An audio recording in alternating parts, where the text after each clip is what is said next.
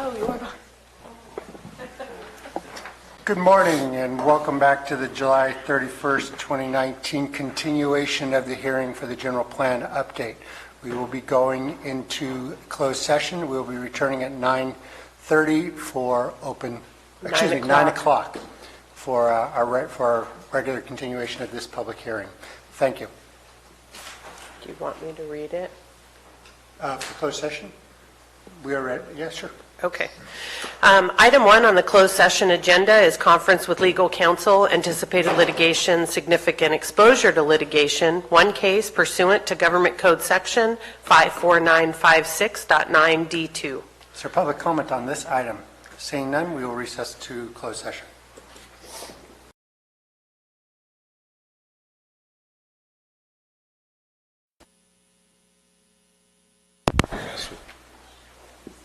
Good morning and welcome to the resumption of the hearing on the general plan update. It is July 31st, the first day of school for Calaveras Unified, so drive safely, people.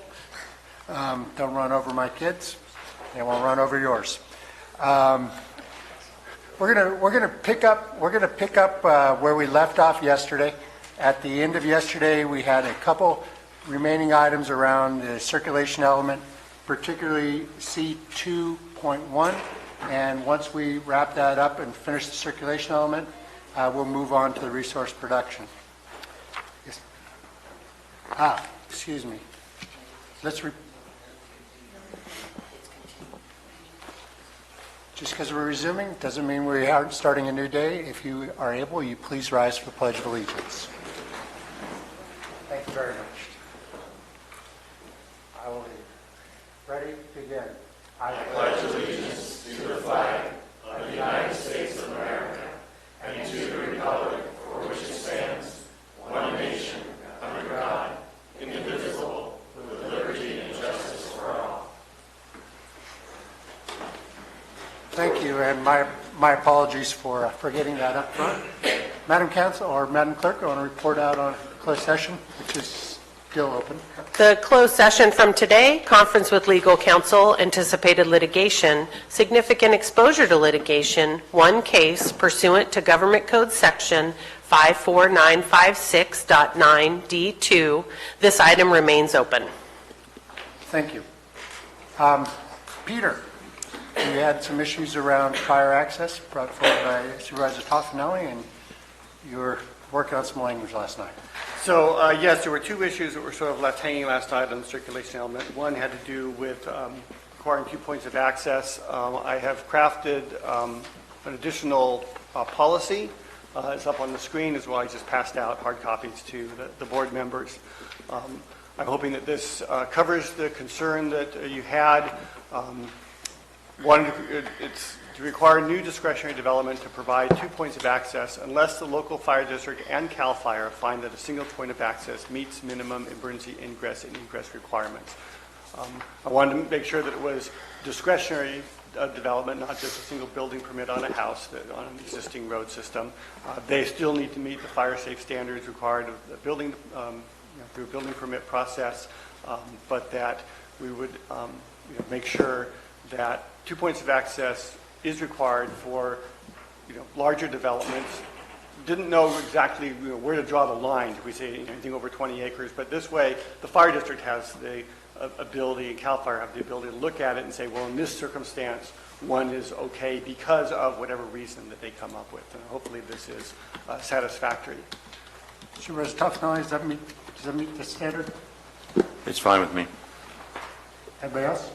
Yes. Yes? Okay. Then there we go. Thank you, Peter, for spending time on this last night. No problem. Thank you. So I think that, if everybody agrees, does that wrap up? 2.2. Yes. The roads. You had some questions on the roads. Yes. Yes. Let me bring Is that that up here. ready, or is that something? Well, this requires just a little more discussion, I think, some clarification. So initially, get to that page.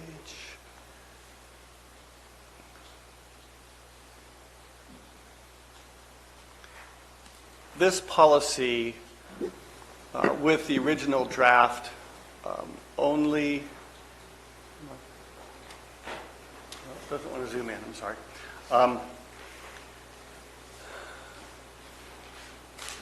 The only road segment that was listed was State Route 26 from the county line to Silver Rapids Road.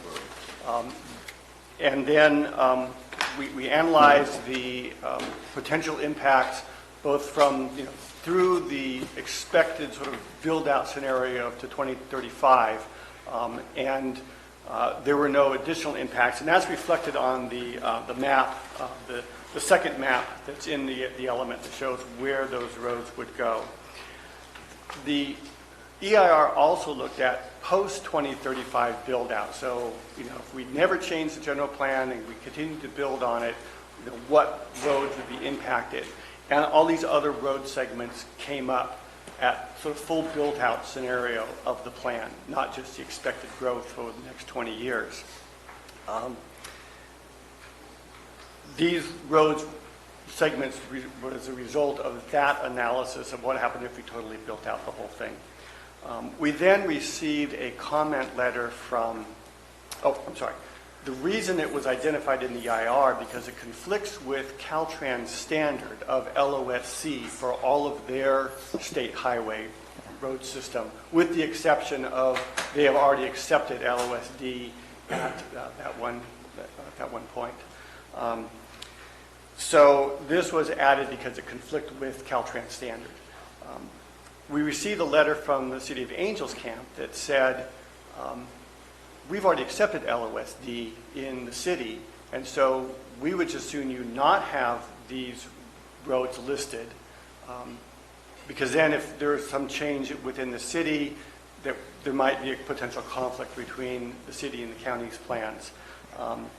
And the city roads segments are the second and third bullet. Let me see if I can, there we go.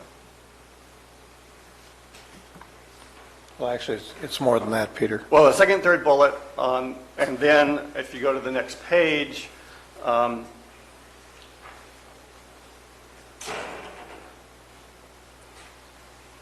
last four of the lines,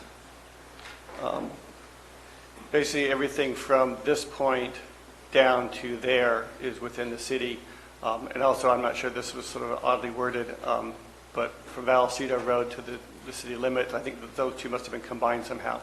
So those are all within the city. We also have two road segments that are listed that are actually within the community areas of the county that we've already said is okay to be D. That would be 49 from Pool Station to Gold Oak, and from Gold Oak to Mountain Ranch is within this community area of San Andreas here.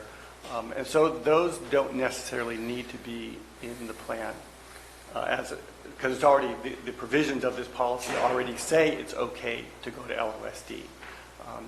My recommendation at this point in time would be to take all but the first bullet out.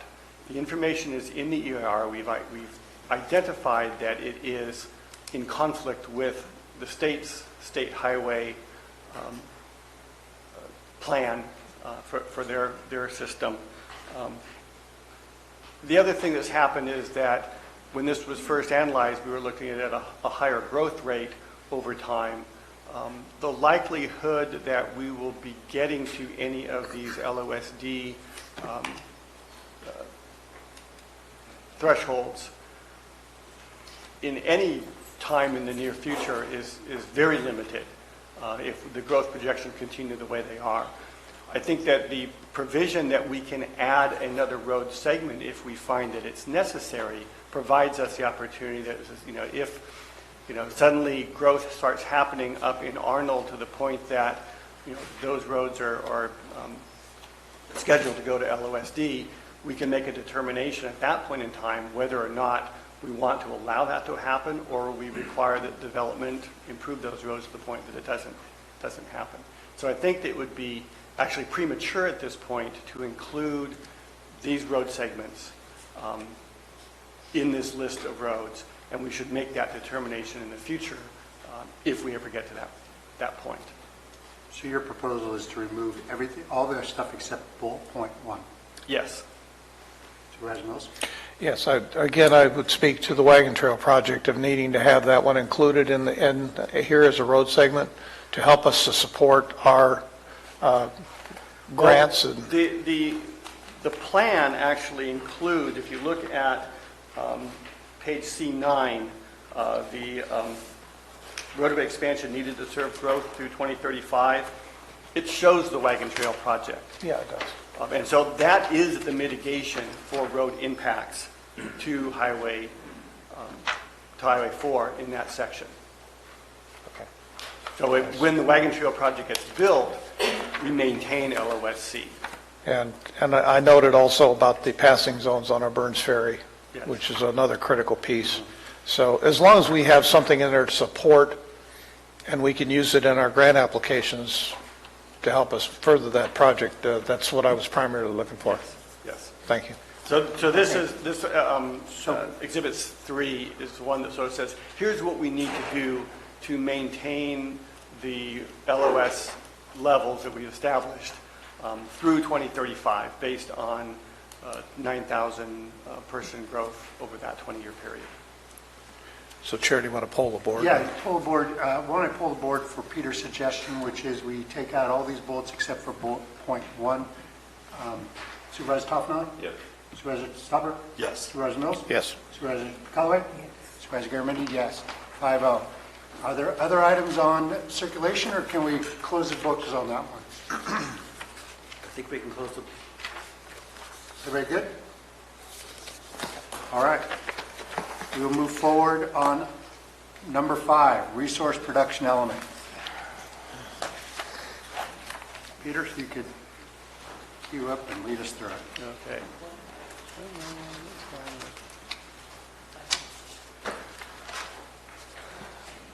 Okay, so the resource production element, an optional element. This was something that was prior boards had decided was very important to the county, our agricultural resources, our timber resources, and mineral resources.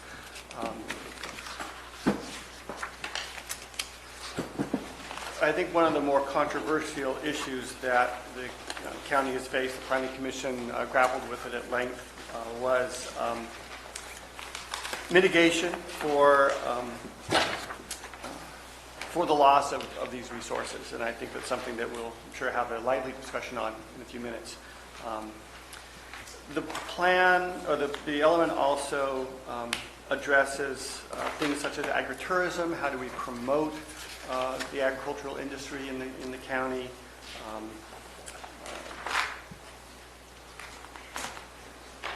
One of the things, there is a policy RP2G, or an implementation measure. It says that we'll work with the Department of Conservation to complete the farmland mapping. That has actually already begun.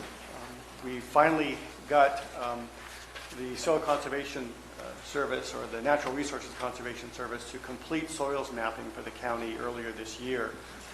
So that has now enabled the state to do that mapping for us. That will give us a lot more updated information in the near future to really identify where those important resources are as far as agricultural soils.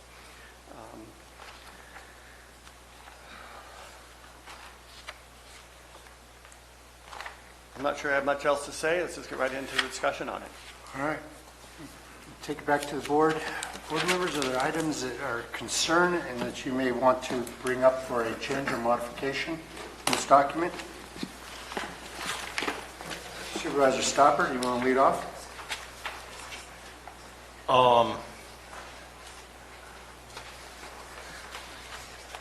There's a few things I think we need to discuss on the mitigation measures. I am all for having agricultural land, but my concern lies within us being in our introduction, being protecting the land use rights of the owners, and we recently changed some of these people's designations to resource production. And at this point, some of these mitigation measures seem a bit onerous to me for those specific people when it comes to RP 1F. And I would like to discuss that as we proceed. 3 other people want to take that up? Yes. 2 other people? Yes. Supervisor Toffenelli? Yes. Okay. What else you got? That's my biggest thing right now. There's a few other things that I would like to discuss, but they're somewhat insignificant compared to that.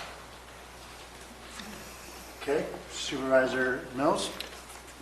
Yes, there's part of the statement in RP3, this is on timber resources, Peter. In that first statement, paragraph, allowing timber harvesting on a portion of those lands, Stanislaus National Forest. I have a problem with that. I think that they can harvest anywhere they want on all federal lands. It's their choice. For us to even say it's just going to be on a portion of those lands is kind of limiting in a way. So just the statement by itself. What page are you on? This is page RP3. RP6 is the page. 6. Oh, I No, have page 3. Oh, page 3. I apologize. Yeah, page 3.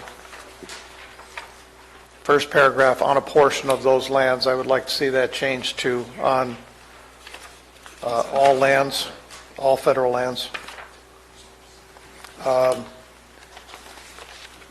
If there's interest to make that change.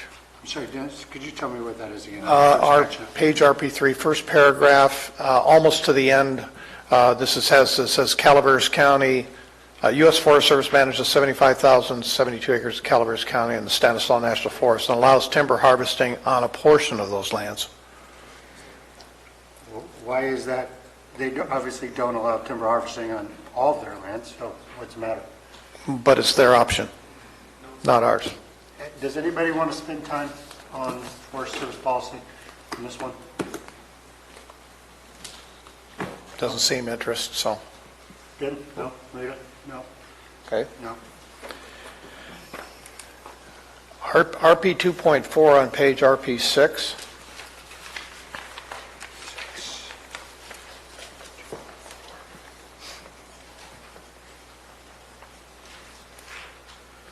I'm concerned with this statement because of SB 606, where the state currently has considered conservation to be the new way of life in California, and that if farming or a right to farm creates a higher intensity of use and will deplete water supplies to adjacent parcels, I think that there needs to be some consideration for increased intensity of use on lands, which would create a problem for a watershed or a groundwater supply.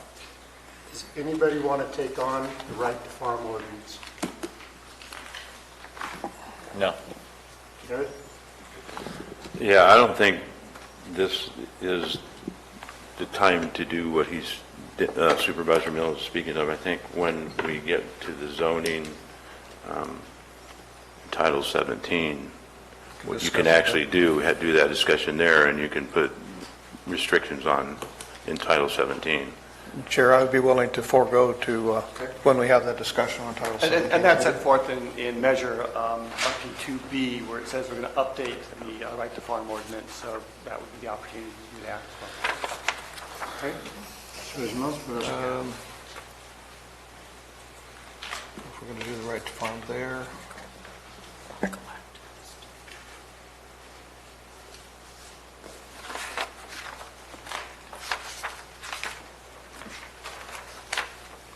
I'll leave it at that for now. Thank you, Chair. Supervisor Stoffer, do you have more items, or No, Supervisor not Callaway? this time.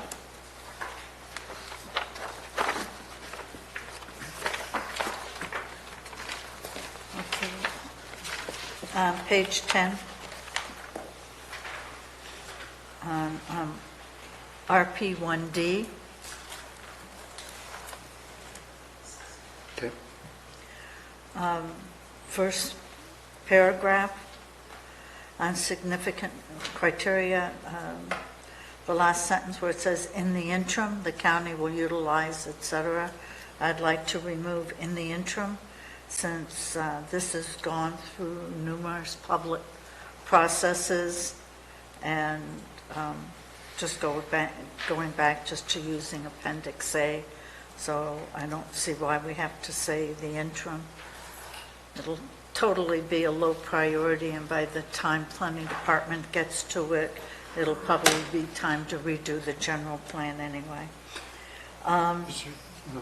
So I'd like the interim removed. Is there interest in removing the term, the 3 words "in the interim" from section RP 1-D? Supervisor Mills? No. Supervisor Stopper? No. Supervisor Toffenelli? No. Supervisor Garamendi? Yes.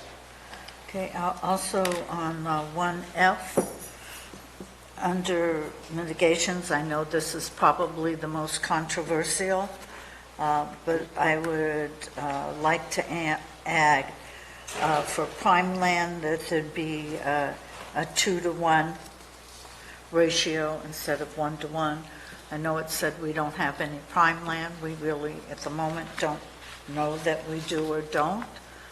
I know under the Williamson Act, it talks about prime land I think we're going by to, product, but there's already been a motion that we're going to take on that whole section, but we'll, I would like to do 2-to-1 for prime land. I mean, as I said earlier, either we're an ag county and we support the ag industry, or we don't.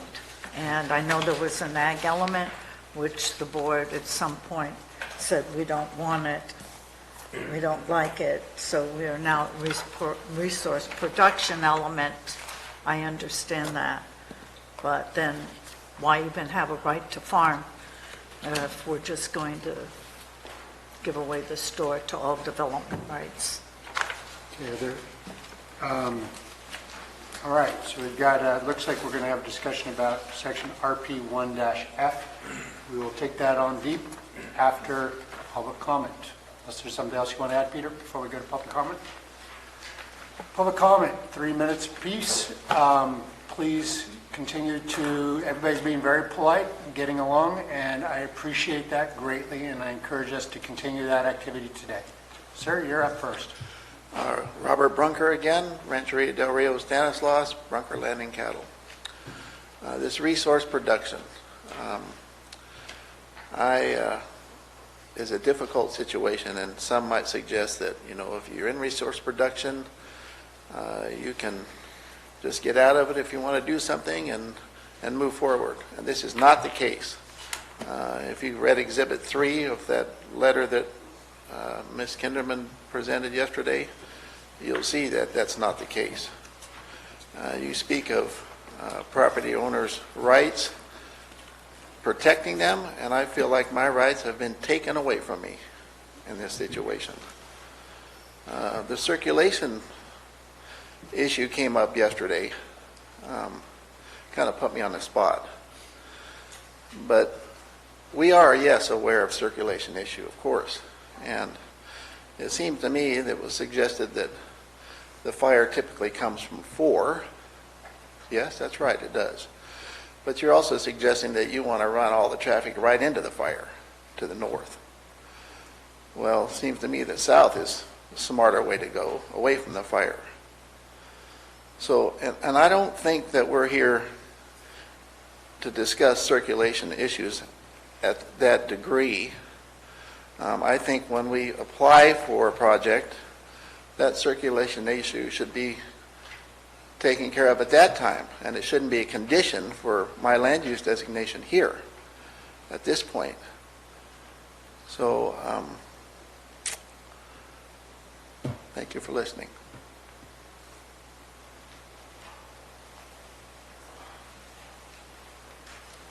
Good morning, Chairman Garamendi and Supervisors. Diane Kinderman here, representing the Brunker, Land and Cattle Company. I've got 3 comments I'm going to mention today. The first item I'm going to discuss is RP 1D, which has just been mentioned. And Supervisor Stopper mentioned this item in terms of a concern as a policy issue, and I'm focusing on this as a concern as a legal issue. This RP 1D identifies itself as significance criteria for resource production land conversions. It's mirrored in language in the draft EIR mitigation measure IM RP1D, and it's based on a county ag coalition program. It's exhibit 3 to my letter from yesterday. It also somewhat mirrors RPF1 just mentioned by Supervisor Callaway, and our problems with this are as follows. This threshold program by the Ag Coalition has not been formally adopted through a public review process. It is not supported by substantial evidence in the record adequately explaining how the Ag Coalition's program guidelines constitute an appropriate metric to use for all RP modification requests in the future. Moreover, the program is a plan that must be subject to its own environmental review. The county has failed to meaningfully analyze the impacts of this program. Therefore, any adoption of this mitigation program as mitigation or establishing thresholds of significance would violate CEQA in our view. Finally, the plan constitutes an impermissible deferral of mitigation because it allows the county to establish a consistent methodology at some point in the future. It does not provide any performance standards for that mitigation, and in fact, it does not provide thresholds of significant, but only refers to this unadopted existing program, which appears to be mitigation. A couple cases you might want to look at: Sierra Club versus San Diego out of 2014, Sierra Club versus County of Fresno out of 2018, and others that support what I'm saying here. The second item I want to mention is the issue of takings that came up yesterday. And while I understand what County Council was saying, she was correct at this juncture. There could not be deemed a taking because there is no specific entitlement. Both of the supervisors who underscored the taking issue were correct that in the future, when there is an entitlement program or an entitlement before the board or the planning commission, and this specific mitigation is imposed on them, they will most likely have unlawfully divested a property owner of an interest in their property through this program, which predetermines mitigation requirements of land dedications and purchases and the like, without any analysis of what nexus there may or may not be to the project's impact. Thank you very much, Ms. Kitterman. Thank you. Speaker?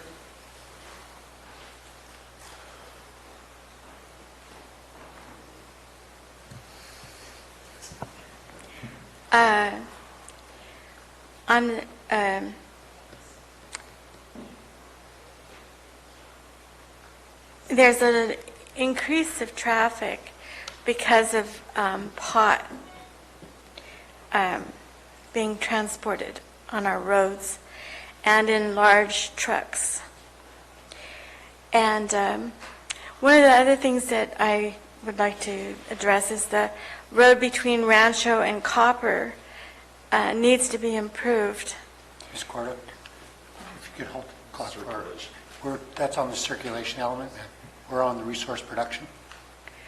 Yeah, but you didn't let us have anything to say about that. We did that yesterday. Well, you guys did more stuff on it. Anyway. Start the clock again. On the resource protection, the soil analysis,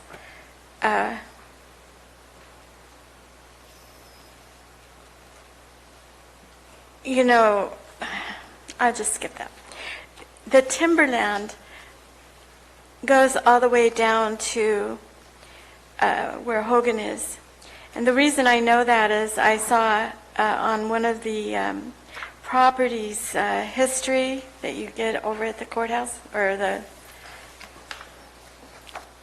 county, there were the offspring of people who used to own it retained the rights to the timber. And if they didn't have any timber there, then they wouldn't retain the rights to it. So I'm wondering why we don't have a program to replant forest trees all over Calaveras County. I believe that it would increase the water that we have, and it will also increase the oxygen. And we should set the pace as a timber-growing county for the rest of the world, so that that is the way that we need to address global warming, so-called. That is the only way, is through vegetation giving out oxygen, including timber.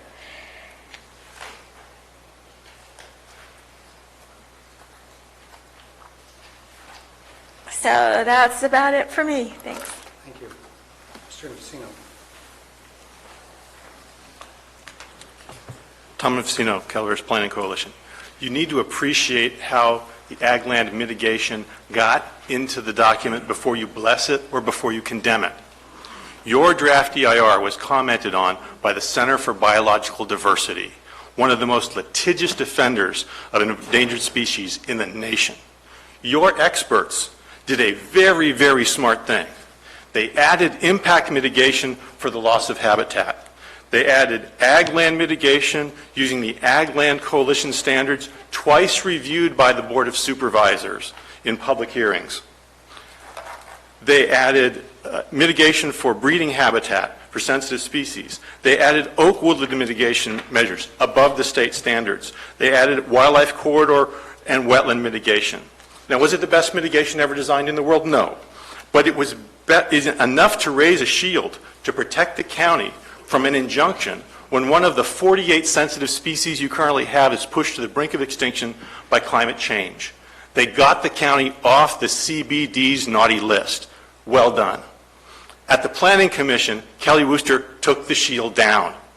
At the Planning Commission, Kelly Wooster eliminated the ag land mitigation standard designed by the Ag Coalition and put it off till later, sometime in the future. He limited the habitat impact reduction to only the largest projects subject to CEQA mitigation.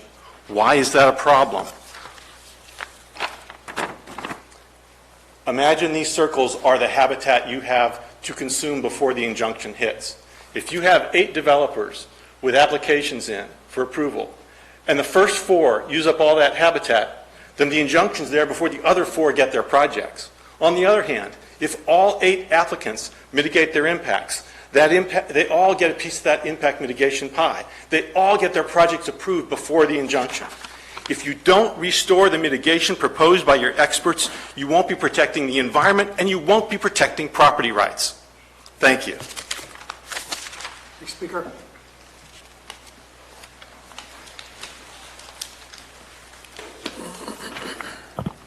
Hello, I'm Chester Murphy, and I wanted to reiterate some of the things that Diane Kinderman had just said, and a taking would occur when each applicant seeks an entitlement and the RP1D mitigation program is imposed on them. At that juncture, the county will most likely have unlawfully divested a property owner of an interest in its property through this program, which predetermines mitigation requirements of land, dedications, and purchases without any analysis of what nexus there may or may not be to the project's impacts.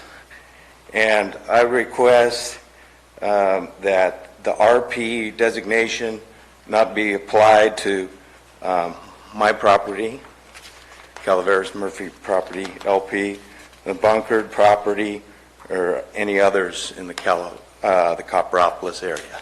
Thank you. Thank you. Thank you.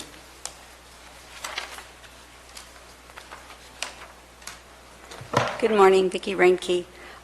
Yesterday I had asked a question at the end of the discussion on, I guess it was the land use, regarding moving resource production land back out of resource production, and it was never answered.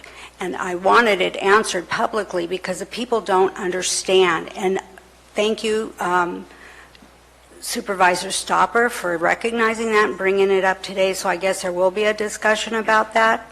But it is not just you walk in and you get it changed. No, and we also know the history in this county that when you try to do that, you're just, a brick wall hits you and nobody cares that you own that property and that your property values are now being taken away. And especially the properties that have been talked about here, that they've all been not approved, but given designation for some development in the future. Nobody's going to develop property if there's not a need for it. So for us to just take it and put it in resource production is wrong. So again, we'll have that discussion about what it takes to take it out of that. But what I want to also say, because again, I'm here, it says that primarily the ag lands are primarily private ownership. I believe your family, Supervisor Garamendi, owns a lot of property here in Calaveras County. How would you like it if they came and told you, well, you know what, your property is being zoned this or designated that without you approving? And that's what you're doing to these people. So here's my comment, and I sort of made it in the Planning Commission as well. These policies that you guys are looking at, doing this to people's private property, are socialist policies. I saw it in the Bay Area, and we've watched it come into our state of California, and I thought, well, I'm moving to Calaveras County. That's a nice small county. A lot of local people own property there. I'm sure we're not going to see this kind of behavior and policy. And I'm here saying, what? You're doing the same things here? Can't you need to fight these rules, because that's what it's doing, is starting to take people's property rights away from them. That is one of the biggest benefits of being in the United States of America. We are not Russia, Venezuela, whatever, Cuba. Please fight this stuff. Let these people have their property rights. Now, can they develop just anything? Probably not. But that's something that comes down the road later. But when you take it out of circulation on the general plan, that's wrong. And I just don't understand it. Anyway. I hope you will reconsider what you decided yesterday. Next speaker.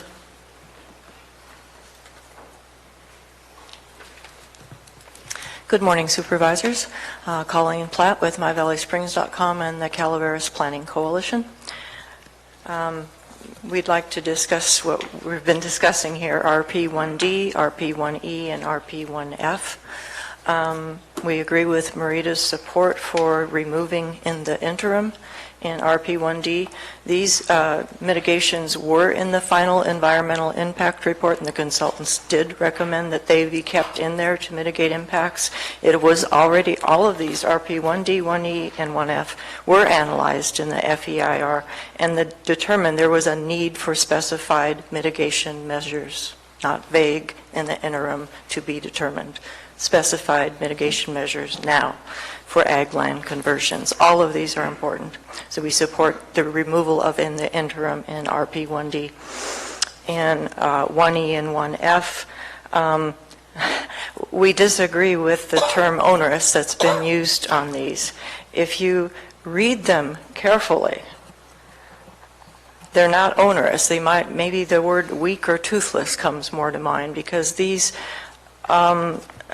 are not in place right now. The mapping is to obtain mapping. Maybe Peter can get into that a little bit more, but 1E has no maps and no data that it's established or exists for Calaveras County. So there are no mitigations in place at this time to identify and protect farmlands from important farmlands from conversion. Again, this was in the FEIR and it was removed. We ask you to put it back, what was in there before in the FEIR. On RP1E, if you read this carefully, this is not onerous. This is to establish guidelines. They're not established. It's to include alternatives. This isn't set yet. These are alternatives. Also, the alternatives include paying money into a fund. The alternatives include an alternative to be, option to be determined by the county. This is all a gray area right now. These measures have not been determined. This is not in place yet. This was in the FEIR also. These mitigations specified were in the FEIR, and the consultants recommended they be there for a reason, to mitigate the loss of ag lands. These guidelines are alternative guidelines at this point. There's nothing set here. This needs to be specified measures as the FEIR recommended, and it needs to be fixed. We need a mitigation program established, not to be established. All three of these measures. Thank you. Speaker. Good morning, Supervisors. My name is Muriel Zeller. I'm a member of the Calaveras Planning Coalition. It should be remembered that the point of mitigation for the loss of resource production land is to encourage developers to locate their projects on land that is not valuable resource production land. If Calaveras County is going to take its 24 goals, policies, and implementation measures designed to protect resource production land seriously, then the mitigation ratio should be 2-to-1 for conversion of resource production land. The document prepared by the Agriculture Coalition, Appendix B, required a 2-to-1 ratio. Appendix B was to provide interim mitigation standards. Now mitigation will be done on a project-by-project basis using a 1-to-1 mitigation ratio. Please put Appendix B back into the resource production element with its requirement for a 2-to-1 mitigation ratio for the loss of resource production land. There does not appear to be any evidence in the EIR or elsewhere that a 2-to-1 mitigation ratio for the conversion of resource production land, quote, could place an undue burden on new development and unnecessarily limit new development within the county, unquote. Indeed, the use of the word could is speculative, not evidentiary. And as the draft general plan makes clear, limiting new development is indeed necessary. The land use element and the resource production element of the draft general plan include those 24 goals, policies, and implementation measures related to protection of agricultural, forest, and mineral resources. There is a long and storied history of ranching, mining, and logging in Calaveras County. Calaveras is a right-to-farm county. Quote, overall agricultural production in the county rose 15% to $29 million, with cattle and timber our two largest commodities leading the way, according to the 2017 crop report. Rural residential development does not pay for itself. Resource production does. A 2-to-1 mitigation ratio would incentivize growth within those areas identified and approved for growth under the general plan and discourage growth on agricultural land. The general plan has substantial reserves for build-out over the planning period. Thank you very much, Ms. Allen. Thank you. Sure. Good morning, Tom Hicks, CV Development Partners. I mentioned in my letter of July 25th how we thought RP1F was very vague. A suggestion that you might consider is that one of the mitigation issues, it doesn't distinguish how much area of the land is being taken out. For example, if you have a 1,000-acre parcel and you choose to develop 100 acres and you have 900 acres left over, why not allow the mitigation to be that 900 acres is put into some kind of conservation easement as opposed to a 1-to-1 mitigation of trying to find another conservation easement. It's very vague as to what that other land that you're trying to apply the conservation easement to is. Is it other resource production land? Is it some other type of zoning? It's very vague. The payment outlined here, I don't think anyone on this board can tell me how much that would cost. What would it cost to acquire a conservation easement? How much money is being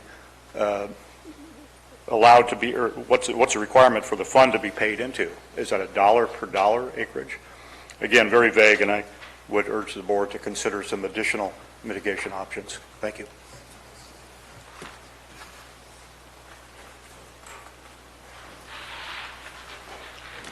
Good morning, Board. Al Segala, Taxpayer Association.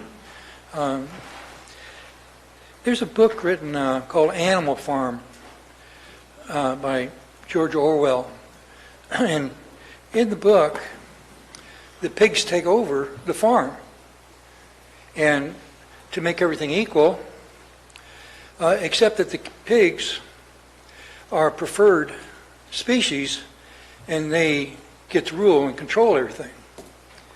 Well, it seems like as human beings, we have a tendency to want to control other people's lives and make other people do things that we want them to do, not having the right to do it, so we have government do it for us. Maybe we need to look at this general plan, and particularly this element, in the terms of property rights.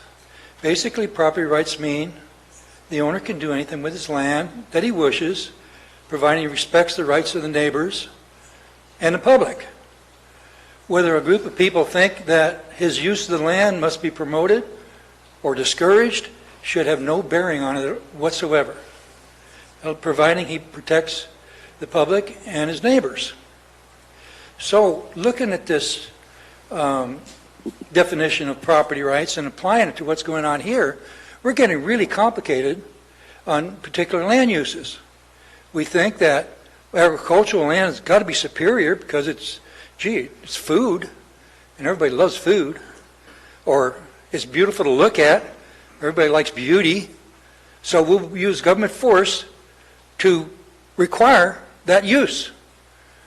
There's something wrong with that. And it gets to be a problem when these designations are not in accordance with people's wishes, particularly the property owner's wishes. We need to look at what the property owner wants to do with the property, regardless of the use, and having special designations to save agriculture, to save trees, bugs, or anything else, is not superior to those property rights. Property rights come first. So, we would recommend looking at each of these requirements in terms of property rights. And those things that are oppressive, get rid of them. Thank you.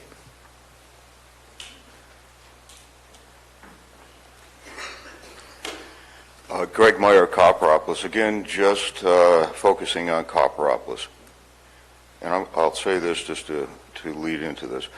I volunteered much time and effort over the years at the county's request, most directly related to the planning for the Copperopolis Basin. I've served on the Copperopolis Community Plan efforts for a decade and a half, the 2020 Vision Planning Study. I've served on the Lake Tulloch Task Force effort, coordinating efforts between the county, FERC Tri-Dam. I've facilitated efforts, as we spoke about yesterday, with the Morrissey family regarding the Bureau of Reclamation and creating the option of a road to New Melones. I've been a member of the Copperopolis Parks and Rec Group. I've worked for the EPA. I've been on the Fish and Game Commission. And I find it kind of inappropriate that we have people that are sometimes even paid as lobbyists coming into our communities and dictating what happens to our communities. And it seems as if there's been quite an effort behind it, almost like a wholesale changing of land use to resource production, which is not really the worst part of affecting land rights. But when you lay layers of mitigation that seem to be punitive or onerous, you really kind of dictate to a higher degree what's going to happen. For years we were told that the development and highest land use should go up in the foothills because our ag was not as critical as the ag in the valley. And now we're being told that grazing land, and I'm all for grazing and agricultural uses, is going to take such a prominent position in our future. The county can't dictate exactly where things are going to happen, which landowner, which area is going to want to have some desirable project come forward. Obviously, in our area, we just had the Oak Canyon Ranch, one of the largest entitled projects that's happened in our area, even counties around us. It's not a development anymore, okay? You can't predict to that point what's going to happen in the future. Thank you.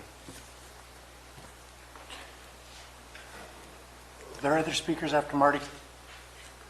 Marty, you will be our last speaker. Marty Crane. So, first of all, if I lived on an island, I wouldn't have to consider what my neighbors think of what I do on my land. But whatever I do, if it impacts them, then that impacts their property rights and their ability to enjoy the peaceful, quiet experience of their land. And so we don't live on an island. We all live here together. This is not a vacuum. And if I was going to build a house, I would have to have a plan first. Otherwise, I'm just taking the scrap boards and stuff and I'm nailing them all together, and this person wants this board here, and before you know it, I don't have a structurally sound or functional home that's safe. And other people are going to come here and buy these properties, and so we need to make sure that they're safe. So we have some regulations, some rules. We set out a few guidelines. So also, I just wanted to speak a little bit to the value of our grazing lands and our ag lands.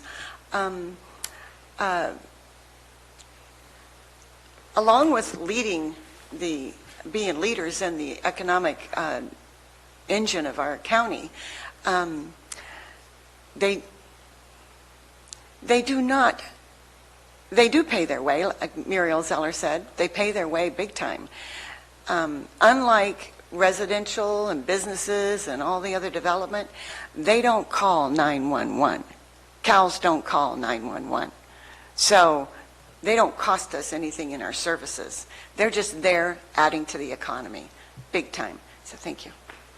Thank you. Seeing no further public comment, I will bring it back to the board for discussion. We had one item that we agreed to all discuss, led by Supervisor Stopper, RP1F.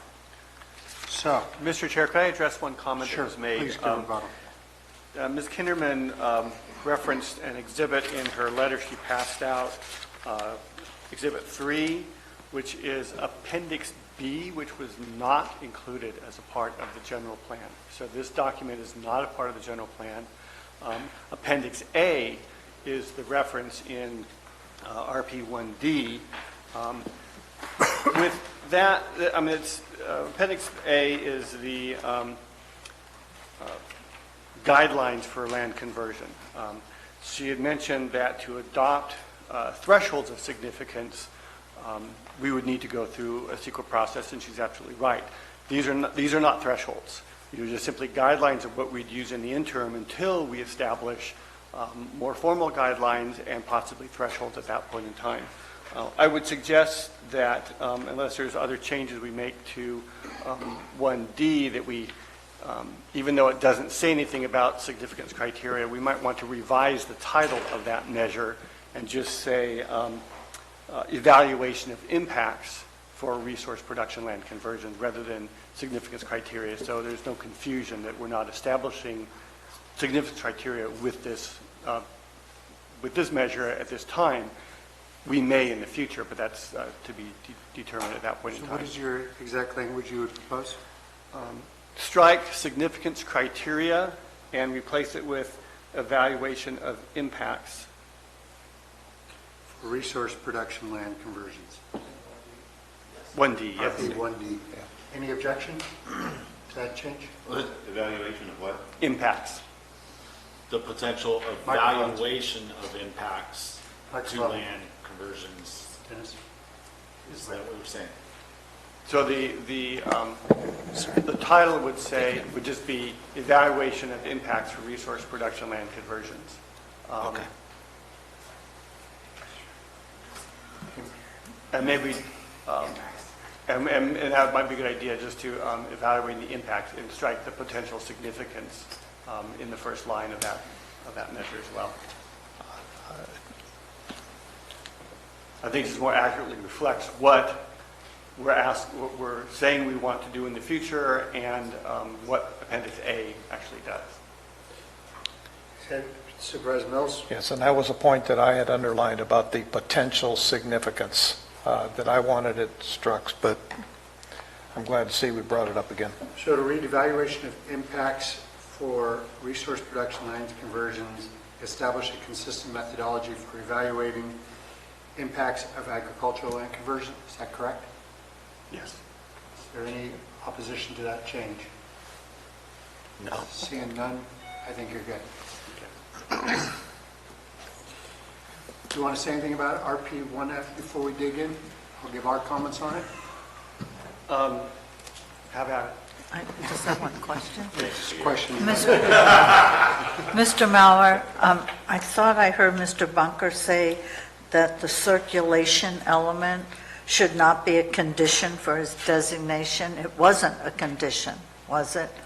It wasn't a condition for any of the changes. Well, the land use designations countywide looked at a variety of factors, circulation being one of them. The fact that it is currently at the end of a very long, essentially dead-end road system. We don't have any plan for crossing the river to get to Tuolumne County as a southern access. That was one of the reasons why the county staff, the consultants, and the planning commission felt that land was inappropriate for, future single-family residential, type of development. But it was not specifically addressed in the circulation element. But circulation is certainly a criteria that was looked at throughout the county when we consider different land use designations. Okay, thank you. Okay, let's go through this. Everybody's got an opinion. Everybody should have their opportunity to vet that opinion. Let's try to do it in a way that might convince or figure out how we get to three to move forward.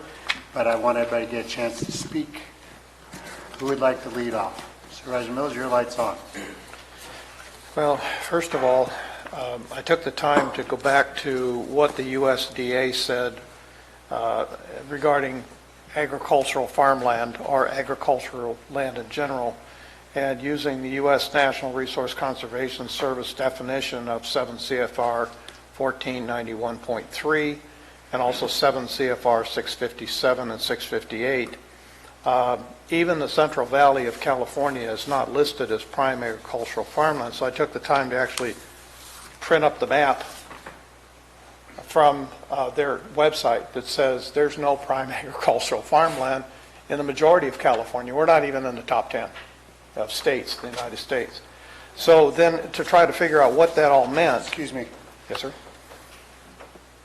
No, I'm sorry. I just didn't want the audience. Thank you. There are three defined statements, one of them having to do with the uniqueness of land within a state, and that the state can define it, or that it can be done as farmland of local importance. So we as a county can designate agricultural local importance by ordinance. And I think that's the direction that resource production is in essence taking us. I have an overriding concern here, and that is that when we spend all of our time on doing this particular piece, we're going to take away from our need to meet our goals in the housing element, which this county has already identified as we are deficient, and especially when it comes to low-income housing.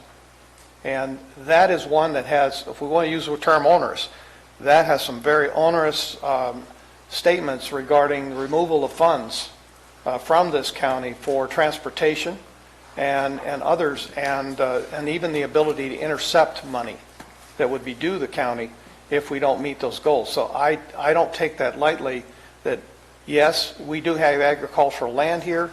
is it the same kind of agricultural land that is being sucked up when we talk about pushing east of Modesto? No, it's not that type of farmland. So there has to be a definition in our county, if we're going to talk about agricultural lands, that meets the goals of developing an ordinance for what is our local feeling on this issue and how do we deal with it as a local importance rather than looking at it from a national level. So with that, our mitigation of resource production land, I think what happened here is that we just took any land that we found, whether we talked to the landowners or not, and just threw it all into one large pot, called it resource production, and called it good. And then as a result of that, we come up with RP1F, and now we're putting all kinds of conditions and additional measures on people where they really didn't have a chance to say whether or not it was in their best interest. And I strongly believe that if there are, the pressure's on in Copperopolis, just put it that way. Whether that vision is for today or 25 years from now, the pressure's still going to be on in Copperopolis. How they deal with the circulation element, how they deal with that needs to be done on a case-by-case basis as those projects, start to unfold or people start to unwind as to what they think they can do. There might be other options. We're not here today to discuss those. But I do not want to put RP into a conversion designation where they're paying a horrible price for what I say almost as an arbitrary decision to put them into an RP zone in the first place without having a complete discussion with those people, those principals, which are going to suffer the most as a result of it. So I would like to see RP1F changed and the guidelines, it says the guidelines shall include a minimum. I would like to see that statement changed completely and the removal of bullet points 1, 2, and 3 and just other mitigation measures developed or approved by the county somewhere in the future to give us an opportunity to have a separate discussion of what we could do as mitigation. I believe those mitigations need to be on a case-by-case basis and not by just a blanket authority. Supervisor Stopper, you want to make a statement?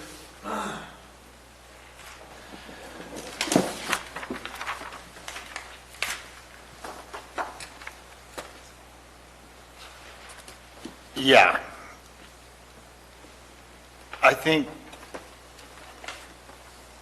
a lot of these measures are needed for our agriculture lands to maintain them. We are a pro-agriculture county. We approximately 42% of the 663,000 acres are in agriculture production, with 30% of that total in farmland and rangeland, and 12% in timber production. Those are to be maintained. And Al, can you silence that? Can you turn off the ringer on that? But also elsewhere in the general plan, we say we want to push development into community centers. And yesterday, I was part of a decision that put someone's land in RP that was never in a resource production before. And this is where this concerns me. You know, if someone chooses to be in RP, that's fine. But we chose for them. And this is where I'm having an issue with. I don't necessarily have an issue so much with the mitigation measures for resource production as much as us forcing someone that never wanted to be there in the first place, that wasn't there prior, into those mitigation measures that's within a area that could be considered part of a community in the future. And so I'm really torn on this, because I think we do need these mitigation measures on one side, and the other side, I'm almost ready to put in Rule 32 and go back and redecide on my decision, being the majority on those two people's property, because I don't want to have to put them through that. So this is, you know, I'm having a hard time with this. I'm pro, you know, this is where I ride the line. I'm for the environment, I'm for agriculture. At the same time, I'm pro land use rights, and those people should be able to retain the rights that they had originally. So I'll stop with that right now, because Supervisor I'll Toffenelli? give Mr. Toffenelli his opportunity. Well, I think Mr. Stopper, in what I was considering yesterday, has said what was running through my mind as far as we wanted to these lands and development to be within community centers. Those properties are within Copper. They're not separate out up the hill or down further. They're within the Copper development. So it sounds to me like we're not following what we say we want to do everywhere. I do have a couple of questions here, though, or a couple of suggestions here under the 1F. If you go to the last part of it, and it says, with input from the Agricultural Department, the Calaveras County Resource Conservation District, the University of California Cooperative Extension Office, and the Agricultural Advisory Committee. To me, these entities will be deciding on what mitigations will be coming before the board for our adoption at some point.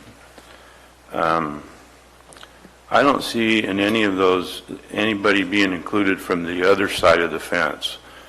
Property owners, people that it's going to affect. It all seems to be from one side, and they're going to tell people that have are going to be providing an application to develop their land or whatever. So I would like to add something into this that at least opens the door and has somebody from the other side, whether it's two supervisors, two public entities, public people that aren't part of these conservation committees or ag committees, at least somebody from the other side in the room when these mitigation measures are being discussed and developed to be brought to the board. Also, the other question I have, maybe we can discuss also, is since we're discussing mitigation measures and Marita's suggestion of 2-to-1 for prime that we don't have, but the 1-to-1 ratio, if you go to RP1A, RP1A says that we need to amend the county code, and the very last bullet point on there is require a 300-foot to 500-foot buffer. So if you're developing a large development piece of land and you have a 500-foot buffer, that should be part of the easement requirements. I mean, that should be involved in this 1-to-1 because you can't do anything on it. It's going into an easement, and then be a conservation easement because there's nothing you can do on that property. So I think it needs to be part of that discussion as the 1-to-1. It could be a large number of acres depending on the size of the development. That's going to be, and I see Tom's agreeing with me, that it's going to be in a conservation easement. There's nothing you can do.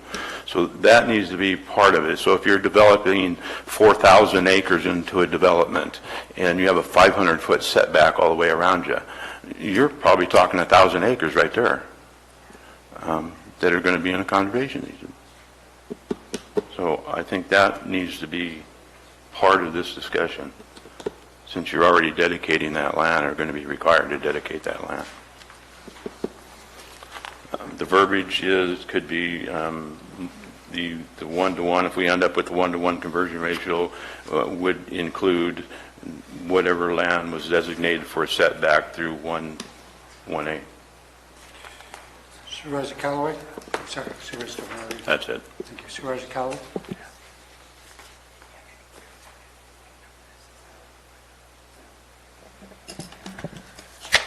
It's been mentioned that we've been taking away people's property rights. Well, there are no entitlements until they submit an application for what they want to do with their property, and that's when they, being the property owners, gain their entitlements.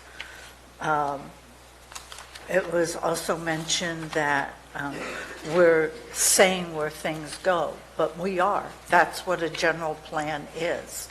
We are saying where the community centers are. We are saying where the industrial corridors are. We are saying where the commercial area is. Those are things we are saying.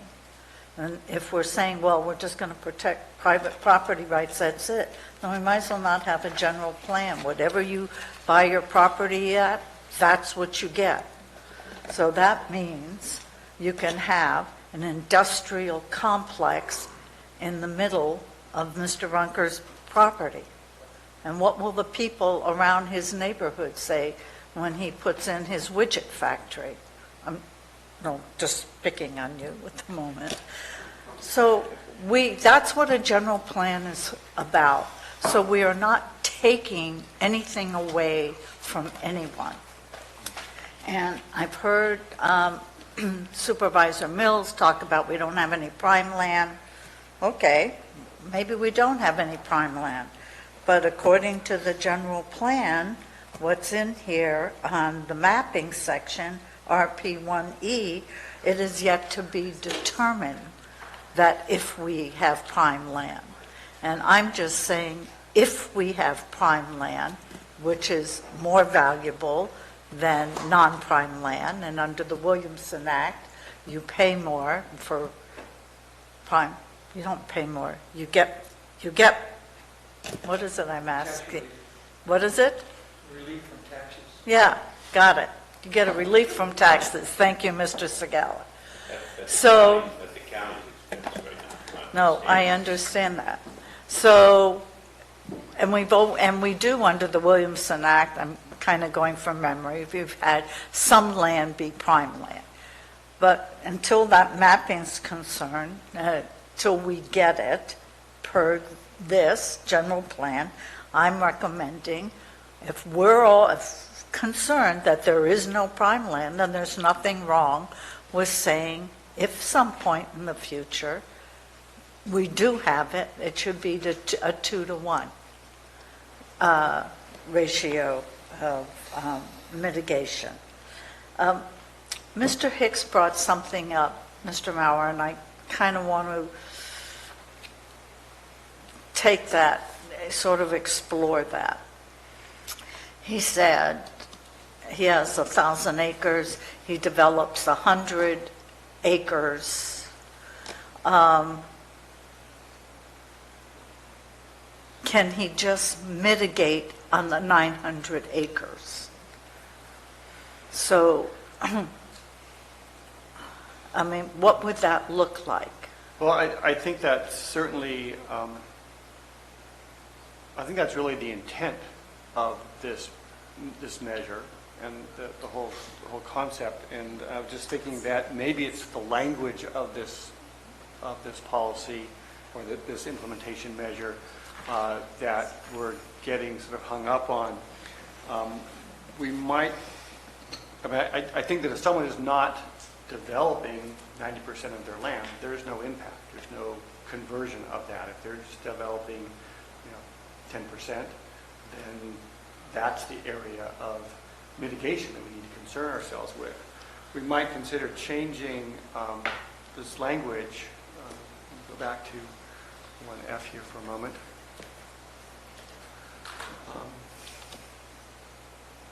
Right now it says establish mitigation program guidelines for the conversion of land designated resource production. Maybe what we want to say is establish mitigation program guidelines for the impacts caused by the conversion. And so we're actually converting some of that land to some other use. That's where the impact occurs. And I think as we look into these options, these alternatives that are established, that we would like to establish by this measure, it gives, the other mitigation measures developed and or approved by the county can include, I'm only going to be developing a certain portion of it. And we can also maybe frame our review of, well, what are the important aspects of the resource production land that we're really trying to protect. If someone has 1,000 acres and there's 200 acres of really nice grazing land, and a lot of it is in chaparral or steep slopes that are really not suited for agricultural purposes, that's the more focused analysis that we would do today with a project coming in. The purpose of this is really to sort of benefit an applicant to know what would they need to do if I have some resource production land that I want to develop. They can go to the county and say, okay, here are our standards, here are our requirements. And if you're going to be, if you happen to have some farmland of statewide importance, or even if we designate farmland of local importance, then that's the criteria that's established under CEQA. That's the criteria that we're looking at, is what are we trying to protect here? And maybe we sort of said, any land designated resource production has to be protected. I don't think that's what we're really trying to do here, even though I think that's what this says. And so maybe it's the language of this measure that is causing so much consternation here. The environmental review guidelines say we need to look at prime farmland of statewide importance, timberland, lands under Williamson Act contract and zoned for agricultural use. So I think we can come up with a definition of what are those lands that we're really trying to protect here. A lot of the resource production land is just simply land unsuitable for residential development for a variety of reasons. I think Callaway brought some of those issues up as far as we designate land, commercial should go here, housing should go here. Part of the desire for this county is that we maintain our open space, and sometimes just natural habitat is an important value that we want to protect. The visual quality, the aesthetic quality of the county. So the resource production designation covers a very broad range of uses. It's focused on ag, timber, and mineral resources, but it also serves several other purposes. So my thoughts on this is that maybe if we focus on what are the really important components of ag and timber and mineral resource protection that we're trying to do, that then minimizes what's considered onerous by some of the property owners and some of the board members, that we can maybe come to a resolution on this issue. Do you have other questions? No. Okay, I do. My turn. One from, Go ahead. so I'm understanding, though, from my colleagues, that you don't want to omit in the interim under 1D. Is that correct? That was, we voted, that went down 3-2. Got it. Thank you. It's difficult being the chair because trying to facilitate a conversation, but I also want to have my points made. And, Gary, I'll be the chair. It's okay. I'll do this from the chair. Guys, this is something I think I feel very, very strongly about. When people come up here to buy houses from developers in Copperopolis or Burson, people come to our county because of, as we've all clearly stated, our natural beauty. This is a beautiful place with open rolling hills and beautiful trees, and it's lovely. And that's why people come here. If in their desire to get here, we end up destroying the thing that they came here to be a part of, what have we got? When we think about things like open space, I mean, we have had developers come in, we've had booms, we've had busts, we've had mining industry, timber industry, housing booms. We've seen it all. The only consistent industry we've had for the last 170 years is cattle and grazing. And that is, the cattle and grazing are what makes the landscape beautiful. When it's not grazed, you could go look up in the Butte Fire Scar and see what happens when you cut up landscapes and you don't allow grazing. It becomes a fire hazard, and it's not the beauty that people look. I mean, you go out here, and this is a Steinbeck-esque view shed that we've got. And I think that it's important for us to really look not just at the immediate, but look for where we want to go in this general plan. And we want to preserve the things that bring tourists, the things that make our county beautiful and unique, and those things are preserved through open space. A developer coming in, and no offense to our current developers, but we've seen a lot of guys come in before you came and took this. They come in, they're going to make a buck, and I don't oppose anybody making a buck, and I'm not against housing, but there has to be a balance. We can't have a house under every tree. And by setting aside conservation easements, by doing mitigation, it gives us a vehicle to preserve those things that make us special. And I think that's really important for where we want to go. Ag maintains it. Now, we are stuck with a series of hard decisions, but that's what we get paid to do. We make decisions that impact people's financial pocketbook every single time we sit up here. That's hard. I get it. But I also know that mitigation is usually not crazy expensive when buying conservation easements, when put in the context of what a multi-million-dollar project is going to cost. So and most of those prices are passed on to the consumer when they buy the homes. So what I want to emphasize is what makes us special, and let's not just throw it out because we've got a developer or somebody who feels, geez, I don't want to pay to maintain the things that I'm coming up here to take advantage of. It's a partnership, and let's be serious. We state in this opening, we state in everything we do it at Frog Jump, we are an ag-based community. We have to support agriculture because agriculture is what makes this place beautiful. We've already done enough damage to agriculture as we stand. So let's take that into consideration that we can maintain what makes this county beautiful. And if we want to be El Dorado or Placer, well, by God, let's just pave it all over. But I'm not going to support that. So that's my point. Now let's have a discussion and some specific ideas. Supervisor Stopper. You have some very good points there, Supervisor Garamendi. Also, I do hear what Marita is saying, but she also said something that begets my concern even further. She says we didn't take any entitlements away because there were none there before. But she says, you get what you buy. Well, these people bought something else other than resource production. And we changed it on them afterwards. They didn't have resource production before. I don't want to interrupt you, but this property was 79 years. It was bought before, correct? Are we talking about the Brunk property? And I do not believe there was a zoning or a CEQA or anything else on that property when they bought it. There's been zoning on it for over 40 years. But that was the point. Right. You were saying when they bought it, there was no zoning on it. So they've been through this before.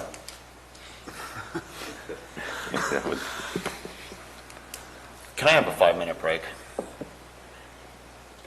Let's take a 5-minute break. 10, Diane, 10? 10-minute break. We are going to reconvene at 10:40. Let's make it 20.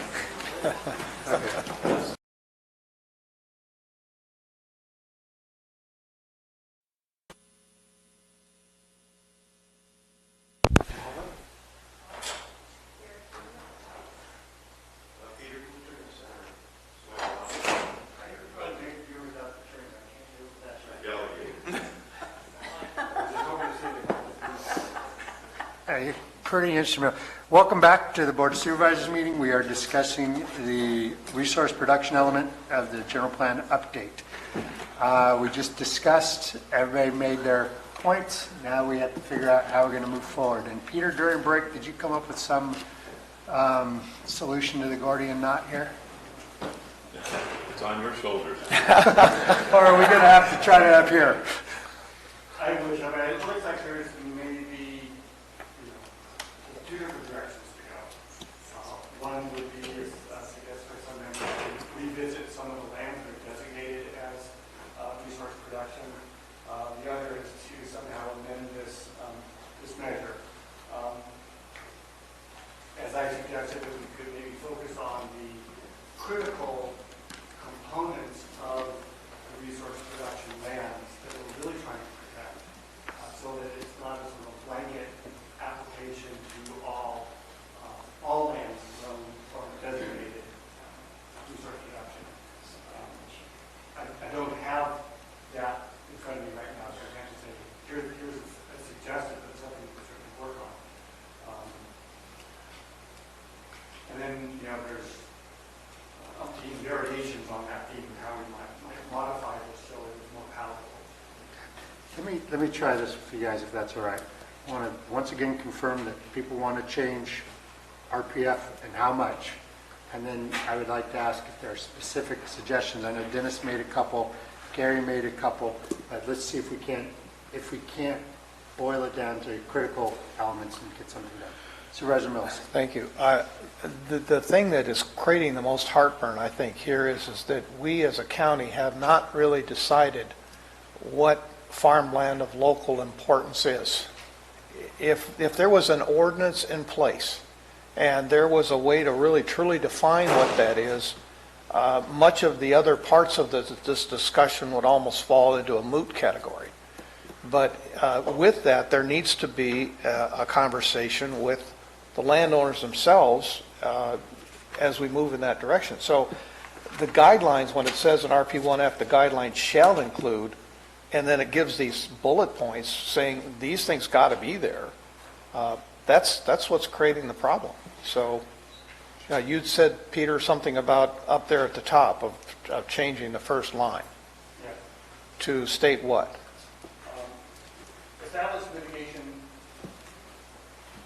Establish mitigation program guidelines for impacts caused by the conversion of land, designated resource production, etc. We may also want to refer specifically to Measure 1E that talks about the farmland mapping, and we include in there farmland of local importance, so that we then take that on and that becomes sort of a component of when this applies. Because if the county decides that these specific areas have local importance to the county, then that's a different discussion. And that's why without it, it's almost like we're ahead of the game of just throwing everything into this RP bucket and then thinking that we can just apply everything to this single bucket when we haven't really defined those lands that should be in a local importance ordinance. So it's like cart's a little ahead of the horse. So I would like to see the guidelines, something to state that it's not a shall there. The guidelines shall include a minimum of. I think that has to be determined. It has to be a separate discussion in the future by this board or in conjunction with the other players that would be impacted by it. And to Supervisor Tofanelli's point about it's a one-sided approach with bullet point number 3, that there needs to be, if we're going to have that conversation, all potential parties need to be in that conversation. I'd just like to point out that's specific to the distribution of funds under that program. So the fund would be, under the use of the fund would be determined by those entities, not how do we establish the overall measure. I think you're absolutely right that we need to include all parties in determining what are the important resources. But that's not saying that just those entities are involved in the development of this criteria. Doesn't mean we can't add other people involved in it as well. But, So let me go back here to the beginning. Are there still 3 votes that want to change this RP1F? Anybody change their mind? No? I'm still, you want to change it? Supervisor Stopper? No? I'm interested in changing it. Okay. And Supervisor Toffenelli, I'm assuming you still have to. Great. And let's continue this conversation. So thank you for what you got so far. Yeah, let's get down to brass tacks here. I have, Mr. Maurer has suggested that we add the line, establish mitigation program guidelines for impacts caused through the conversion, by the conversion. land designated resource production. And then add in something about as would be designated by farmland of local importance or a future ordinance. Is that where you were going with that, Peter? No, you had that in the different. Well, I was suggesting that somehow we refer back to RP1E that talks about the mapping. Okay. And in there somehow we also identify that we are going to develop identification of what's farmland of local importance. Okay. Are there other, you mentioned earlier when we went through this, sketching out notes here, that you wanted to eliminate, and as you suggested, eliminated bullet 1, 2, and 3. Is that still your proposal? At this point, unless there's a discussion on how we might modify them. Are there 3 votes, are there 3 opinions for eliminating 1, 2, and 3? Anybody want to back that up?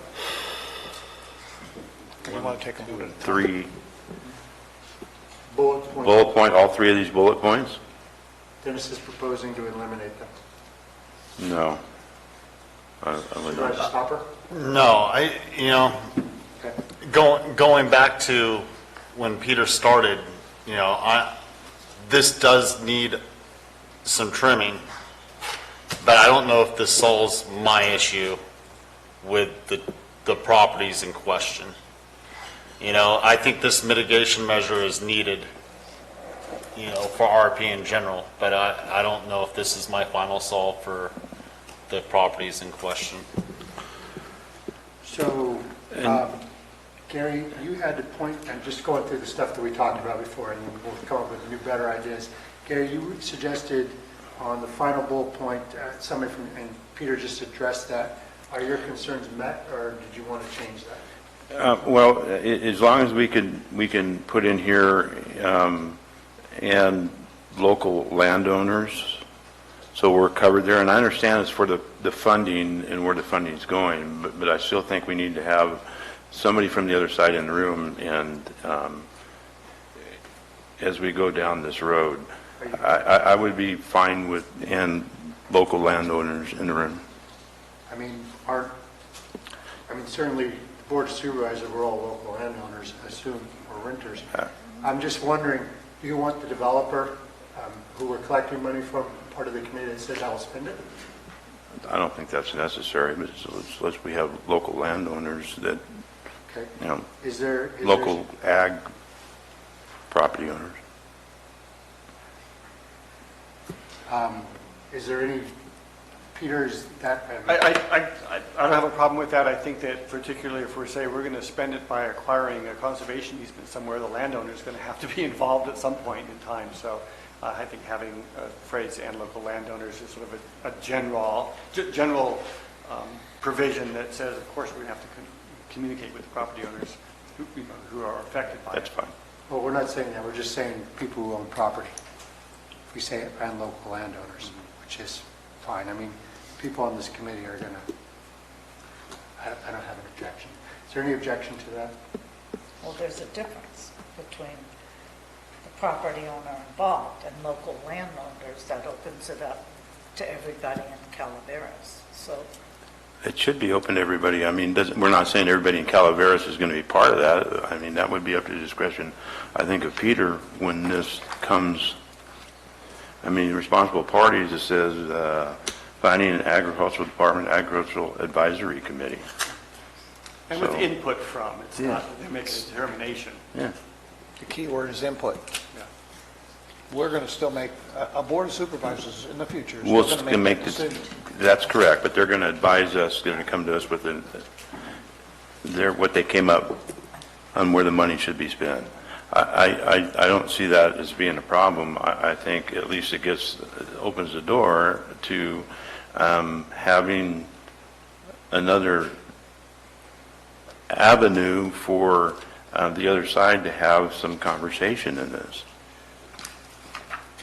I'm okay with adding and local landowners. That's what I wrote down. Whatever that means, we'll figure it out when we get there. Okay, is there any objection to that change?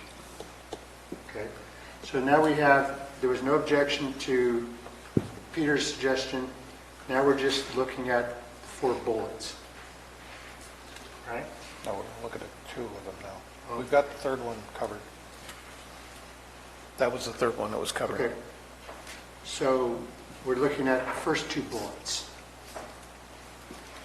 Is there anybody who wants to change bullet number 1? Yes. Supervisor, anybody else who wants to change bullet number 1? As I brought up earlier about the 500-foot setback being included, I'm not sure if it should be part of this bullet, since there are some restrictions on conservation easements. And the other question I have is, with this 500-foot setback, who maintains that setback? Is it just there and nobody reduces fire hazards or maintains it? It's just, there's no grazing on it, so the grass isn't mowed down.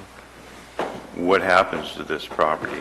I would like to see it somewhere in here, if it's part of that, within Calaveras County at a 1-to-1 ratio, including any easement setbacks required, something along those lines. We could just add a bullet that says on-site mitigation. Pardon me? Add an additional bullet that says on-site mitigation, which could, include those setbacks, any other kind of set-asides that they might do for a variety of reasons. Okay. And again, those would have to be sort of looked at on a case-by-case basis.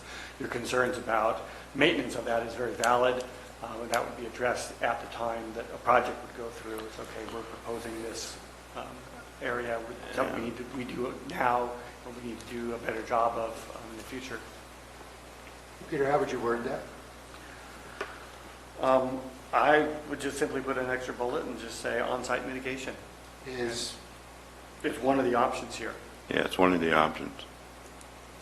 I would be fine with that.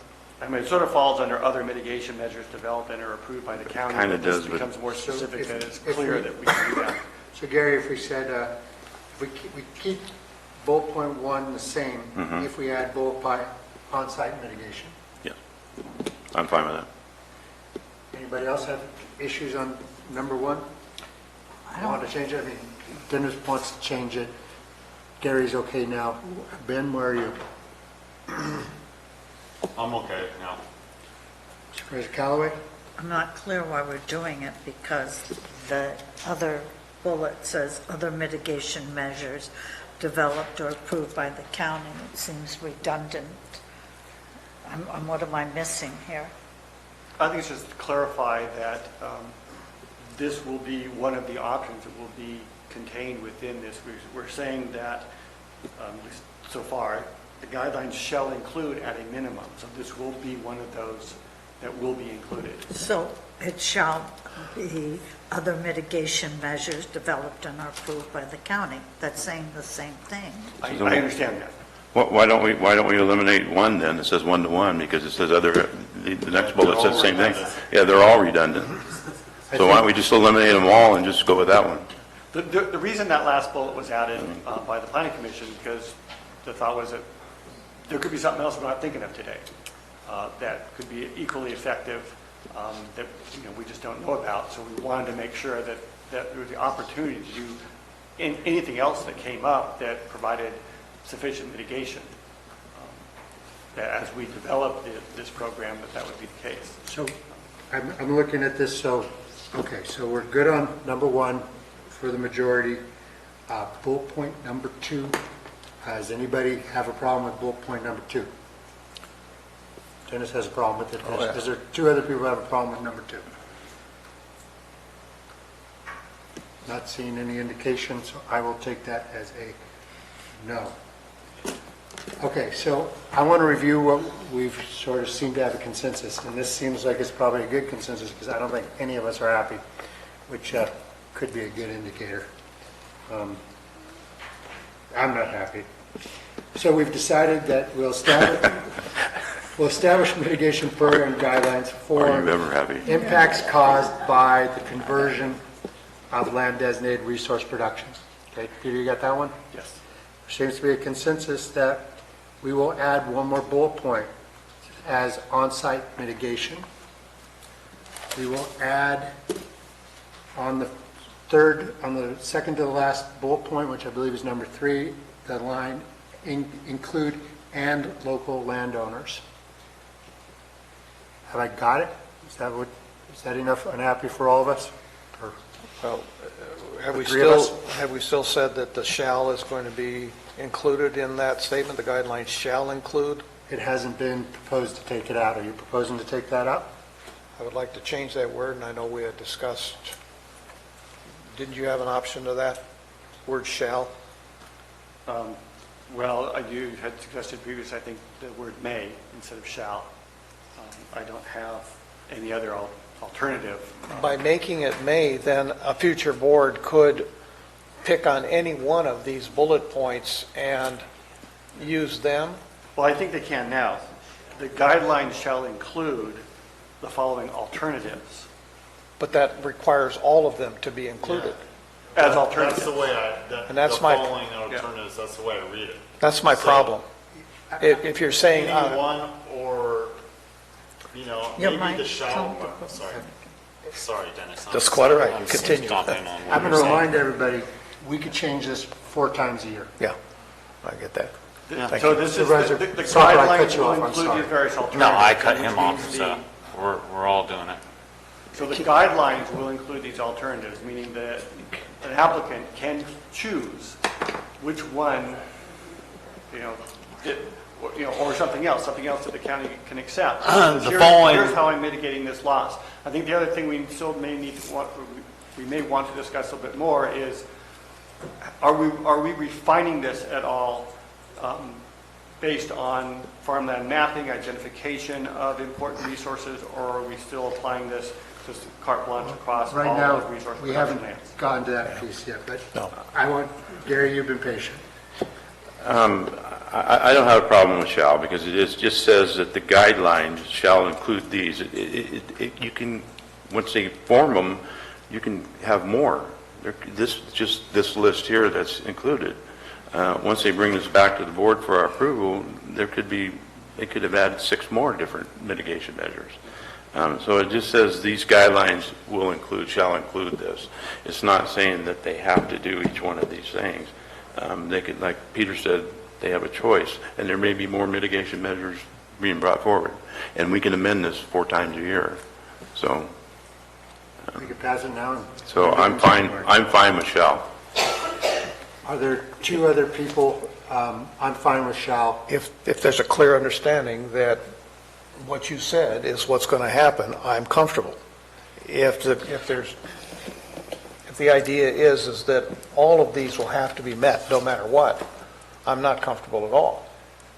No, I don't believe there's any intent that Let's- I don't believe that's Let's go. after reading it. It's not written that way. After reading it, I don't believe that's the intent. You can make your choice. Okay. Either But the one-to-one, or pay into a mitigation fund, or... But Supervisor, what's happening here is the board is declaring their intent, and I wanted to be very clear that that is the intent. I understand. Thank you. All right. We have not, let's go with what we've got directly in front of us. Gary's good with shall, I'm good with shall. Is there one more person good with shall? I'm good with shall. 3, move on from shall. Okay. Does that take care of RP1F? Did you want to say something, Supervisor? I can't let him off the hook if I don't like I'm him sorry. off the hook. Fair enough. Who did we not check? You did not check Dennis? Mr. Stopper. Oh, Mr. Stopper. He's with us. Okay. He said no, and I said no, so it's 3-2. Okay, so we got 3-2. I think this wraps up RP1F. Good? And that was the only item that we brought out of the resource production element.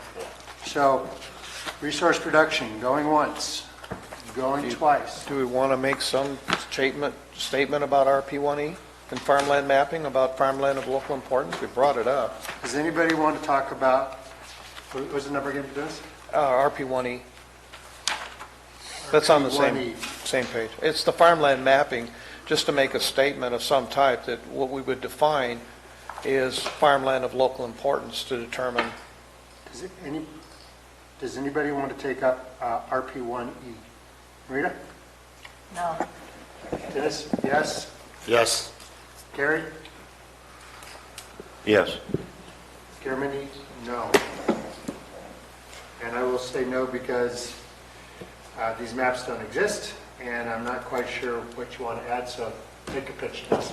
Okay, so when we're talking about obtain official mapping data for Calaveras County from the Department of Conservation, what it needs to really get down to is determining, because it doesn't say it here, it says prime farmland, unique farmland, which I don't even know what that is. There's no state or national definition on it. Farmland of statewide importance is a national definition.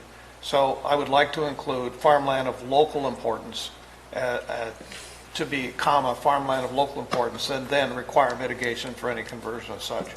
So it's simply to add the words farmland of local importance after statewide. So your object is, could you say exactly, you're looking at or farmland of local, statewide or local importance? So it says or farmland, if you look where I'm at here, or farmland of statewide importance exists, and then it's a comma. Yeah. And then, and farmland of local importance. Because eventually we're going to come to an ordinance that we'll need to have that in it anyway. Okay. Okay, does anybody object to adding and farmland of local importance? No objection? Peter? Would it be and or or? He said and. Right here, it says, mapping data shows planned farmland, unique farmland, or farmland of local, statewide importance. Do you want to make that or? Let's change it to an or, because these mays and shells can kind of get caught up too. So or would be a more appropriate. Or is fine. Because as we move into an ordinance defining what those farmlands are, that might be quite separate from what statewide importance is. Definitely. And for this mapping program to include that, the county has to adopt a standard of what is farmland of local importance. Correct. Okay. Anybody object to that change? No? Do we want to explicitly say then that we will be identifying what farmland of local importance is as either a separate measure or include a statement in this measure? But Peter, where would you put that? Either as a separate measure, identify and develop farmlands of local importance to be included in the mapping provided in RP1E. Maybe it's sufficient to have that, which implies then that we'll be developing that. Somewhere I saw something about us developing our own ordinance. Or was I dreaming? RP1?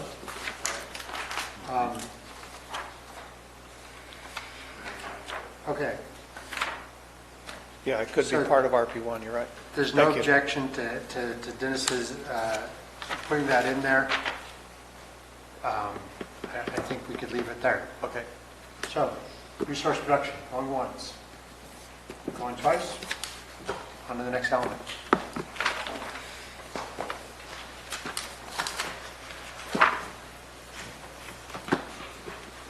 Conservation open space.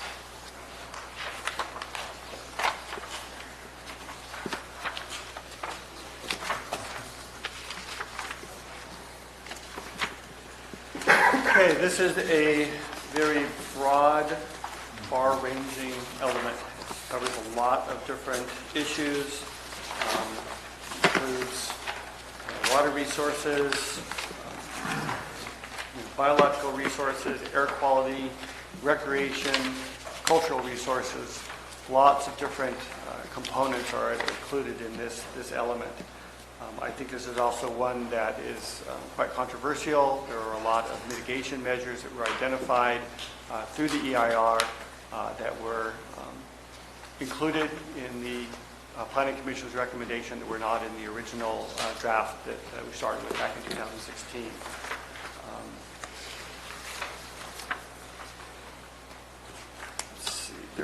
couple of corrections I wanted to note.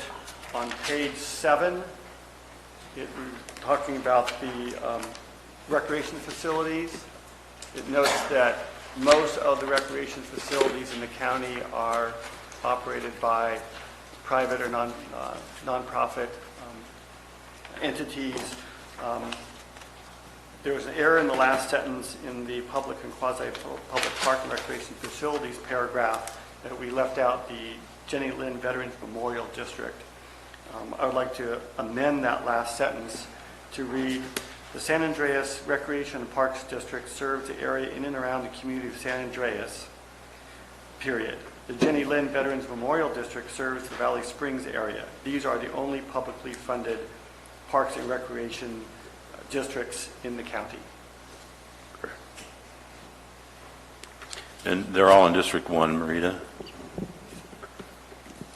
Yeah? You only You need need 3 votes for this, taxpayers' Gary. report.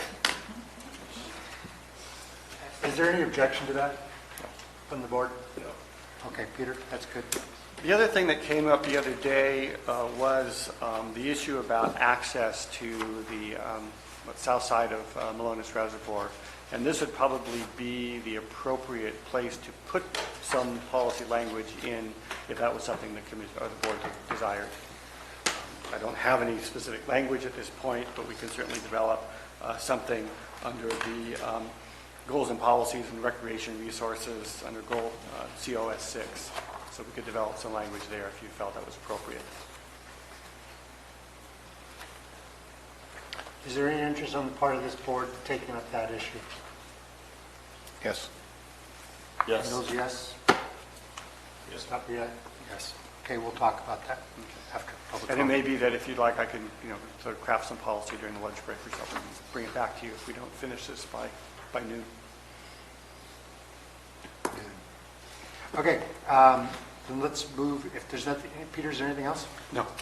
Okay, let's go to the board. Board members, are there items that you want to bring up? Conservation of open space. Supervisor Mills? Page COS 11. To change COS 1.1 and take out the word small trees, we're not foresters.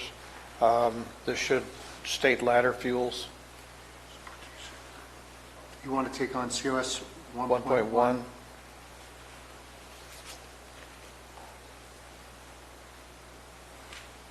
What is your problem with this? The use of the word small trees. As you know, we don't, as a policy, when maintaining fire suppression or healthy forests, there are numbers involved that foresters know about, like trees of 6 inches and better at 130 per acre kind of thing, that it isn't, it's the size of the tree, so that word small trees makes no sense. Is there 2 other members of this board who want to take on COS 1.1? Supervisor Toffenali, Supervisor Topper, Supervisor Callaway? No, no, no? Sorry, Dennis. That's all right. I see COS 4.6 on page COS 11 as in conflict with COS 4.5. I'm sorry, say that again, Dennis. COS 4.6 on COS 11, COS 13, page COS 13. 4.5 talks about carbon sequestration, and yet we've got to encourage open burning of yard debris. In the very next statement, it's a conflict. So I would like to encourage see alternatives to open burning, Yeah. not encouraging open burning. Right, I understand that, but maybe the possibility is to add something in there about diversion.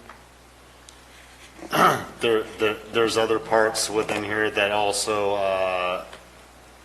encourage burning and. There is another section. I have to go back and look at it, but there is conflict elsewhere in the sense that what was the burning? I'll get to it. Yeah. Okay. It's on COS 6, page COS 16. Is there anybody who wants, and one at a time, Dennis, is there anybody who wants to take on COS 4.6 on page COS 13? Ready? Nope. Yes or no? Yes. Supervisor Toffenali? Sure, yes. Okay, Supervisor, No. we'll circle back on these, obviously, after we have Thank you. public comment. Page COS 16, again, another conflict here, COS 2C, support modification to accommodate the increased use of prescribed burning. That's again a conflict with COS 4.5 on page 13.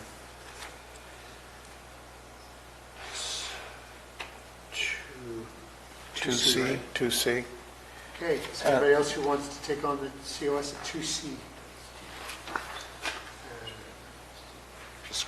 Again, it's another conflict. Yeah. Supervisor Stopper?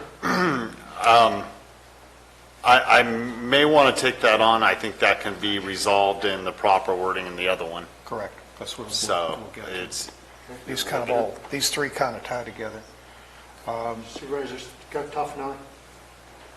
No. Supervisor Callaway? No. Supervisor Garamendi, no, we will I not think we take on resolved 2C. the language on the first one. What you got next, Chris? COS 2E, I'm not certain how we're going to be able to amend as necessary. I'd like to have a conversation on that. Which one? COS 2C, it's on page C. 2E. 2 Echo. On COS 16. It has to do with the Air Pollution Control District regulations. Amending those is necessary. Does anybody want to take on COS 2E, green waste? Supervisor Callaway? No. Supervisor Toffenali? Well, if you read it, it says review the zoning ordinance. I think this is, again, when we do Title 17, we can tackle that. Yeah. So all I was saying is review the zoning ordinance. No. So you want to do it at 17? Yeah. COS Fine. 2E, no. Okay.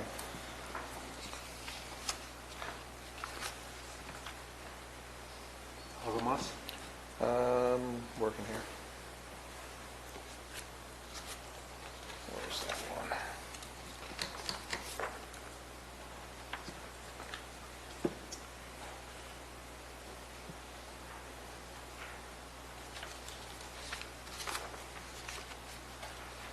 Where's the,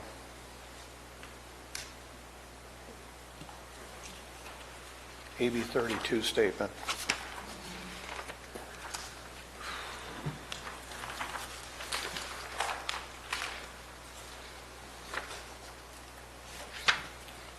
Is AB 32 in the COS area? Yes, it's COS 4.4 4.4? on page 13. I slipped on by it. Yes, 4.4 talks about it, but it also talks about it on COS 5C on page 23 and COS 5B.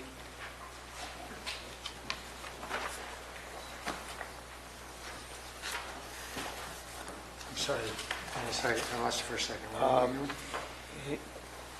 Peter had referred to 4.4, but I had also added in COS 5B and 5C regarding SB 32 and AB 32.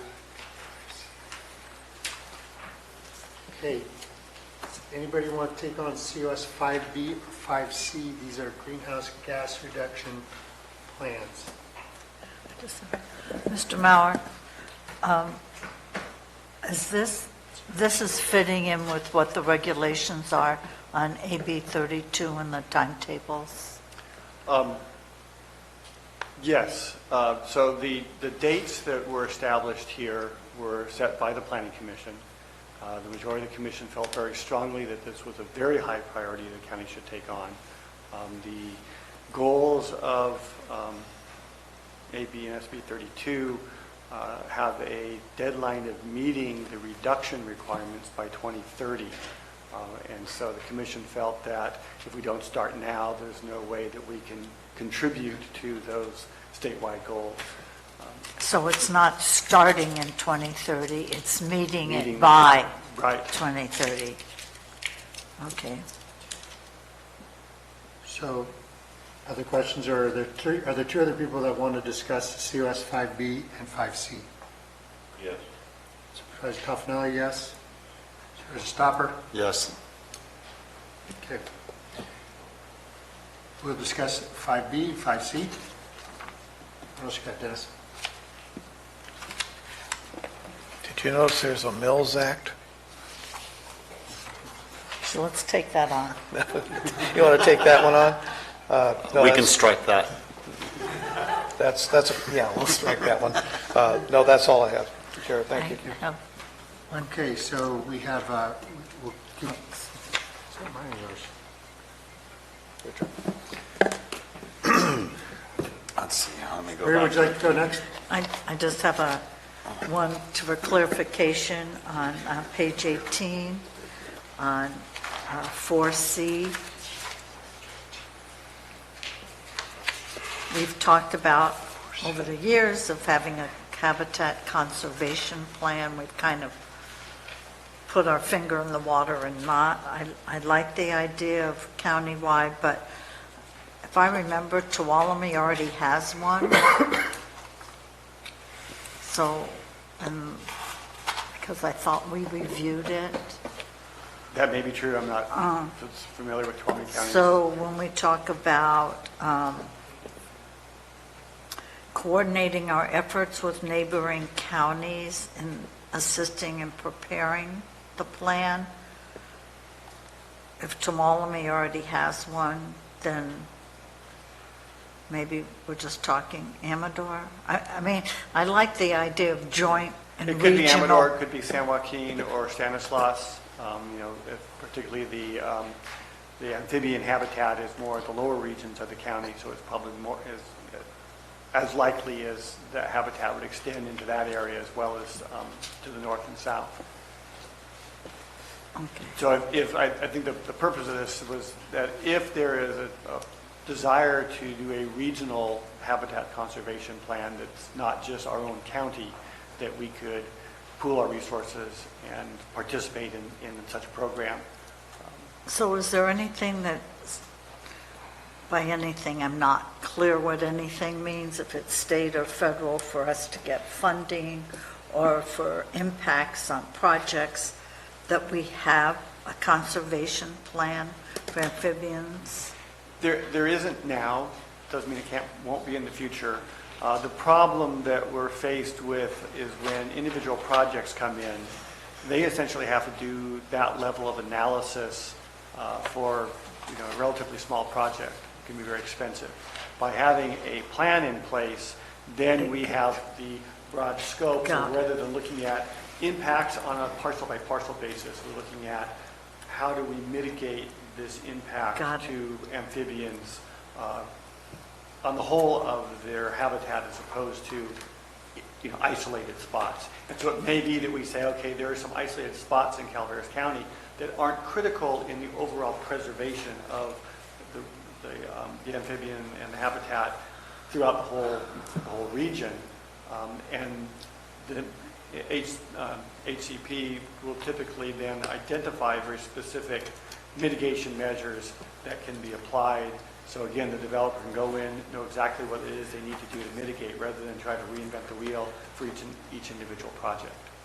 Now, if I remember, we had one on the red-legged frog, which really impacted not development, but impacted road work on behalf of the county. We don't have a plan for red-legged frog. We have what's identified as critical habitat that the federal government, the Fish and Wildlife Service, has identified, but we don't have a plan to mitigate. So again, every road project requires an independent analysis, an independent study, and coming up with our own mitigation for that. So it would behoove us, for the county as a whole, for just in-house road projects, what have you, to have a conservation plan. Right.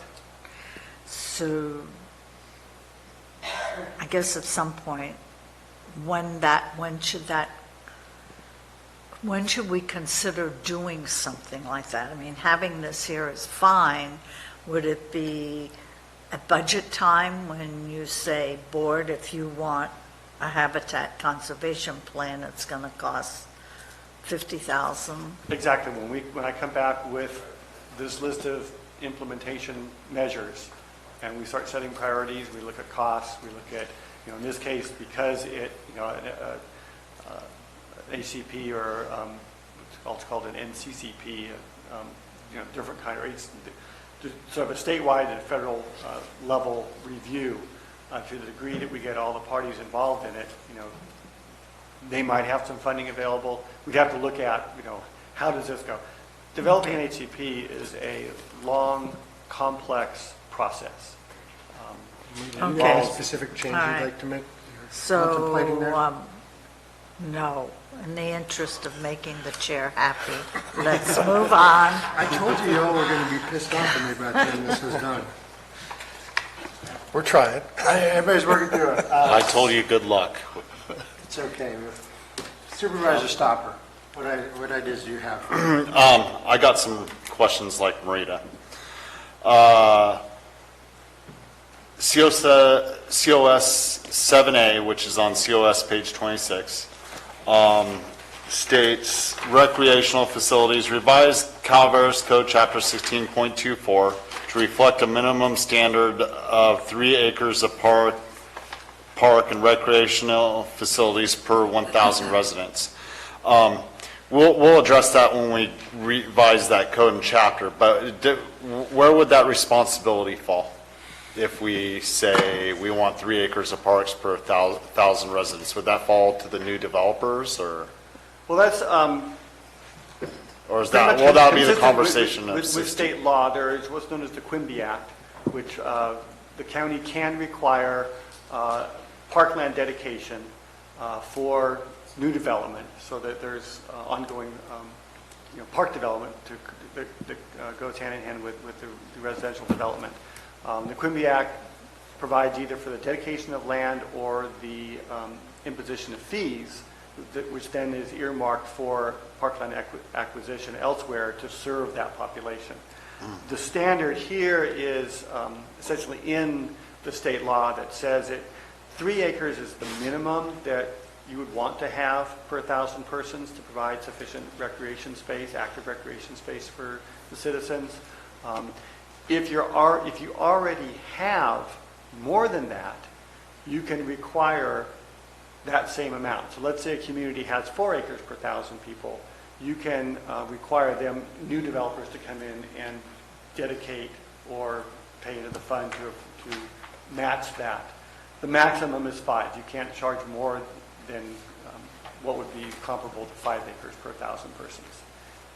Understood. So this would apply to new development. Okay. So a new developer would come in and have to. Okay. I don't want to change anything like that. We'll address that when we get to 16.4. But for example, on a lot of these on the bottom, let's just use COS 3D on page 17. For example, not so much am I worried about what you're talking there, and I do support it, Peter, but when you say responsible entity, for integrated regional water management and planning efforts, participate and keep appraised of integrated regional water management planning efforts in Calaveras County. Let's say, for example, if we're going over something west of the 49 Bridge on the McCalmey, that would include East Bay Mud for that watershed area. Why does it say planning and public works in the CAO, not East Bay Mud or responsible entity? The entity being the responsible county department. Okay. We can't control those outside agencies. So this is where, which county entity is going to be involved in this program. Okay. Mr. Stopper, do you have a specific change you'd like to No, propose? there won't be any changes because he's answered my questions. Let's kind of stay with that one for just a moment, though, because when we talk about responsible entities, are we going to be in a situation where we have to join the IRWIM either on the WAC or directly to be able to be participating or be involved? Because to participate, we're at least going to have to be on the Watershed Advisory Council with IRWIM. We already are on the hook. Already on. No, Yeah. I'm talking about the Tuolumne Calaveras or one. Which is Unless I'm Highway 4. mistaken, I was the representative on that. Years so ago. Unless the board is no longer on it. We're no longer on. We're no longer on it, Well- but both of us were on that. I just bring that into the conversation. Okay. Do you have a specific change you're recommending? Responsible entity to and call also include the Board of Supervisors. No. How do you want to do it? How do you want to participate? You want CO to participate? I don't know.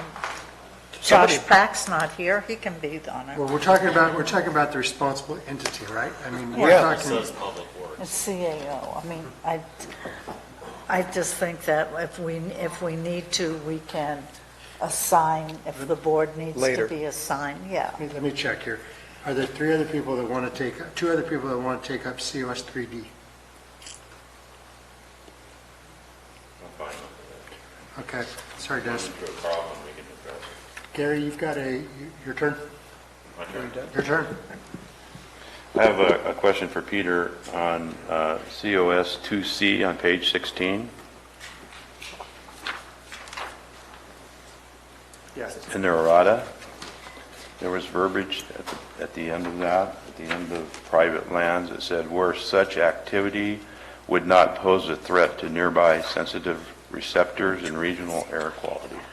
Why was that struck?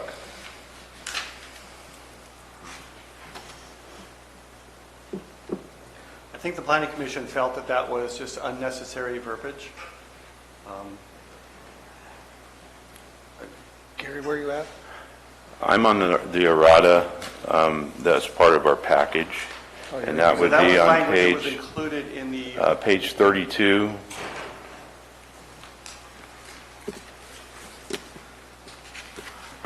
so in the underline and strikeout version of the, Got to go to that as a separate. I would like to leave it in.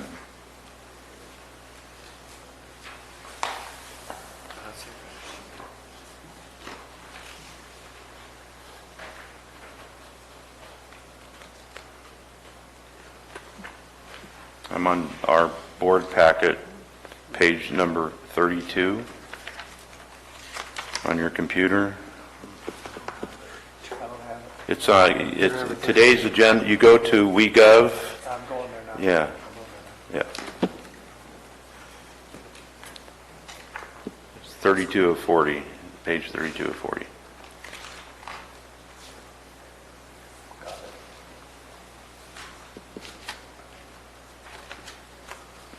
And you said 4.12?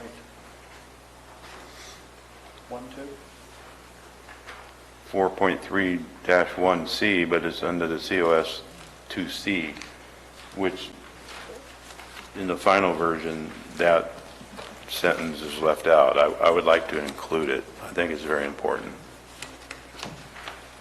COS 2C. Yeah, this kind of follows along with what I talked about with 2C. Peter, is there a reason that was struck? not that I remember. I think that the planning commission just felt that there would be, that would have been obvious or something. I can't explain. I don't know. I don't remember the reasons why that was changed. Regardless of why, I would like to be able to re-put it in. I think it's... I support that. Support that, Dennis? I support that. Okay, Gary, after public comment, we'll work on that, see how we can do that. And then on COS 4M on page 21.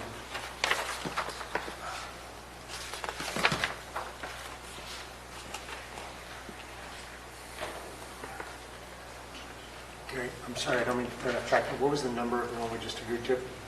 COS 2C. 2C. From the errata. COS 4M.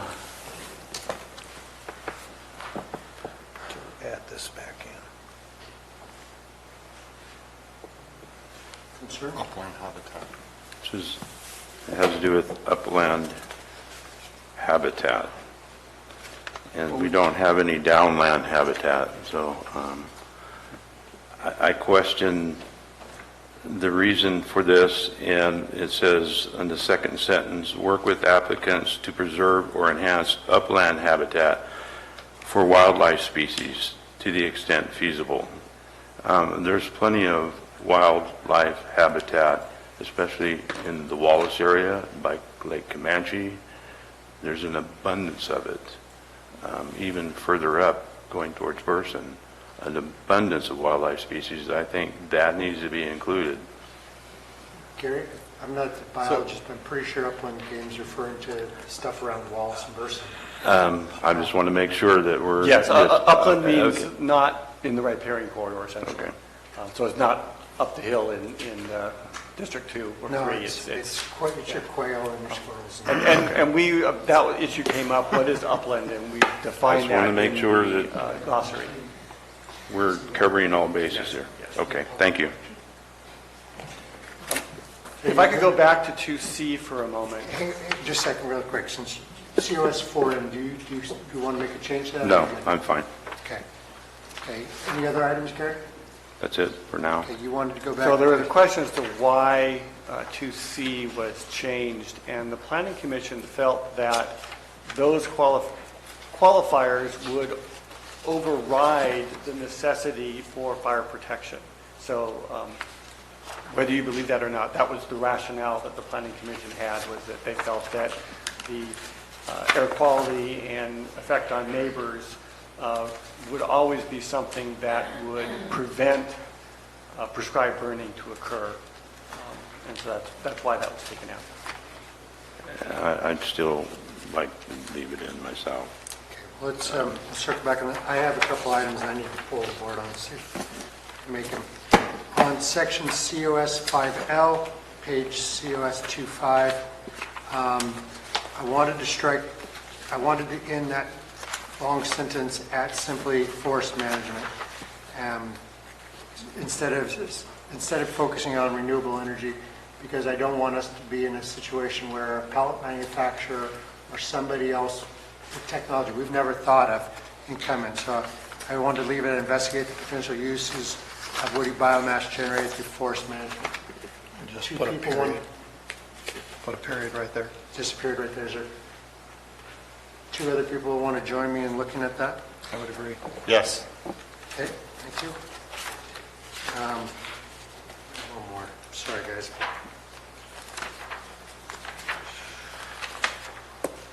I wanted to, on COS 4D, I want on the page 2, 3, 4, fourth bullet point, page COS 19.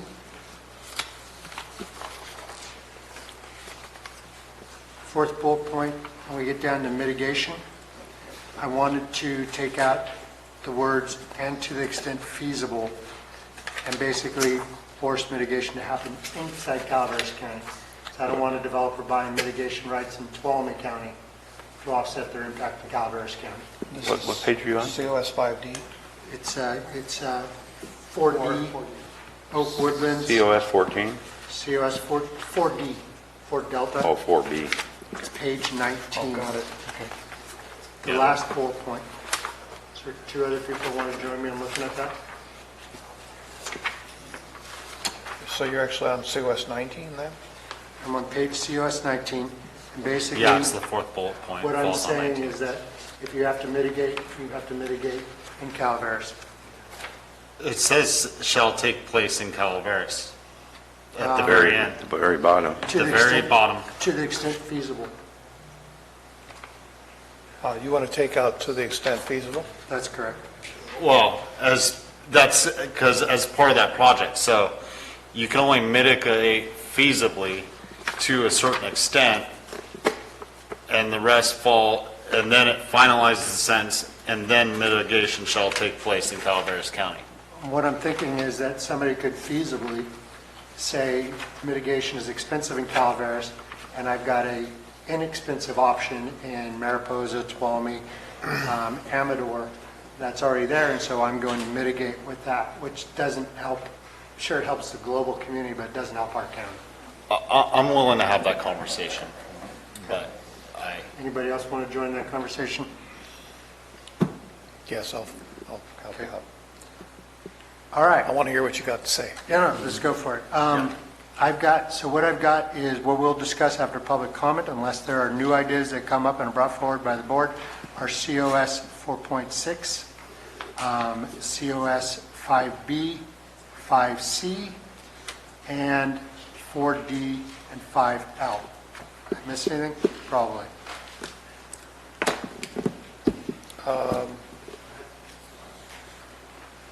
That we pulled on. If I missed it, we could pick it up during public comment. Okay. All right, public comment, 3 minutes. Really want to try to get COS done by lunchtime, so if you want to make a comment, please come forward.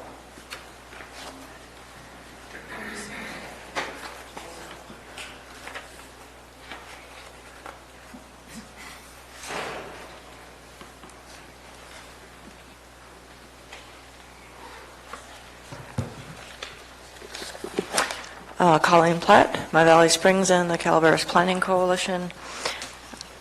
I would like to refer you to a letter that you received on July 26 from the attorneys Shute, Mahaley, and Weinberger on behalf of the Central Sierra Environmental Resource Center.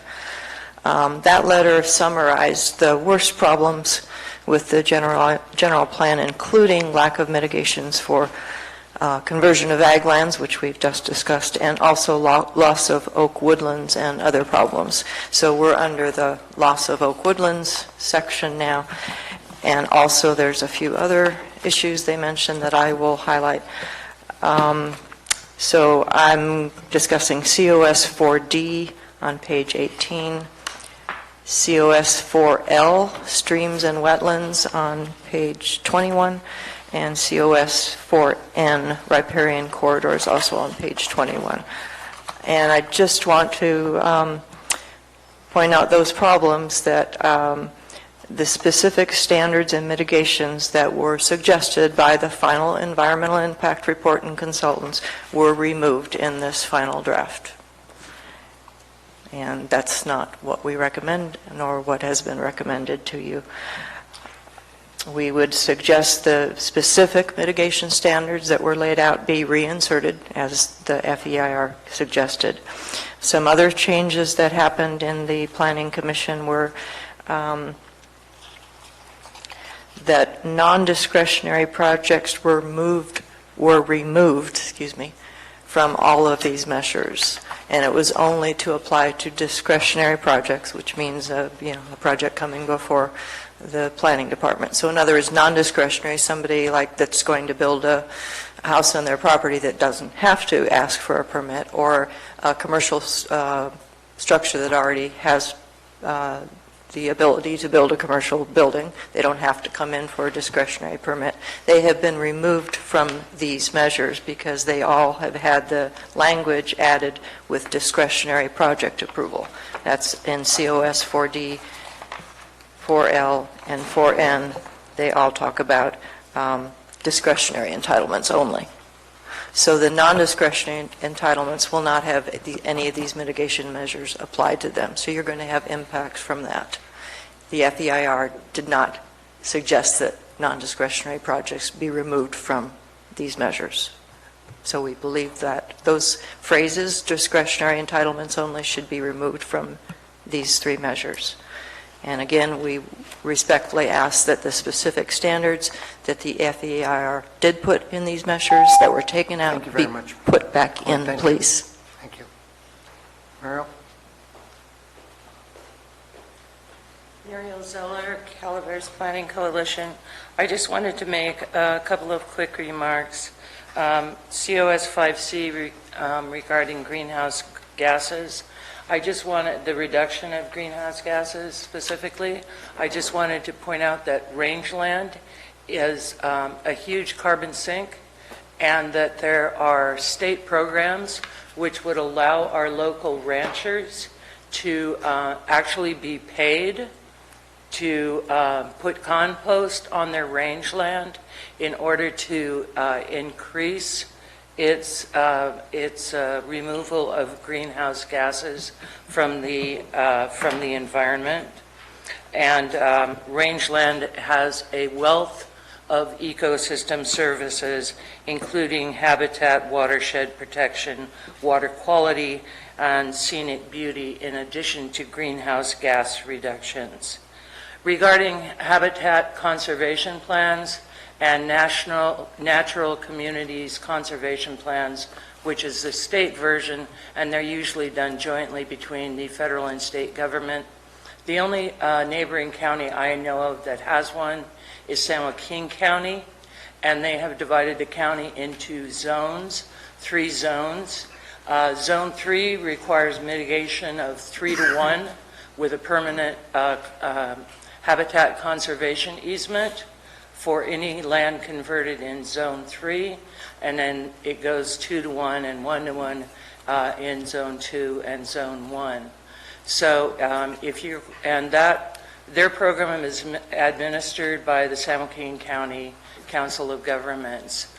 So if you want to tie in with San Joaquin County in terms of an HCP, that's kind of where they are. We did have an effort here years ago when Stephanie Moreno was the Community Development Director to do a habitat conservation plan. There was a $60,000 planning grant. The effort really went nowhere, and a portion of the grant was eventually returned to the Sierra Nevada Conservancy. So there hasn't been any will to do an HCP in the past, and although there can be benefits, it will facilitate development because it can reduce the cost of EIRs, and it can avoid the need for take permits, and as was pointed out earlier, it can benefit the county in its construction projects as well. Thanks. Thank you. Ricky?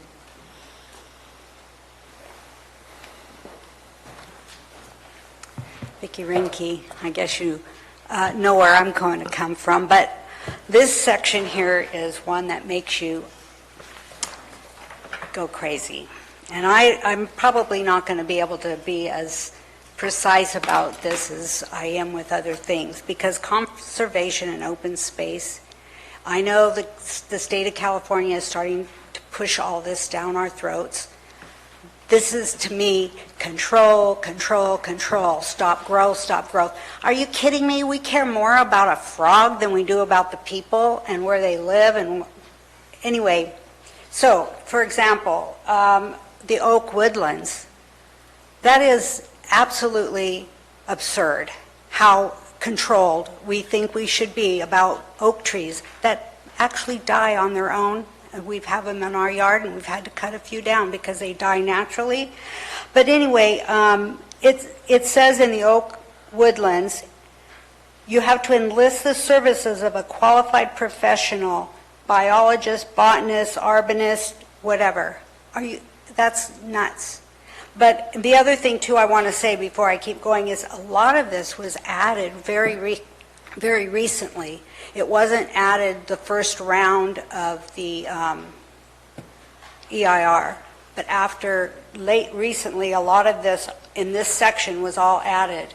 Biological impact evaluations, again, enlist the service of a qualified biologist, botanist, development that is subject to discretionary entitlement, which would be just about any development. So all this is now being put on developers. And streams and wetlands, contract with a qualified wetlands scientist and biologist. We know what a wetland can be. I live in an area where we have some wetlands, and it's just a small little pond, but we can't touch it, we can't clean it, we can't do anything. So now it's just this overgrown, ugly mess. So, people that want to use common sense say, what is this all about? Do people really want to have ugly neighborhoods, ugly property? Do they really want to kill all the little animals? No, we don't. But this policy that's being put into place tells us that, well, if you have a frog on your property, oh, sorry, but you cannot build there now, or you have to do, I don't know, spend $1 million to put the frog somewhere else. Anyway, greenhouse gas reductions in Calaveras County? Really? This is open space, trees. We probably provide the other end of greenhouse gases. We don't. Anyway, thank you. Tom, how many other speakers do we have after Tom? Al? 2, Patricia, 4 more. I already spoke on this, so I'm going to be brief this time. Beg pardon? Sorry. I already spoke on this, so I'm going to be brief.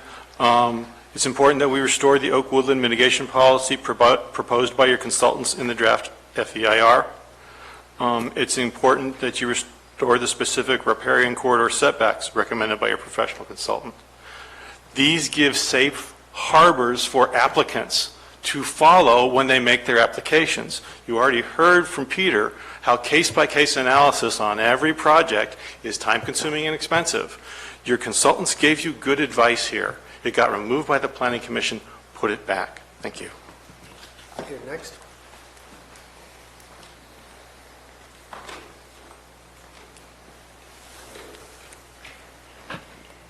So where does common sense come into all this?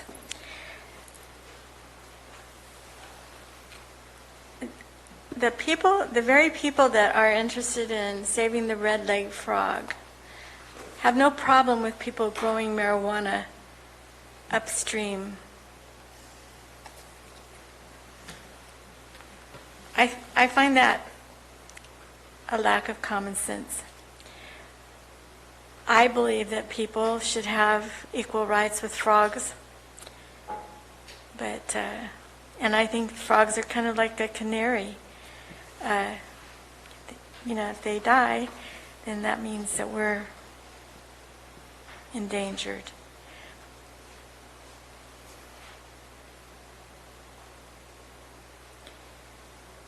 I believe that if people have property that have vegetation on it and they want to manage that vegetation so they can warm themselves in the winter, they should be allowed to do so. I believe that the habitat along the roads and highways are being decimated by poison and just chopping everything down. We're worse than any locust infestation.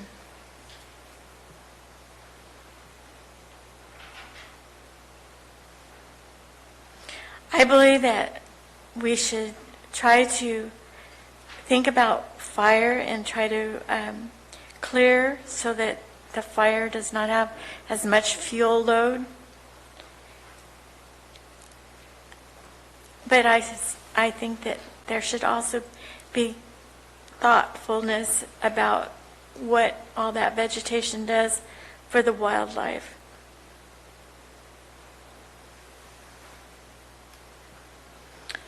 And you all know that I love trees. And sometimes along the roadsides, that's the only place they have a chance to grow. And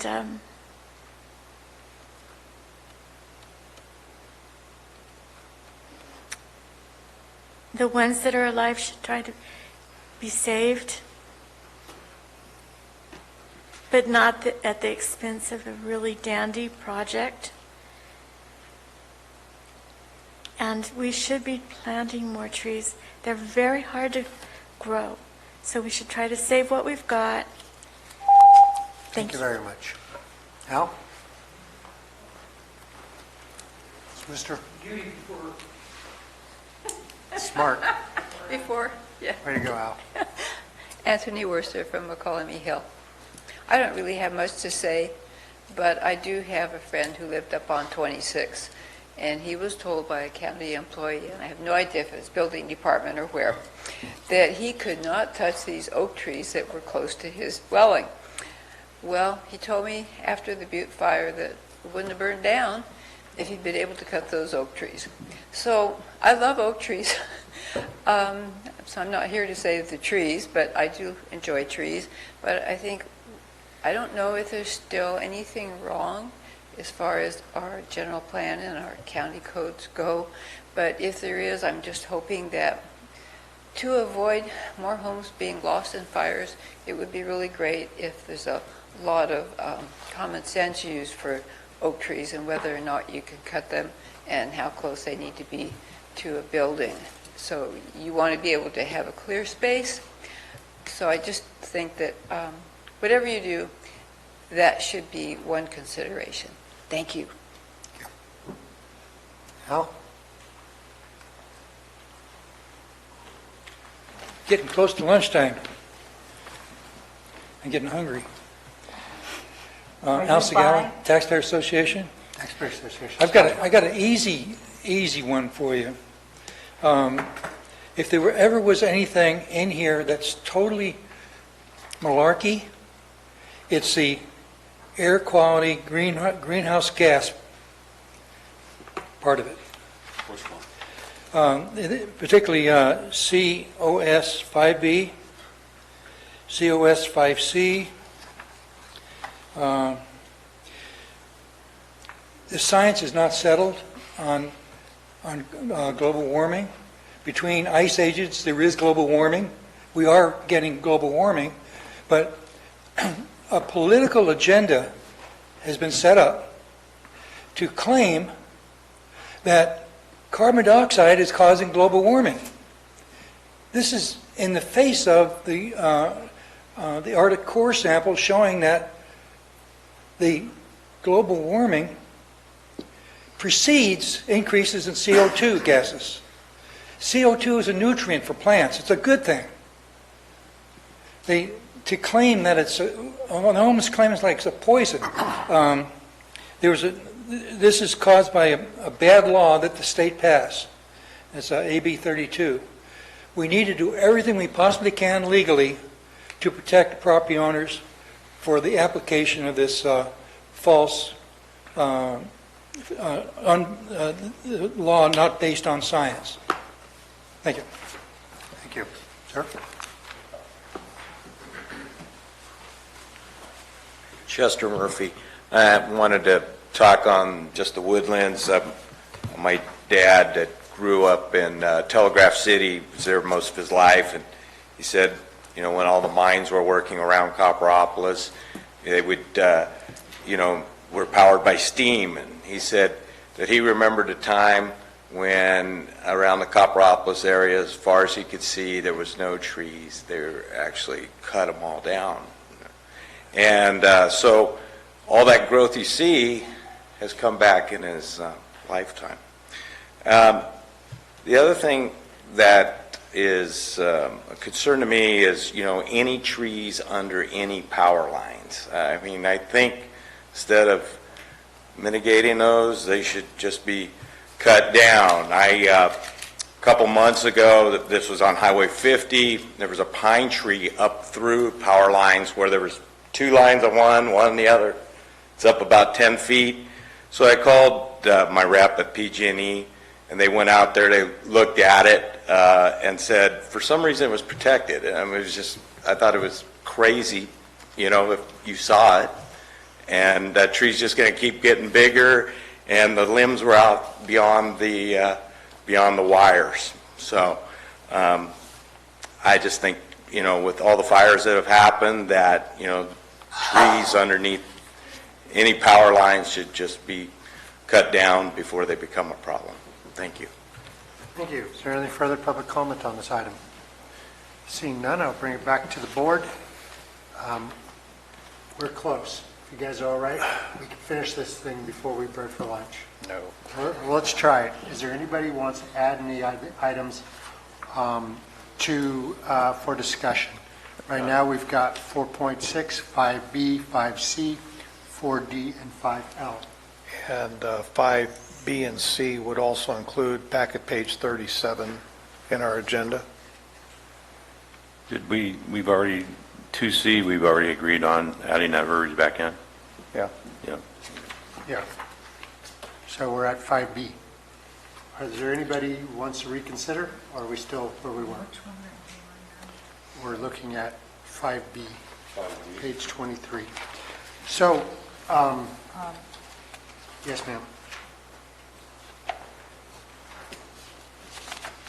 What about 4D? I'm going to, we agreed to talk about those, but I was going in order since Dennis went first. Thank you. Okay, let's take on 5B. CS 5B. Dennis, what do you got?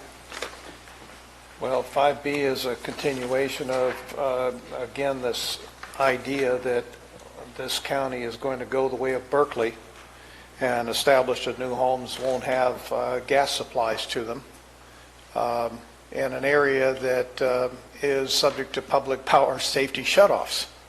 And during times of storms, people who live in the more remote areas are very dependent upon alternate energy sources, and gas being one of them. This idea that we're going to put this in place or start to work on it by the end of 2021 when the state isn't even talking about it till 2030, I think we're way, way ahead of the curve.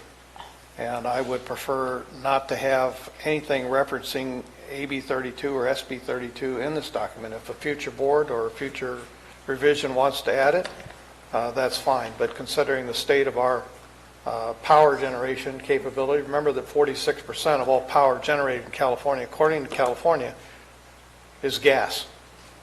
10% nuclear and roughly 10% hydro. So 2/3 of our power is generated from things that environmental groups feel are harmful to our environment. So I would like to see COS 5B, 5C, and 4.4 completely removed from the references here, including packet page 37 and the discussions about AB 32 and SB 32. Peter, are these mandated by state law?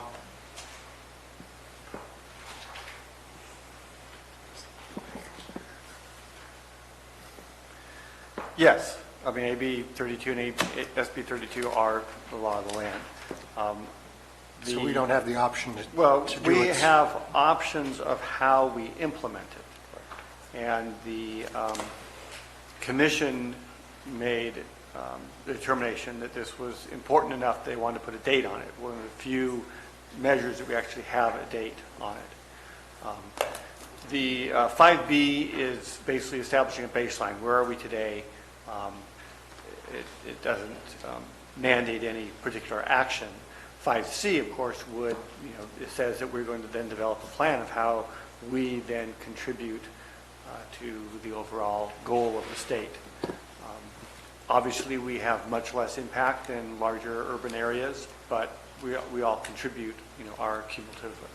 So the only thing that the only thing that is optional in this is the date. Am I understanding that correctly? The rest is mandated by the state, that we establish baseline greenhouse gases and then we come up with a mitigation plan, right? Essentially, yes. So, Dennis, are you proposing we strike what we can't strike? But yes, but the mandate doesn't give us a date that it has to be done by. It just simply says we have to undertake. Well, the state law says that we are to attain the goal. We're not supposed to start by 2030. You're supposed to attain the goal of reducing greenhouse gases to, what was 40% 1990 levels by 2030. Not that we start doing it then, but we're supposed to actually be 40% below what we're... What penalties does the state impose in AB 32 or SB 32 for failing to meet the goals? I don't know. We are a subdivision of the state of California. It isn't we like, have to obey the laws of the state. It isn't like the housing element where there's a financial penalty if we fail to meet the goals. Not yet. Not yet. I just want to make that very clear. So is there a specific proposal you have, Dennis? It's going to be, this is going to be a very difficult task. Sure, we could take inventory. I don't have a problem with all that, but as it says in the greenhouse gases narrative, that we exceed the levels now because of the Bay Area and the valley and the winds blowing it up here. And coming against the mountains and staying. So how are we going to control that? We're not going to. So I think you're getting confused. we don't.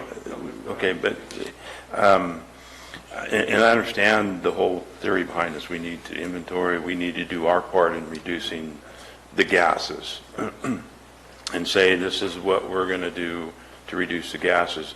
But it may not affect our air quality anyway, because of the other entities that contribute to it. Probably aren't going to get to that level by that date anyway. Just looking at the valley and the Bay Area and the amount of vehicles being driven there. So, the inventory date, is that something, Brian's not in here or Brad's not in here, so I don't know if that's realistically something they can attain, they can do by that date. Should we extend that date to say 2021? So, I want to understand what, I want to understand what the question we want to pose is specifically for a poll. Gary, are you looking at? Well, yeah, I want to understand what he's saying too. To simply eliminate the date, I understand what Peter's having to say. By 2030, we have to meet our goals, but if we don't identify our goals and give us a length of time to obtain that, we can't start it in 2029 and say we're going to get there by 2030. We haven't given ourselves time. If we're required to do this, I think we need to do it as soon as we can. So it gives us as much time as we need possible to attain what we're supposed to be at the level we're supposed to be at, or at least prove to the state that we've started it in 2030 or we're on our task getting to it. But without doing that in a timely fashion, I don't think moving this date or simply eliminating it is going to do any good at all. And Brian just walked in. Is this date, December 31st, 2020, an obtainable goal for what's being called out here on inventory? And well, actually, I apologize for not really being on task with the question. Can you clarify a little bit further? I just happened to hear my name, so I wanted to jump on in. It's greenhouse gas reduction? Yeah. Can you put 5B up there? You got 5C up there. You want to read 5B? And the question is, endeavor to complete the inventory by December 31st, 2020. And I'm asking, is that a goal that's obtainable, or does that date need to move further out? Well, certainly as far as emissions for our inventory for, as an example, integrated waste management, is that the question specifically? No, overall county emissions. Overall, I think it's going to be very difficult. Absolutely. And as your former air pollution control officer, I can certainly say that's going to be very difficult. We have been, and I'm speaking a little bit in Brad's shop right now, but we have been working with the Moyer program for the last 10 or 15 years in a diesel retrofit, but that's pretty piecemeal with the fire districts and the schools and the bus program as well, but still that is a difficult mark to hit. So, question, sorry. Do you just, I know we're putting you on the spot here, moving that date out to 2021? Without knowing what the real inventory is, it's difficult, but I would say that, to hit the state regulations and hit the requirements, it is going to be difficult, I want to say, across the board. We're just talking about a baseline evaluation. We're not talking about policies or changing things. Right. How long should it, I guess to Gary's point, is a year long enough for you to do, for planning and air pollution control to develop a baseline study? It typically takes about a year to develop that baseline. Okay. And I'm sorry, I've been getting a little bit mixed down on our actual vehicles and the retrofit and meeting those standards. Okay. And want to make sure we're not getting confused with some of the air quality inventory that some of the things you're working on. Exactly. Or the air district is working on. Right. And the greenhouse gas inventory. Right. So with a year, you aren't starting on it tomorrow, so maybe that 2020 date is not attainable. Well, and it says endeavor to complete. It doesn't say we will complete it. It's, the commission's concern was that we need to start yesterday, essentially. And so that this would be, in their opinion, one of the highest priorities for implementation of the plan. And in addition to that, as far as the 2020 regulations, there are regulations on the books for the diesel retrofit of off-road and on-road vehicles as well. And that's why I was going down the path for actual equipment. And that's coming out of the Air Resources Board. So the question is, so Gary, do you want to change that, or are you okay with the way it stands? Well, I want to hear what Supervisor Mill, he's the one that brought this up, but what you would like to do is just eliminate the date altogether? Correct, because the problem being is if you go to COS 5C, you're talking about implementation here, correct?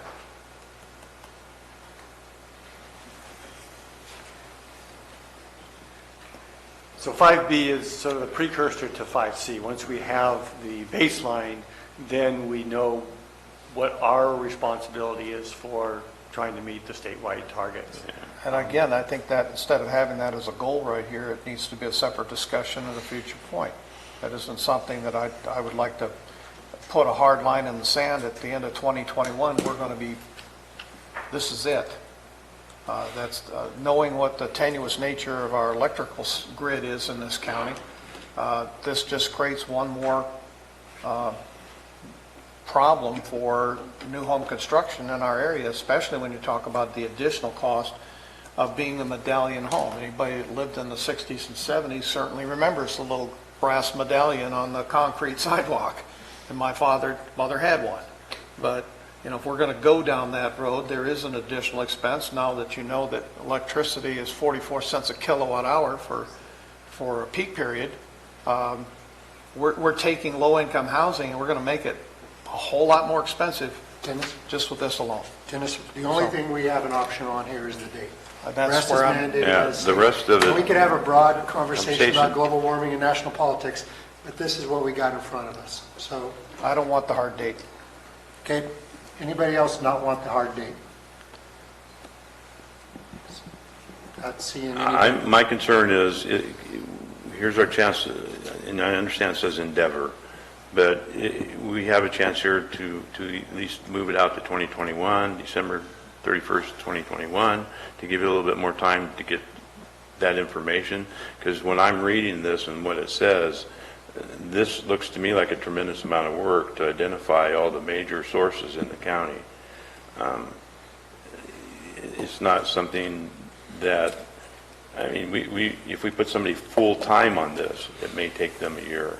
This would be something we'd have to probably contract with a specialist. I know for a while, PG&E was funding this type of these studies.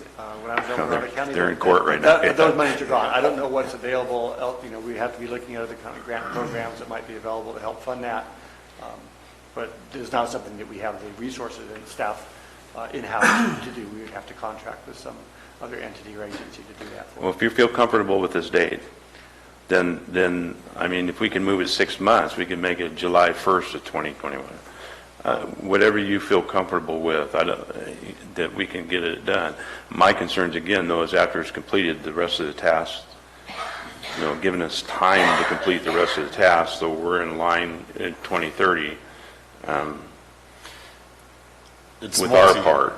Multi-step. I'm less concerned with 5B, the date of 5B, as I am with 5C.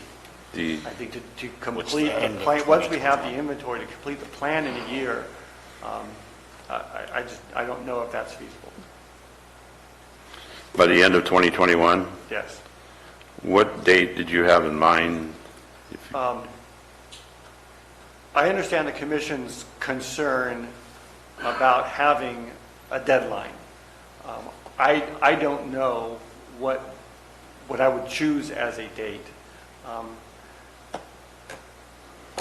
If we want to push it out a year, just to give us a little bit more flexibility, I can accept that. It's really your call on this, but, this sort of gets back to, we don't have dates on really any of the other We don't. measures. Because it's ultimately going to be a priority setting of the board as to how do we spend our resources. This one, the commission felt that this had to be a top priority. That was the majority of the commission's concern that this was, in their mind, one of the top priorities we needed to meet. Well, if you're good with December 31st, 2020, then I'm good with that date. I don't know if the board wants to move down to 5C and adjust the date where it says the end of 2021 for that plan. Let's take the first one first. Is everybody else okay with, Dennis is a no on keeping the date the same. Gary is a yes on keeping the date the same. Ben? Yes. Rita? Germany, yes. We'll keep the date the same on 5B. Gary, we sort of bled over into 5C, but if you want to talk about that. Does anybody want Well, I'm hearing Peter. I want to give him the ability to do this job completely and right. So when we start on the rest of the elements and we get to 2030, we've had plenty of time to get there. So if he wants more time, 2022, another year, the end of 2022. If the board agrees with the commission that this is a high priority, then I think the end of 22 is a reasonable date, as well as trying to identify that this is important. I would suggest that we move that date to the end of 2022. Okay. I'm suggesting we move the date on COS 5C to, instead of the end of 2021, to 2022. Tofinelli is a yes. Yes. Supervisor Mills? No. Supervisor Callaway? Yes. Supervisor Garamendi, yes, 4-1. So that stays in there. That wraps up 5A, 5B, 5C. Other items were from me. COS 5L. I would propose that we end that sentence at the generated through forest management period and strike the rest of the sentence. My reasoning is, we don't know what future industries are, and we do not want to put ourselves in a box. If someone's got a better way to deal with our forest biomass, we should just go for it. So that's my proposal. Yes. And I would agree, because you're telling them how to do it in the second half of that statement. I want the entrepreneur to have the Start on. opportunity. I agree. Rita? Yes. Gary? Thank you. Next item was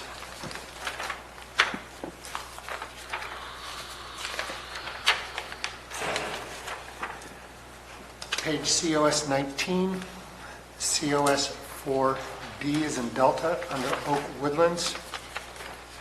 The final bullet of the 4, at the line, and to the extent feasible, I would propose, and the woodland habitat removed from the part of the project, mitigation shall take place in Calaveras County. I don't want mitigation, just because it's a little bit more cheaper, to go outside the county, because that's not going to meet our goals. It's going to make someone else have open spaces. So you're asking to strike and to the extent feasible? That's what I'm asking. Anybody want to join me? Yes, I'll join you, and I have another recommendation for that item. Okay, thank you. Anybody else? Yes. Thank you.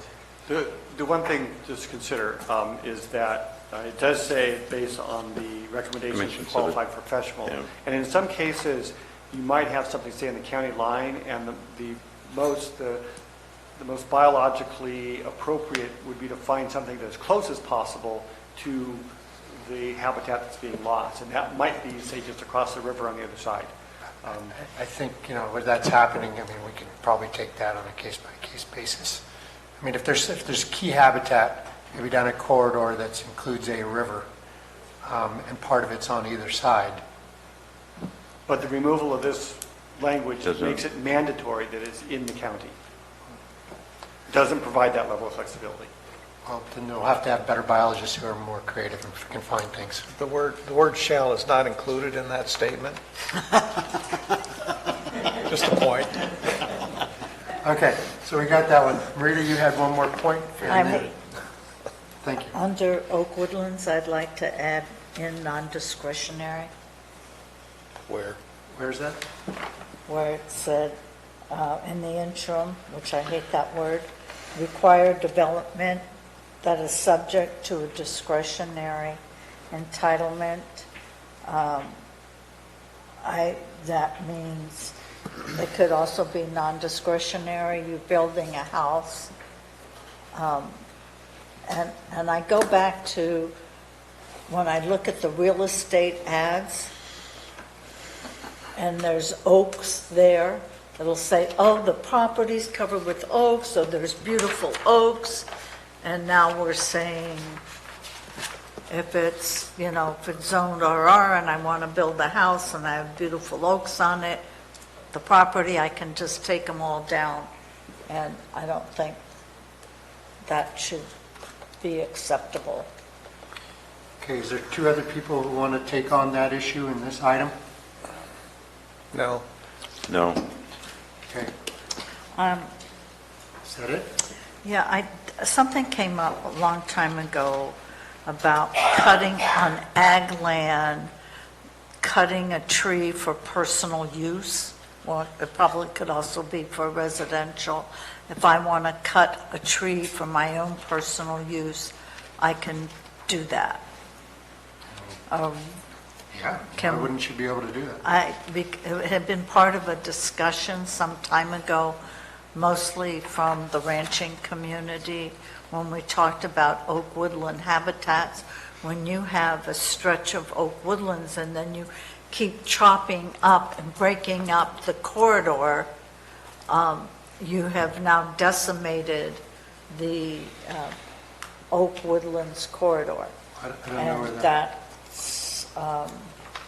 that's why I kind of wanted to add in non-discretionary. Dennis, you had some? Yeah, well, foresters are limited as to what those state rules are regarding removal of large tracts or even small tracts of trees. So there's already state law that limits exactly what they can do and to what extent. If you have, for instance, trees up there in the high country, you've got to have a forester look at it. Once it gets 6 inches and better, it needs their approval. And there has to be, in other words, even timber management plans that take place. And again, that's federal law or state law that drives those decisions.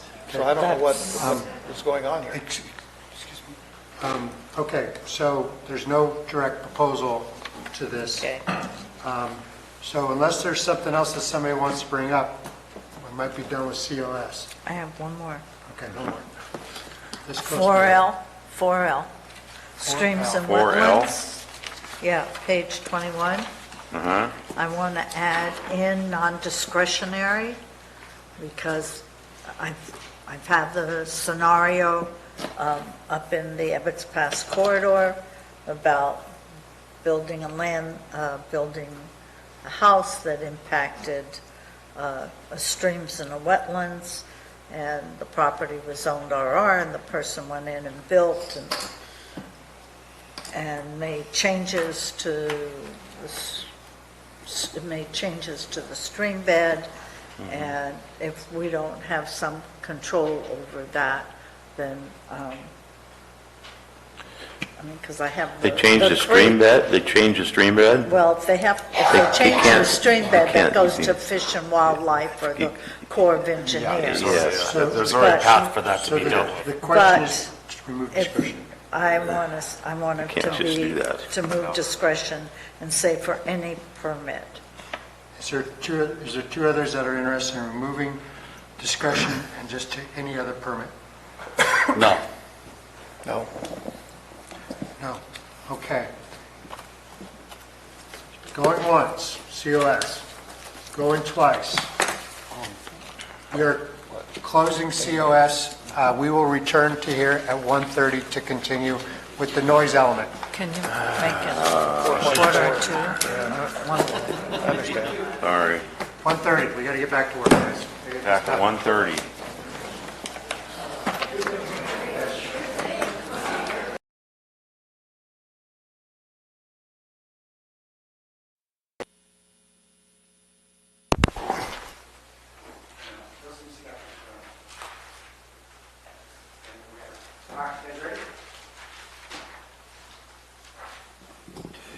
Good afternoon. Welcome back to the Board of Supervisors meeting for July 31st. We are discussing the general plan update. We are moving on to element number 7, the noise element. Mr. Mauer. Thank you. So yes, noise, one of the mandated elements of the general plan.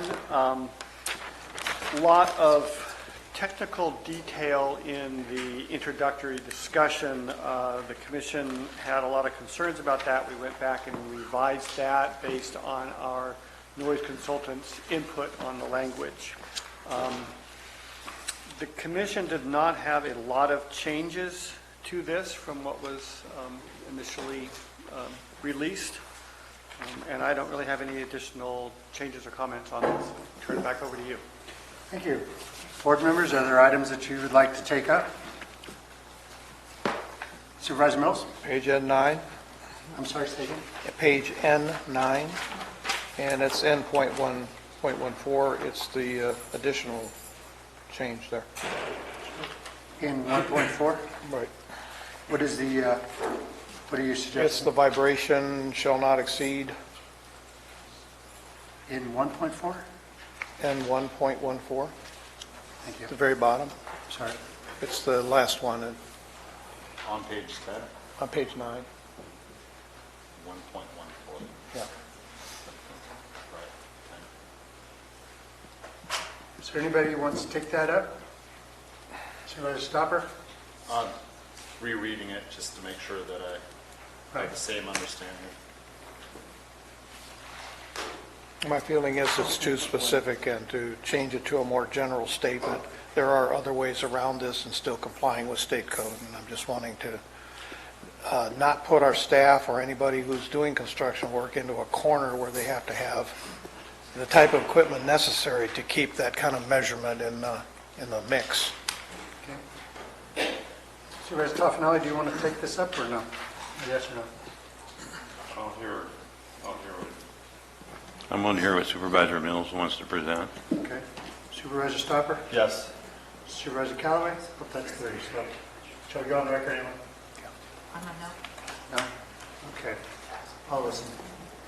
Oh, well, listen, I just don't want to make changes. Well, we're going to listen to you no matter what. So it's easy Yeah, what are you to going go to do? Jump over there. Supervisor Mills, you have another one? No, that's it, thank you.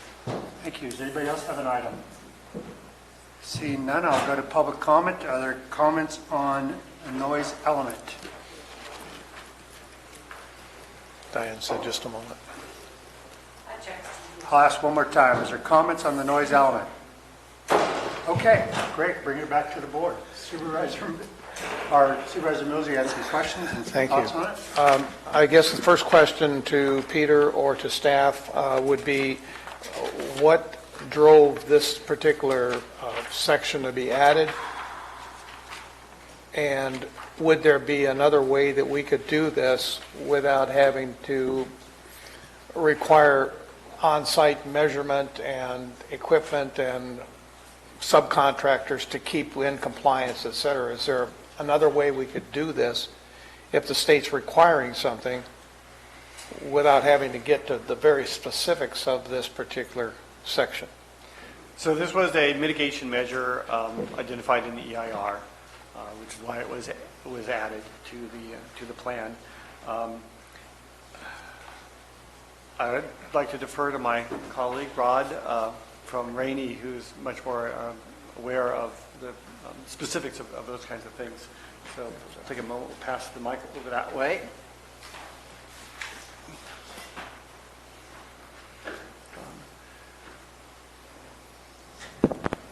All right, good afternoon. Rod Stenson with Rainey.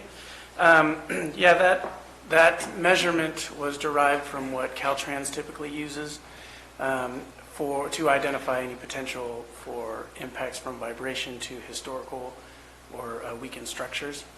So that's where it came from. Is there another way that on-site that could be done without actually having to put it into this parameter? Yeah, I mean, there's potentially a requirement to have whatever potential building might be close enough to have an impact. would be visually surveyed prior to construction, and then have a monitor, and if there's damage seen on the building, they would stop construction, and you would do corrective measures at that point.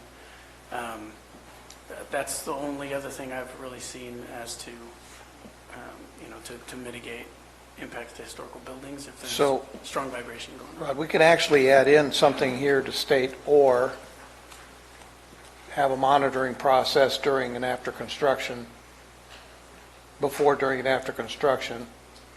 Right, if strong vibration to this extent is anticipated. Correct. And then there wouldn't be a need to actually get down to the detail. It's listed here. You're in construction, sir. Yeah, but I think you're using the wrong words. This only applies during the course of construction when they're using this equipment, Right. not during the whole construction period. Correct. So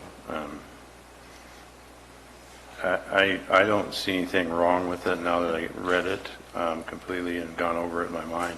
I think it's not anything different than what's being done elsewhere. So, I mean, I wouldn't be opposed to adding the verbiage that but during construction, this should be specific, saying during the use of this equipment. During construction, a monitoring alternative. But it's also just for historical or sensitive Right. buildings. Correct. True. It's a rarity. So it just sets, I mean, I've never known it to be an issue in Calaveras yet. Murphy's, it's coming. Wow. So, Supervisor Mills, do you have a proposal you want the board to consider? Proposal would be that to also include something about an option of monitoring during the construction phase. And But what difference is that than what's here now? So the monitoring is already required by the last sentence in that provision. If the concern is, as I understand it, Supervisor Mills, that specific standard is a concern that if somehow you need to use a certain amount of equipment to get the compaction rate that you are required to for good engineering, that might not be possible. That very specific 0.2, whatever, I guess inches per second, ppb, whatever that might mean. That may not be possible to attain that, and the alternative would be that you monitor the structure to make sure that any exceedance of that threshold doesn't damage the structure.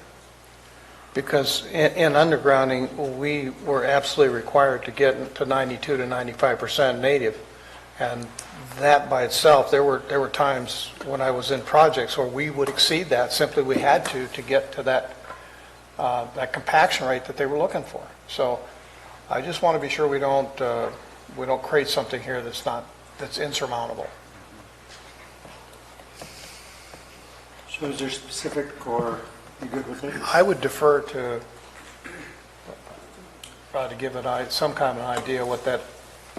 Yeah, I mean, the beginning already talks about the types of vibrations that we're concerned with. The types of vibration. And the types of buildings that we're concerned with. So I'm thinking that right after we say that exceedance of the PPV at the near sensitive receptor, have a sentence there that says, or an equivalent option to have a monitor on site that performs pre-construction survey of the building in question, or structures in question, to ensure that the vibration doesn't cause damage. When I was working, that is exactly what we had to do, because you're not going to be able to do this exact thing every time. That's my point. So before we start getting to the specific language, let's make sure everybody's on board. Gary, do you want to change language, or are you okay with where it's at? I'm okay where it's at, but this isn't specifically for historical buildings. No, it says they're sensitive. It's existing buildings and weak buildings that we know are weak. But I think this is fine. I don't see it being outside the realm of anything else. when you're using this type of equipment, you have a meter, and so if you go over this, then you're supposed to have a designated person. I mean, this is pretty standard stuff. I don't see it being any different than anywhere else. Ben? I'm fine with the recommendation that's before us. Rita?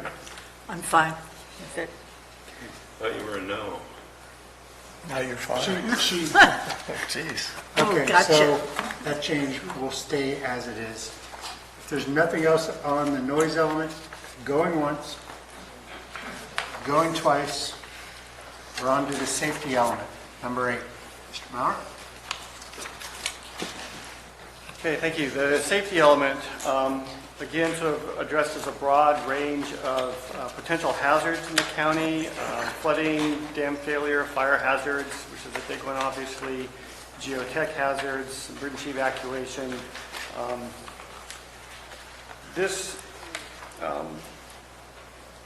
We had a lot of input on this from a variety of different state agencies that have reviewed this, particularly as it comes to fire prevention requirements. CAL FIRE reviewed this, had a lot of comments in the early drafts. Those were incorporated. The only thing I would like to change is on page S21. And we added the new policy in the circulation element regarding 2 points of access. And I would just like to add the reference to the policy that is implemented would be C 1.16. Which section would you want it in? S3W, I'm sorry. 3W? S3W. Yeah. Yeah. Anybody have enough, for point of board, is anybody not okay with that? I think we're good.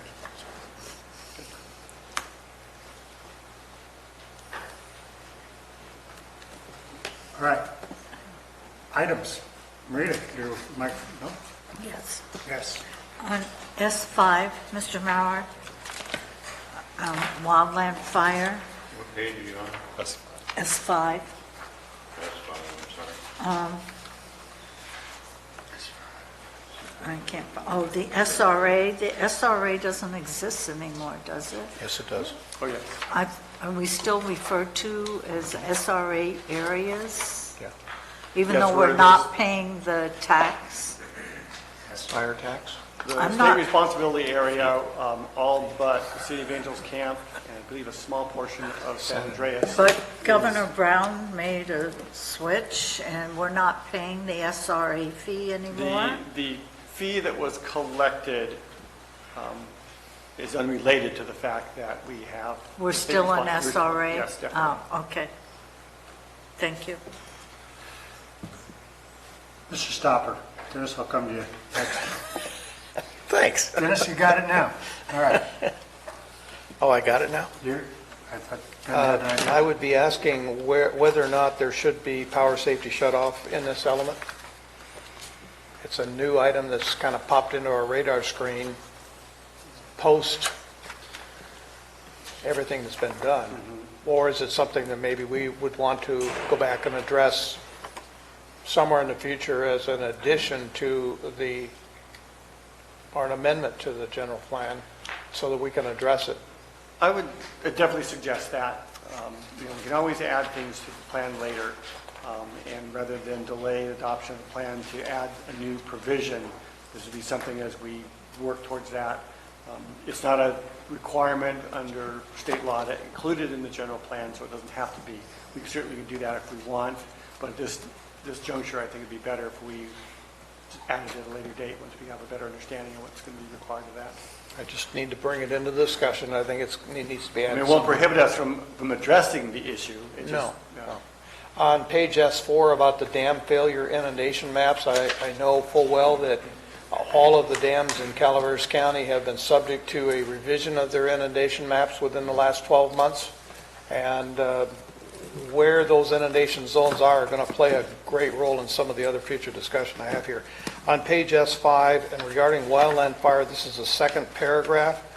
It says at the end that 2015 LHMP did not provide similar data, but other homes lost in the Butte fire. Significant changes have not occurred in regards to fire zones or how we deal with fire, wildland fire. I think that significant changes have occurred since 2015. The amount of work that's being done in our county in fuel reduction work and developing fuel breaks around all of our metropolitan centers means that we have done a great deal of work post Butte fire, including the addition of all of the emergency evacuation plans that we're putting together that are recent, and our evacuation program that you can now get on your phone. So I almost feel like that's not quite a correct statement.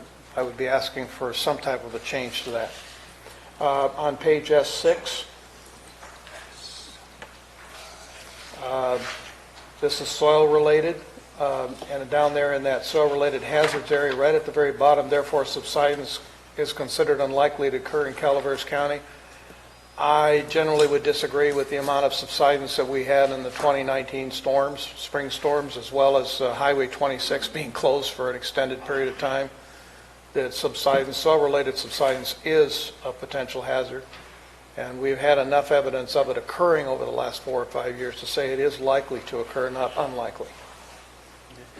I think when we address subsidence here, we're talking about just sort of the, like in the valley with depletion of the water table elevation. Yeah, as opposed to landslide and slipping. We'll go through all this. We'll decide what we're going to take on. Thank you. On page S11, this is S2.4 about the dam inundation, dam failure inundation zone. Is one I'd like to speak to. What was the number, sorry, Des? S2.4. On page S12, S3.6. This has to do with fire impact fees. Did you have something you want to take on S2.4? 2.4, yes, because the inclusion of the inundation maps is created for each dam structure. It says shall be used in determining boundaries. If this statement eliminates all new high occupancy structures within the Copperopolis boundary, that means that we couldn't build a single high occupancy structure in Copperopolis. FEMA flood maps don't state the same thing, and can the basin be rebuilt if there should be some type of an inundation in the Copperopolis area or Murphy's or even in Valley Springs. Moving on to page S12, I'm not certain on S3.6. Sorry, you're writing as fast as you can. I'm doing the best I can, Dave. I just realized what you were doing, so thank you. I'm not certain how we would be able to update fire district impact fees, so just want to have a little discussion on that. S14. This would be S1B, level of service. It's not delineated and quantified. It's up to the providers. In the case of the ambulance contract, we do that at the county, but I don't know that we can obligate the county to tell independent districts how to run their business and who's going to pay for it and how we would establish that. I'll wait. You're writing. I'm got it. Go. Okay, S1D in that same page about water supply inventory. I'm not certain that we have the authority or the control over it. DWR, the federal and local agencies, specifically CCWD under section 31110 of the water code. Yeah, I do know that code. Have the control over water rights. The county has no water rights at present. So I'm not certain what that's all going to be. Page S16. And this is S3A, consistency with fire. Why aren't we just stating PRC 4290 or 91 instead of all this language? I'm not certain why we need to have that kind of a discussion at all. Page S17, S3F. We already have a fire safety committee formed in Calaveras County. We have a Foothill Fire Safe Council, works very similar to the Tuolumne County's Fire Safe Council. So I don't know why we'd want to form one when it's already formed.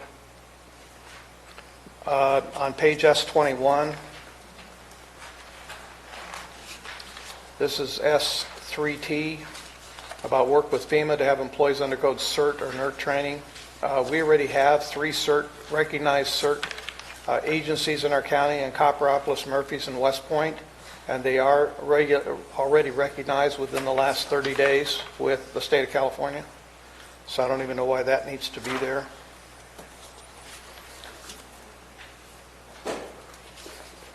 And that would be it. That's all? Nothing else? You want more?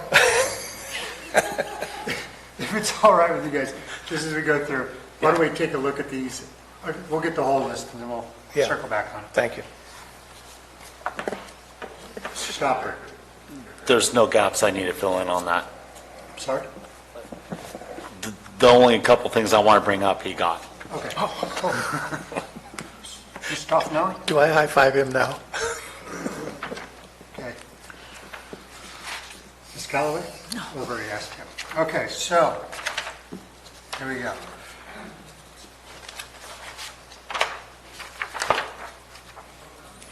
You want to do public comment first? Let's decide what we want to talk about, and then we got public comments that are more specific and be more helpful. Thank you. Okay, the LH, what was the first one, Dennis? It's on the LHMP. You mentioned that. Oh, there we go. Page S5, Supervisor Mills is proposing changing that last sentence on the 2015 LHMP, that stating that there was significant change in the LHMP. Right. Peter, do you have any thoughts on that before we poll? Well, this was drafted, this language was probably drafted just shortly after the Butte fire. There hadn't been many changes since then. You're absolutely right that, subsequently in recent years, we've done a lot. I don't know whether it's necessary to try to identify what those changes have been, or we just strike that sentence. I wouldn't strike the sentence. All I would just simply say is take the word "not" out. Just significant changes have occurred. Leave it at that. I'm just asking for a strike of the word "not." So you, John, just take the 2015 LHMP update did provide similar data, but on the home. Yes, I'm willing to work on that. It would be the not have not occurred at the very end of that sentence. Not the first not, but the second not. Okay, so just take out the have not occurred. Is that what you're proposing, Supervisor Mills? Not have, just not. Just the "not." Significant changes have occurred. Is there any objection to that? Is there any issues we'd be facing by doing that? Okay, so that one stays on. S6, subsidence is likely. Subsidence. Does anybody want to take that on? Supervisor Callaway? No. Supervisor Stauber? No. Supervisor Toffenelli? No. Okay. Dennis? S11 is the next one. S11? Page S11. Page 11. 2.4. 2.4. 2.4. Dam failure zone, inundation zone. Dennis, you want to? Well, it says there that within a dam failure inundation zone, there should be no new high occupancy structures or land divisions unless the lots contain a building envelope outside the DFI zone. I will tell you, in Murphys, that would be physically not possible, so you're not going to get new high occupancy structures in Murphys or Copperopolis or portions of Valley Springs if that statement holds. Mr. Maurer, is this required by the state? Do we have an option here to even discuss it? It strikes me as one of those state law things. I don't recall the exact requirements of state law. I think that what we're looking at here is the potential hazard. It's remote that a dam is going to fail, but it could happen, and the purpose of this would be to not put high concentrations of people in the path of that. Supervisor Mills is right. Most, if not all, of Copperopolis would be under inundation if the loan has failed. Much of Murphys would be as well. I'm sure there's other areas where, dam failure would affect other communities. I guess the question is, at what level of risk are we willing to take? I don't know if there is a specific standard in state law that says we must do this. I think this is more or less standard practice. Okay, let me see if people want to pick that. Supervisor Stopper? I'm definitely willing to discuss this. Okay. Supervisor Toffenali? Yes. Okay. Supervisor Callaway? We're going to talk about it anyways, as we jump on. Okay. We're on board. Still say no? Okay, we'll discuss that after public comment. Okay, S3.6. Yes, Page this is on S12. S12. Yes. Support the review and update of fire district impact fees to adequately fund minimum levels of service. We're stepping into the realm of independent districts and their responsibility to their taxpayers in developing what those levels of service and staffing are. We don't fund their staffing. We don't deal with their levels of service other than for the ambulance providers. So I just would say this is left to independent districts under state code. We do review Yes. their impact fees, and it goes through county council's office for review. So we are part of that system, even though they are individual districts. They're still tied to the county and tied through our review. And as a matter of fact, it has to come before this board for approval, which recently one did. I think the first word says it all, support the review. So, taking it up, see a poll? No. No. No. All right. 3-6, no. Next one is page S4.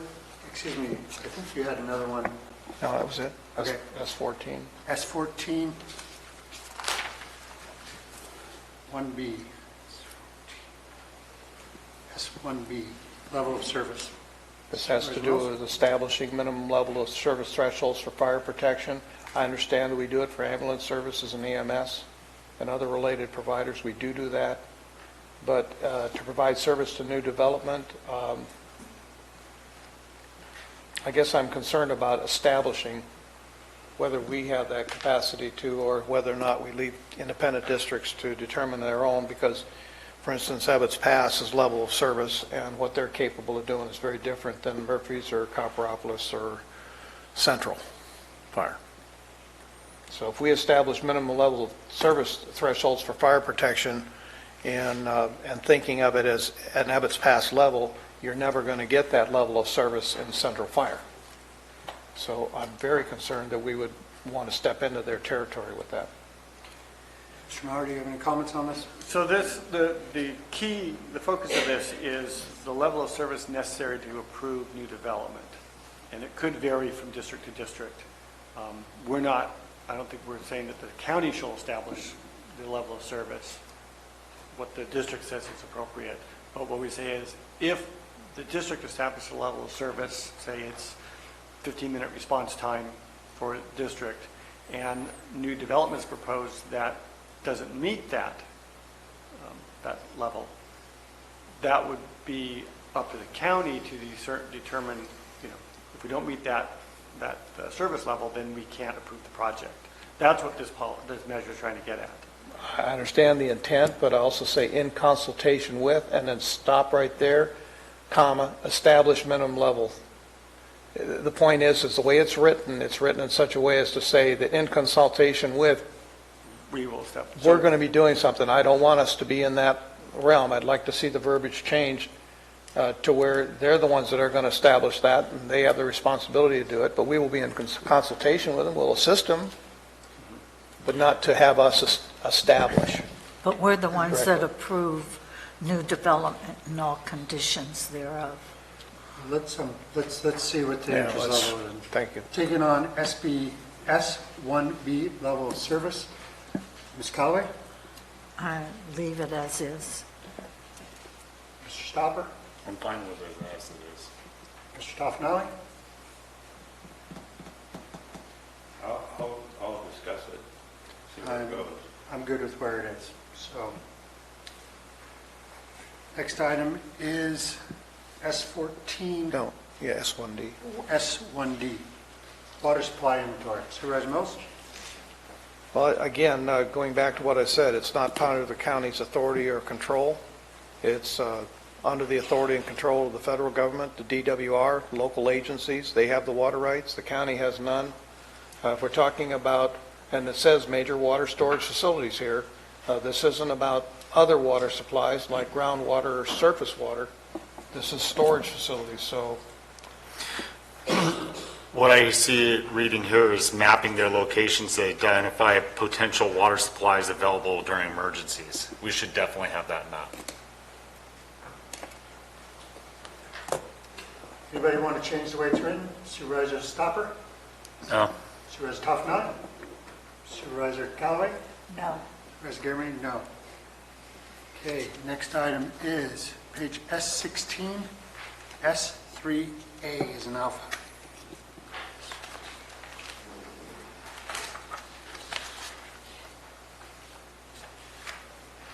Again, this is the one where I said that why aren't we just stating PRC 4290 here?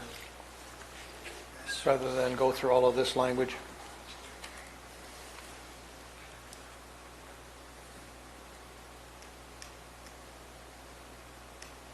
Supervisor Maurer, you have any comments on S3A?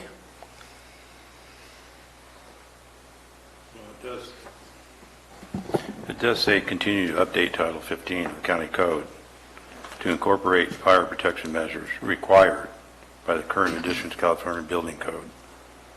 So that verbiage, I think, is needed, that we continue to update our Title 15. So you're What about the proposing no change? Look at the underlined part. Yeah, I should consider applying wildlife fire safety. I mean, I'll entertain discussion, but the core of this, I think, is there with Title 15, continue to update our county code. Supervisor Stopper, you want to talk about this? Or Sure. you good with where it's at? We'll talk about it? No. You are a no. Okay, so we'll talk about S3A. Next one is S17, S3F. Fire Safety Committee. Supervisor Mills? My point is we already have a fire safety committee within Calaveras County. It's just, and it does incorporate all of the agencies, SPI, we have federal, we have CAL FIRE, we have local fire agencies, we have foresters. It's just it's the entire range of people who are involved. So I would strongly recommend that we already have formed one and not to put this additional committee on our backs to deal with. Mr. Maurer, you have any comments on this item?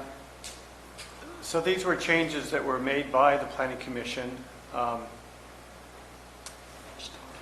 Maybe we just change form to support or coordinate with, not coordinate, cooperate with. I have no problem with that. I just don't want to form another committee. We already have one. I have a concern because the Fire Safe Committee's jurisdiction does not include reviewing the policies in our general plan. They might be involved in the hazard mitigation plan, and they're not involved in the Calaveras County Code. So that's not the jurisdiction of the Fire Safe Committee. They serve a wonderful purpose, but it's different than what I see as the Fire Safe Committee being maybe an on-again, off-again committee based on what it is that we're reviewing. We do not send our general plan to the Fire Safe Committee to comment on. Would you like to bring this up, or are you, I don't want to touch it. don't leave it as it is? Yeah. Supervisor Stopper? I'm willing to look at this and change it slightly. I think because it says here to review the effectiveness of what we're doing. Okay. So I would like the professionals' view on it. Okay, that's three. Supervisor Toffenali? Yeah, I'm willing to talk about it. I'm not sure what the intent of this fire safety committee forming is. Is this going to be a board committee? Is it going to require one or two board members to be on it?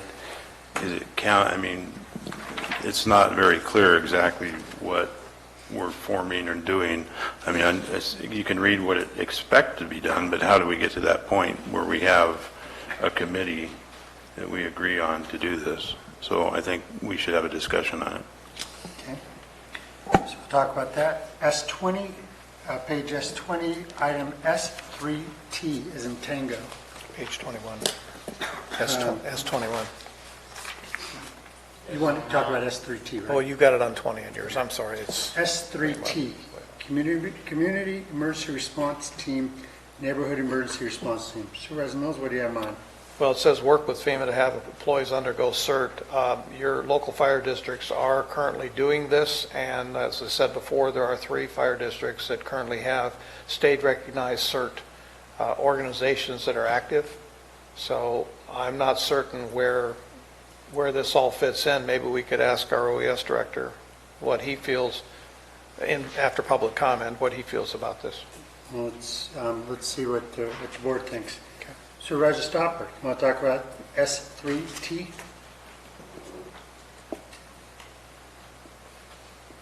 Sure. I mean, work with FEMA. If people are already doing CERT, then we don't have to work that hard on it. Oh. Okay, Supervisor Toffenelli? Sorry. I'd kind of like to hear what John has to say. Okay, bring him up, so we'll discuss it. Supervisor Mills, I have one number here on page S21, but I didn't get what item you want to talk about. Is there one more? S21 was the CERT. Okay, so I missed, okay, so those were the same? Yeah. Okay, I had one I wanted to put up, but I forgot to do it while I was writing down so fast. He's going to say no. No, this one's easy. This one's easy. This is on page S15, underground utilities. And this might be a little picky, but it says on item S-1H, it says where feasible, encourage the establishment of underground utilities. It's sort of a double wobble, where feasible, and then we encourage. I was hoping that we could say where it's feasible, because that takes into account cost and other items require the establishment of underground utilities.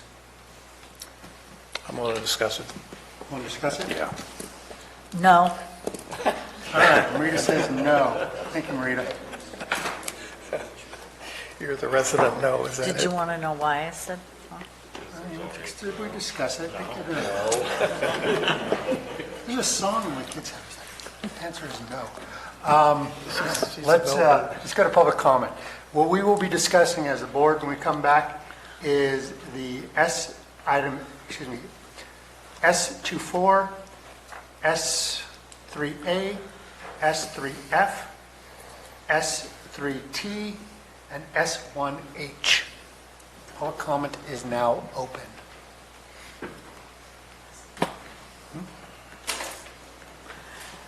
Dennis, What? what rights?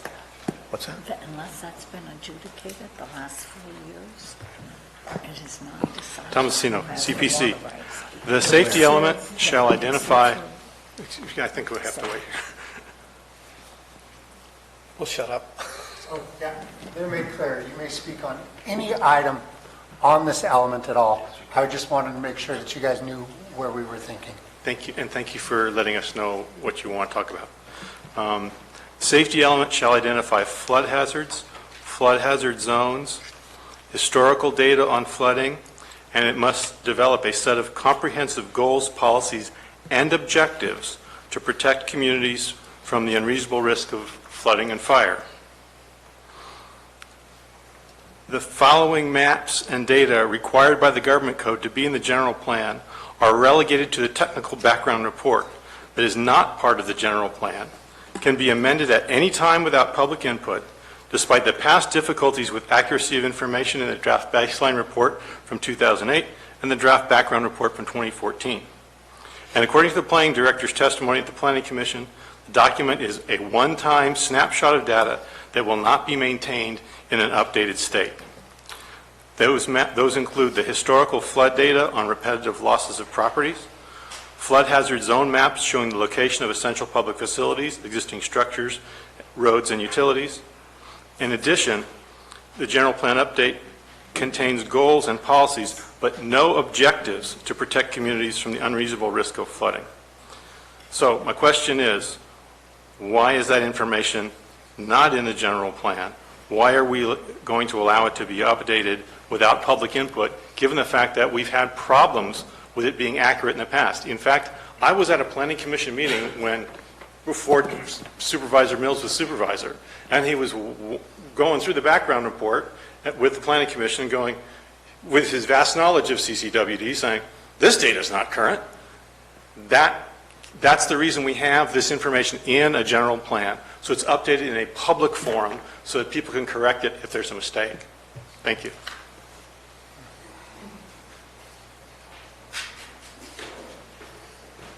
Good afternoon. Tom Hicks, CDV Development Partners. Just a question on S2.4. Is there a definition on high-density structures and land divisions? We'll have rebuttal. Okay, all right, thank you. Other public comment? Ms. Mills?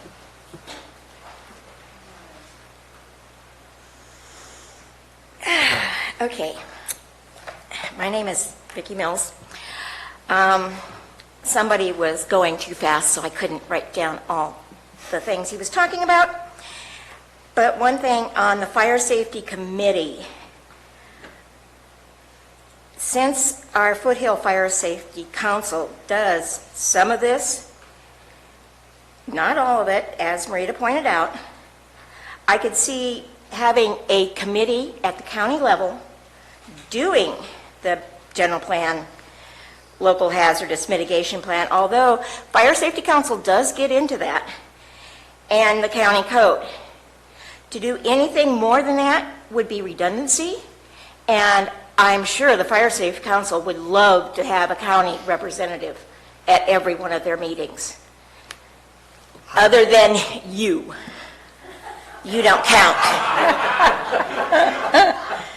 Now, as far as staffing levels, considering that most of our fire districts, our special districts, are nothing but volunteers, they're lucky to have paid chiefs, let alone a full paid staff.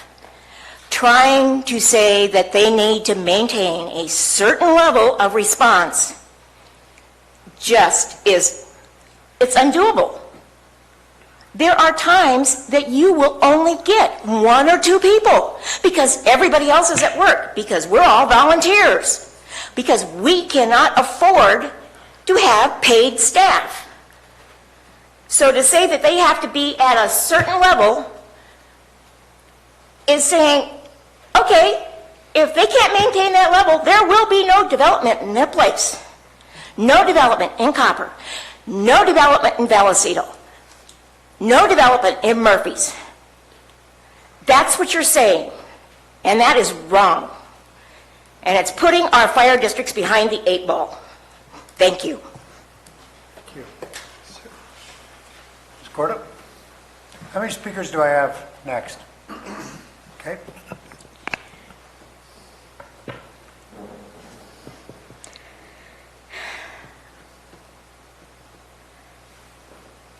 I believe in safety, and I agree with Vicki that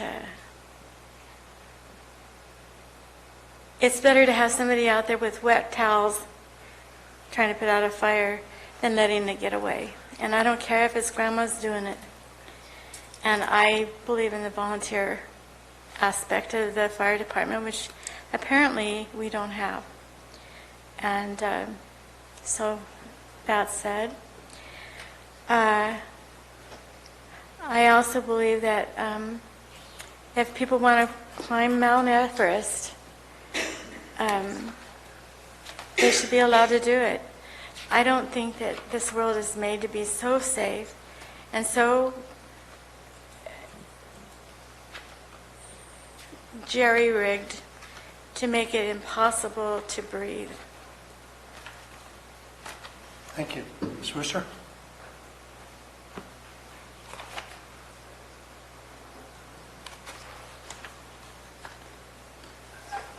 Anthony Worcester.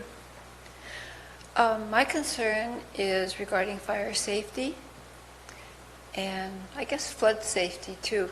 My concern is what one of the unfortunate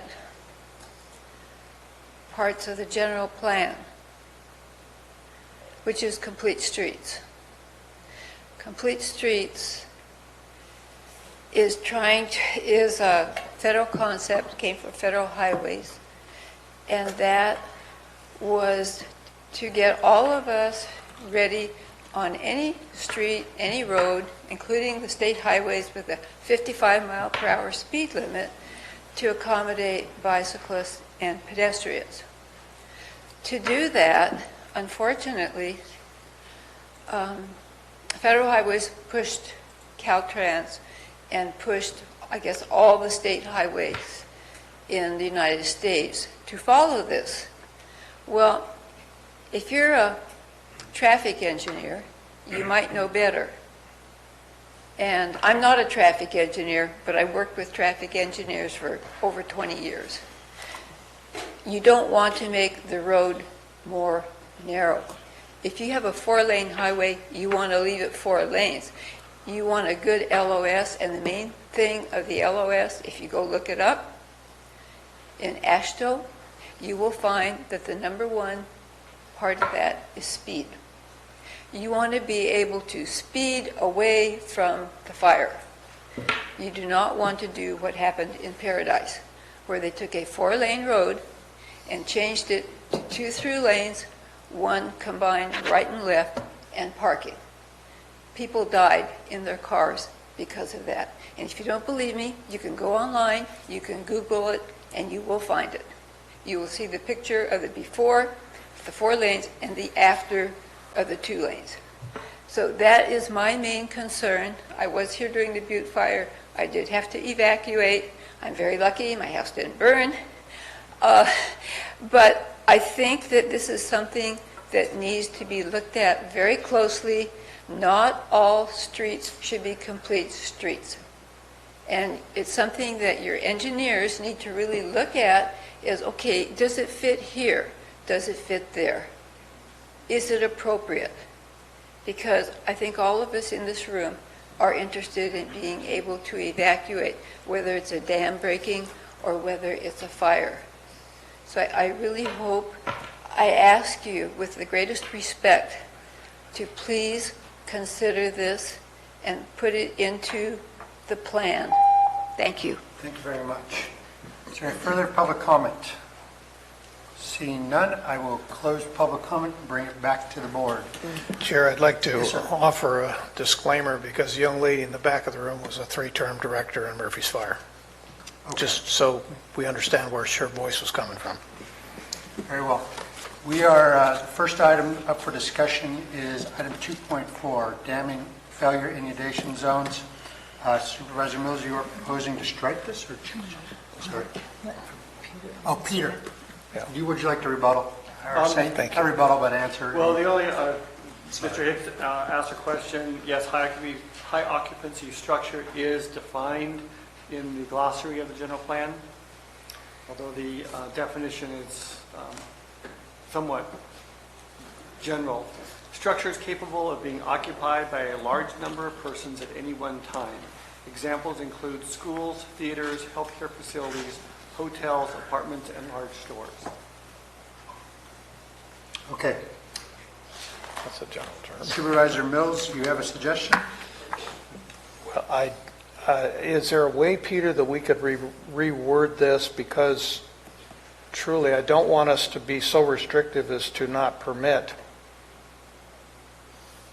Can they be subject to review? I'll give you an example. Is the FEMA flood maps for Copperopolis are at the 513.9 elevation on the lake.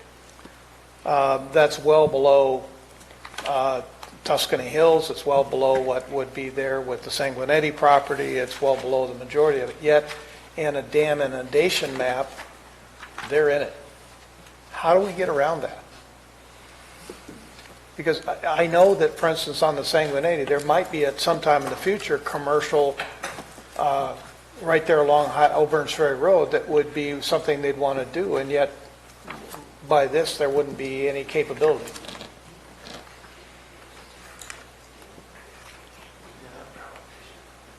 I guess it's dependent on what level of risk the county is willing to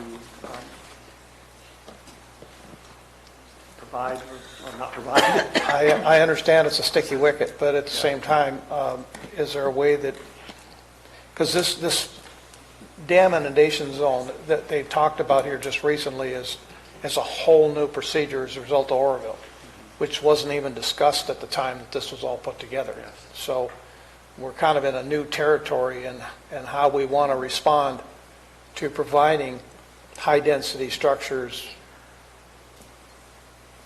in potential zones. Is something that we would want to review on a case-by-case basis and accept the risk on a case-by-case basis? I think it's probably the best course of action if that's the direction the board wants to take. Right now it says there shall be no, it's a prohibition. And we could say minimize or... Generally, those are sorry. Generally, those are like, for a hotel instance, they want to be near a river, and there's generally a dam upriver, and they are in an inundation zone. So I think a case-by-case basis may be the best idea. Somebody want to propose some language? I would like staff to propose the language, to tell you the truth. Peter, why don't you take a look at that and take a second to see if there's some easy language. I have to admit, I hear what you're saying, Ben, and you're correct. I hate to be the supervisor that approved a high-density building and got wiped out. Sir, I go out with the Department of Dam Safety once a year to the dams, and I mean, if we look at the inundation zones throughout Calaveras County, they're more than what you think, just because of smaller ponds and lakes. I believe and we would be tying our hands throughout the county. I mean, God forbid anything ever happen.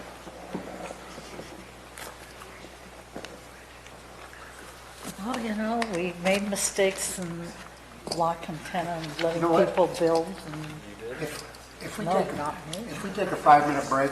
Yeah, let's. Peter, we're going to take a 5-minute break. Peter, you could come up with some language. And we'll, 5 minutes, Peter, you come up with the language. Don't stand up. You're talking about a flood. 5 minutes. So. Flood signs. Yes. But we made those mistakes. This is true. 5 minutes don't go far, folks. I understand.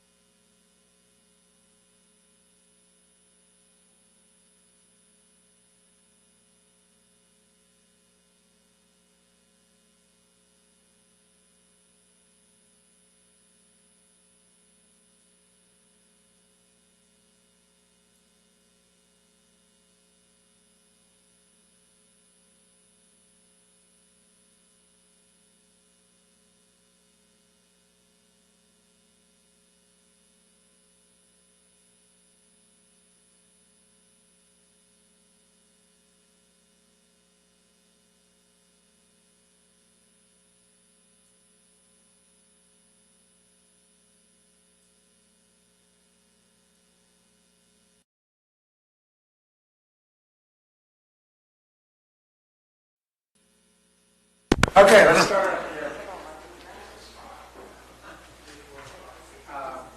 You want to hear what Peter says, or we'll start back up? Welcome back. We are on this on the safety element, discussing item S2.4 in our policies. John, you have something you'd like to add? Actually, we worked during the break, so Okay. he has some language that he would like to propose. Peter, tell us the solution. So, yes, I tried this language on the slides. Within the dam failure... Thank you. Within the dam failure inundation zone, development of new high occupancy structures or land divisions shall be designed to minimize risk to the public and mitigate risk from flood inundation. What do you guys think? Supervisor Mills? Does that meet the mark? You want to read it one more time so we're real clear on the record? Within the dam failure inundation zone, development of new high occupancy structures or land divisions shall be designed to minimize risk to the public and mitigate risk from flood inundation. Does that work? I'll tell you why this is so important is because, and I talked to Seattle about this on the break, is when you start talking about Oroville, what does the flood inundation map look like? It goes all the way to Sacramento. It does. So that means Marysville, Yuba City, every municipality downstream of that is in the flood inundation zone, and literally you couldn't build. We don't want to go in that route. That's why I brought it up. So if it works for you? Yes. Supervisor Toffenali, does it work for you? Yeah. Supervisor Stopper? Yes. Supervisor Callaway? Yes. Supervisor Garabedian? Yes. Excellent. 2.4 She is slipped. done. I don't know, I had chocolate. I'm going to run down to the treats and buy a whole bag of it. My item's up down the list. You didn't share? Okay. Next item for discussion is page S16, item 3 alpha. Page S16. S16, 3A. Supervisors? Yes, Chair, I think what we're talking about is consider applying wildfire safety positions to additions, significant authorizations to existing structures. Yes, Tom, why is that? In talking about S3A, about the consider applying for wildfire safety provisions to additions, significant alterations, existing structures. I just didn't understand why that was added. To me, this is just, why don't we just restate PRC 4290 and be done with it? We adopt that as part of our building code anyway. So, That was added by the Planning Commission. I think there was a concern by some commission members that there's construction that is done that does not trigger certain requirements, particularly additions and modifications. And so that was the reason why the commission added that. So if I might ask, so we're considering it. So we're not saying we're going to do it because I have some broader issues about this. Now it'll impact other stuff. So this is something to be considered. Yes. So we'll be reviewing, it says we're going to review our design standards and our code requirements to make sure they're consistent with the most recent revisions to the various standards that are adopted by the state, and the commission suggested that we consider that at the same time. Supervisor Mills, do you have a specific correction? no, that's good. I'll pull the item. It Okay. sounds like we pretty much got it understood. Next item is page S17, S3F, as in Foxtrot. Fire Safety Committee. Dennis? Well, this is talking about what is it that the Foothill Fire Safe Council currently does, what is it that they might want to take on, or would they be overwhelmed? And I did appreciate the suggestion that possibly, a fire safety committee formed within the county personnel themselves, because I know that you do currently do that right now. The LHMP is something that you work on. You're looking at the general plan as it's being done. So through your office and OES, this is basically something you're already doing. Is there additional pieces that we need to put in this puzzle? The advantage of creating a countywide fire safety committee would allow our stakeholders and partners throughout the county. Right now, there's a Foothills one, which may have different influences, both from a fire safety standpoint and occupancy standpoint, versus something that's in the valley. So combining those, or having a way that the Foothill Committee and maybe if there's a Valley Committee can come together would be, I think, is what the goal of what's written here is. So this would be like bringing together someone from the Fire Chiefs Association, somebody from SPI, somebody from the forestry, or from federal, and putting them all in the same room to have a conversation about specific items? Yes, and as it relates to the review of the LHMP, which is Local Hazard Mitigation Plan, and then the 5-year review of that, which actually is one of our functions as the Office of Emergency Services. So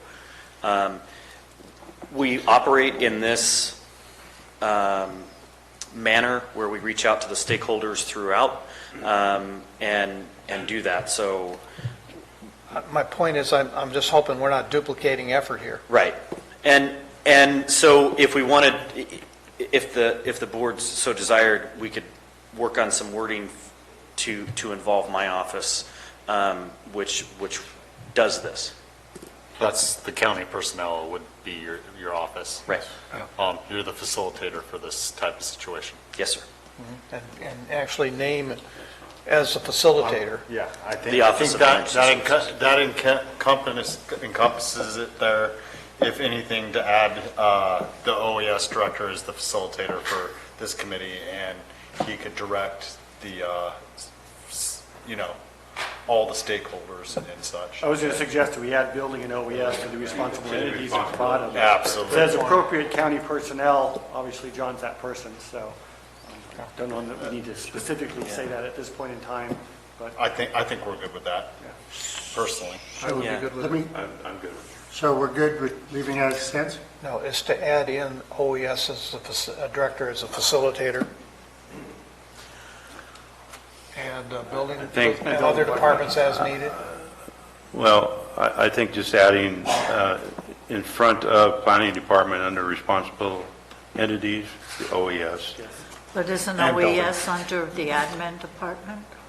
It is, but maybe in this case, it's probably worthwhile to specifically lay out Spell it out. where in admin that is. Does that work for everybody? Adding in OES, under responsible entities will be OES, planning department. And building. And building, And right? building, too. And building. And maybe revise fire safety to local hazard mitigation planning, or the title. Fire is very narrow. Yeah, because that's very narrow when you talk I about think fire we could safety. be. This specific one's under fire hazards. Oh, okay, yeah, so I can see so- that. That's a piece. Right. So this reference is a piece of what we do here. But you're more than welcome to talk about everything else with them. So the item for, so let me make sure I got this right. So under Fire Safety Committee, S3F, we are deciding whether we're adding OES and building along with planning department and administration as far as responsible entities. Is that correct? Yes. Is everybody in agreement? Yes. Rita? Yes? Awesome. Do you got that? Got it. All right. 3T. Okay. S20? That's funny. 3T, Tango, Community Emergency CERT. Supervisor Mills. Well, again, this is an action that's already undertaken and in process. Is there any more that we need to do? This is, When I read S3T, I see a reference to employees, which I assume is our county employees, and I believe what they're referencing here is through CERT and NERT is actually NIMS and SIMS, which is the national structure and the state structure. Our employees to be NIMS, which is National Incident Management System compliant, have to take various trainings. There's about 3 to start with. They're all online trainings, but they introduce the employee to the framework of incident management system, and it can be a requirement under times. So I think that's what this is being driven at here. I don't know who inserted the language, but This language actually came from CAL FIRE's review of the draft safety element. but Peter, at the time that they reviewed that, we did not have any active CERT programs in the county. So And maybe it we is- just add the word continue to work with. I would rather just continue to work with. It's a simple statement. That way, if other CERT, It may ebb and Are flow, formed. personnel may leave, so I think that. correct, well, the important distinction here is CERT is not our employees. no. And so that's when I read work with FEMA to have employees undergo, that indicates to me a training requirement. Because your current CERT employees or CERT people are being They're work through the volunteers. fire departments as volunteers, so that's a Correct. different framework completely. Correct. Do you want to bear that kind of responsibility For training our folks, absolutely. to incident command standards? Yes. Okay. We're required to receive FEMA funds. Supervisor Mills? Well, it's something that staff feels needs to be done. I would leave it as is then. Leave it as it is? Well, what I would like to see different is But you instead want of to undergo CERT and NERT training, You just want to use the word continue. NIMS/SEMS. It's NIMS/NEMS, and that's the State Emergency Management System. And those are the two framework trainings that we would require anybody that would work as a disaster service worker or in the ICS structure to have prior to working. And there's no cost behind it. It's online through FEMA. Yeah. So we have continue to, your proposal, if I got this right, Supervisor Mills, is continue to work with FEMA to have employees undergo NIMS and SIMS training to identify. Is that correct? Yeah. Yes. And then we want to change the title of that measure to reflect. So I can get that from you. Let me make sure we got 3 votes. Supervisor Yes. Topper, Supervisor Topelli, Supervisor Callaway? Yes. Supervisor Garamendi? Yes. Okay, good. Got that one. Time for a no. Oh, jeez. Not yet. Don't ask for much, Marita. Now we're on to All right, we're yours. going back to my little thing, S15. Give Kenny a kiss. Oh, my God. S15, under item S-1H, I'm asking that we remove the word encourage and change it to require. What page you on? I'm on page S15, underground utilities. S1H. And I'm doing that because it says when feasible, which is wishy-washy a little bit. And instead of doing double wishy-washy, I said require from encourage. So if they determine it's not economically feasible, it's not required, is that it? This is not It's still going to gonna change be- the course of the EIR. It's still going to be a Okay. wishy-washy no matter how you do it. Come on, I need cost you to, 2 kisses. I'm a no on this. And we're doing a lot, and we're trying to encourage development or what have you. Undergrounding is very expensive, one. You're now talking, generally, you're talking your electric, your Comcast, or your phone. So what you're saying, and by saying required, I'm going to build a house, and now I have to underground to my home. Or I'm doing a parcel split, and I'm going to put in 2 houses, and I have to underground the overhead facilities, all 3, assuming it's a joint trench. It's very expensive. And I don't think if we say mandated under I'm going from memory, the California Public Utility Code, if you have a subdivision of 4 or 5 lots or more under an acre or less, you're mandated to go underground, or somewhere in that ballpark. So you put in a subdivision, generally, you are mandated to go underground. But if you say and mandate the establishment, then you're talking about anybody who wants to build on a lot that's in an overhead area. And I think that's too expensive. I learned a lot about expenses after the Butte fire, and fires are expensive, and rebuilding and restraining is Correct. very expensive as well. So I think we're talking about hardening our communities. This is not going to change the course of the universe, but it's a statement that we want people to do that if they can. So, but what you're talking about is, since most of Calaveras is overhead, and so you're talking about the service line from your distribution system to your house, so you're making the individual. And what you're really wanting is to underground your distribution system. And then, of course, This place is it going to goes. fill up with PG&E lobbyists. I'd probably try that. So I can't support that. Okay, let's go down the line. Supervisor Mills. City of Angels Camp downtown, it's all underground. It was done about 15 years ago, 20 years ago. No, it was under my watch as PG&E manager. But it's underground. I'm in downtown Vallecito. I'm the only undergrounded residence in the town site.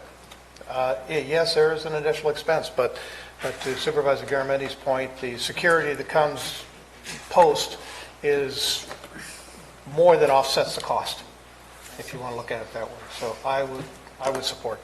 Supervisor Stopper? I got a question prior to making my decision. Is this for each individual house? Mr. Mauer, how would this be applied?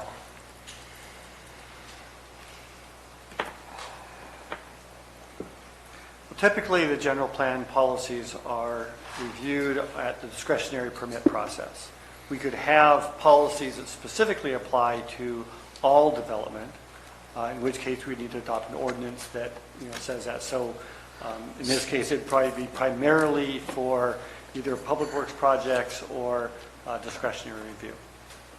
And that could be, it says, where feasible, we could require it. So if we get into the position where we as long as we could review an ordinance in the future and make that decision, I'm okay with that now. So, Mr. Mauer, I'm going to do a parcel split. So, of course, So I part want to of what serve, we so looked at it's then a would be the discretionary. feasibility of requiring underground service. It's feasible. There's no, it's the price tag to do that. I'm just going to do a Feasibility parcel. includes cost. The consideration of feasibility would include the cost. Well, Possible who- means it's, Who's to say what's feasible and cost? I meant, that would be the determination by the approving authority, whether it's the planning commission or the board of supervisors. so that means I don't have a lot of money and I want to give it to my kids and we want to build houses, and et cetera, and it's going to cost $40,000.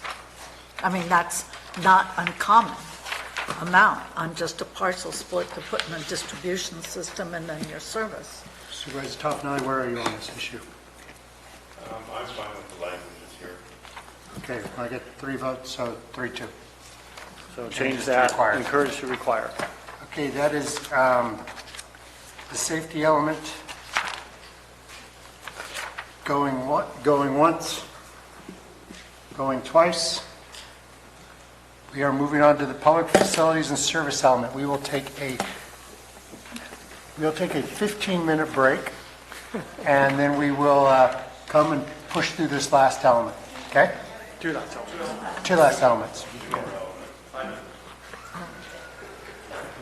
All right, 15-minute break.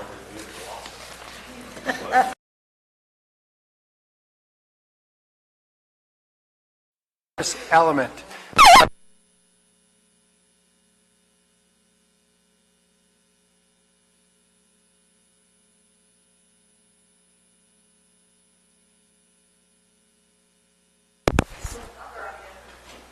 Okay. All right. Marita was worried, if these microphones were undergrounded, we would not have had them go out.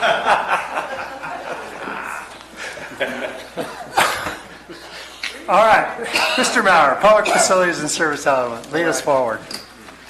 So this, pretty self-explanatory, talks about the various public facilities and services. There are a couple of sort of unique provisions that we've put here. There are 2 requirements that we address pursuant to state law. One is about disadvantaged legacy communities, which differ from disadvantaged communities.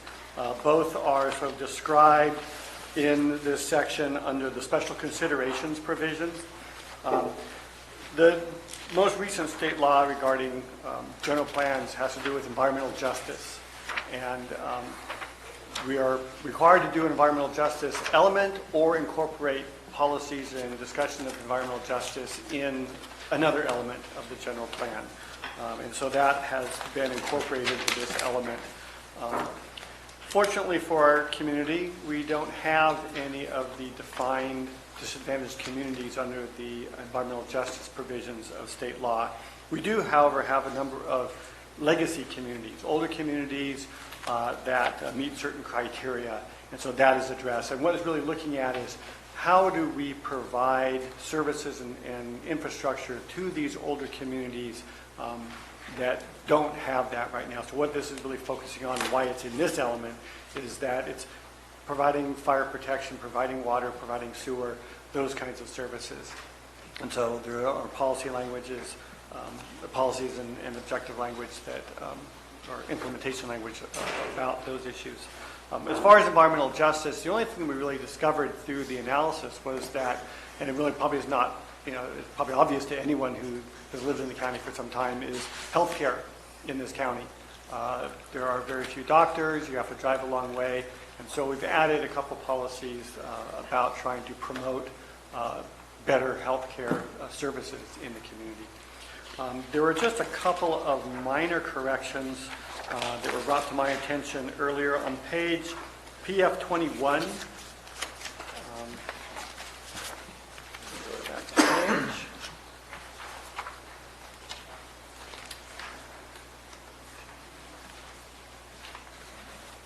Under PF2J, it refers to the northeastern San Joaquin groundwater basin. That should just be the eastern San Joaquin groundwater basin. And similarly, under 2L, it just says the east San Joaquin. I guess that's supposed to be the eastern San Joaquin. So those two corrections we'd like to make. Is there any objection to those corrections? Okay. That's all I have. All right. We all know the drill. I'm going to start at the other end today. Supervisor Toffenelli, anything you'd like to discuss in this section? No, not at this time. Sorry. Excuse me. No, not at this time. Supervisor Stauber? I was just at it and I lost it, but there's other spots. San Joaquin Eastern Water Groundwater Authority. It's called somewhere in here. It says Bank Authority, and I'm wondering if an autocorrect or something. Right. No, it's here somewhere up farther. I'd have to go back and find it. Go ahead, Mr. Mills, and I'll find that one while you're. How about it, Peter? Would this be helpful if we said anywhere in this section that you find that here it is. inaccuracy, you could go ahead and repair it?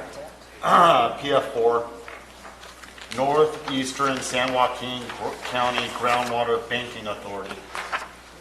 That's correct. Incorrect. That is it. I just would like that corrected. PF4 what?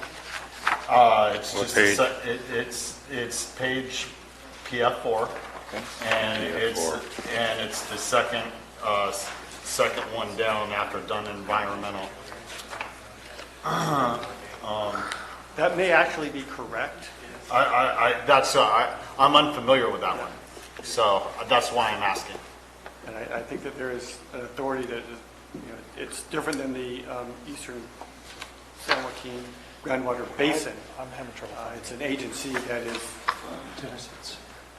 PF4. So it looking may at exist. groundwater banking. Second one down, and it might be But it could be a little basic. different on yours.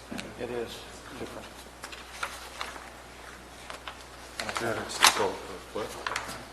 Unless there's someone that actually knows for sure whether it should be basin or banking, I can just research that and find out what is the appropriate, and give you the authority to correct it if necessary. Mr. Stopper?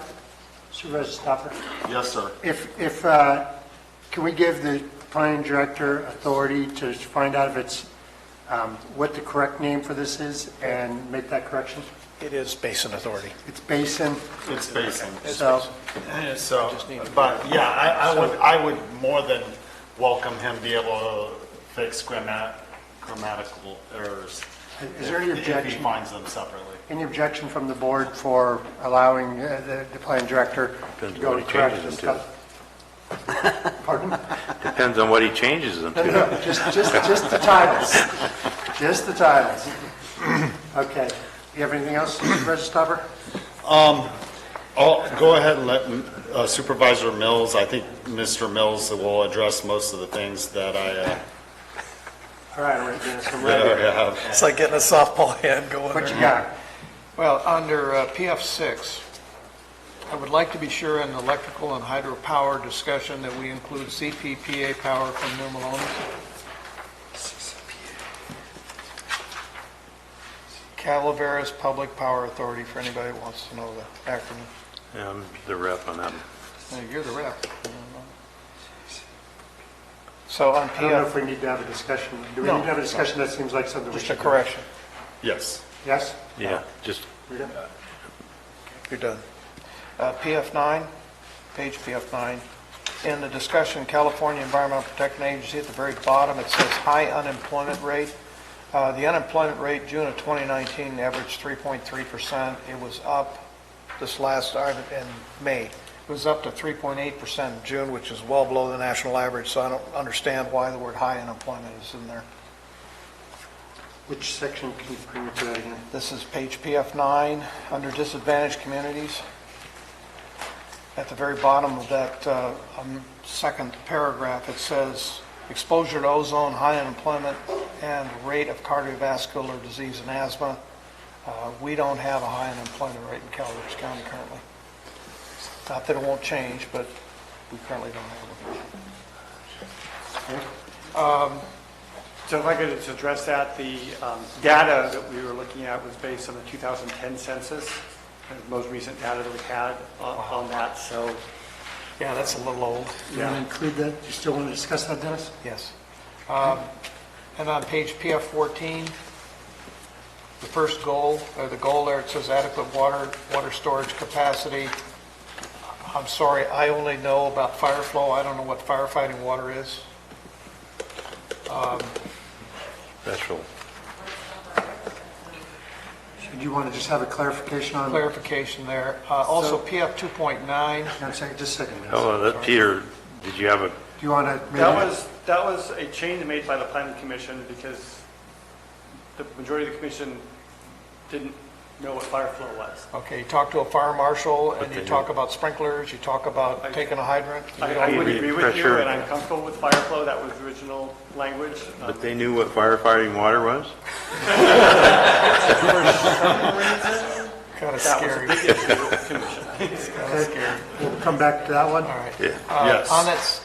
On that same page, PF 14, on PF 2.9, protect water rights for the county water districts, I would like to add the word "and water reservations," which means these are water rights that haven't been perfected, but we are a source county, so I want to get that in the discussion.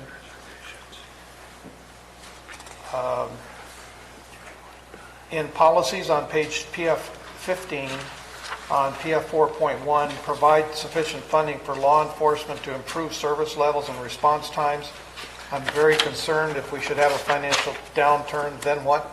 We are locking ourselves in right there.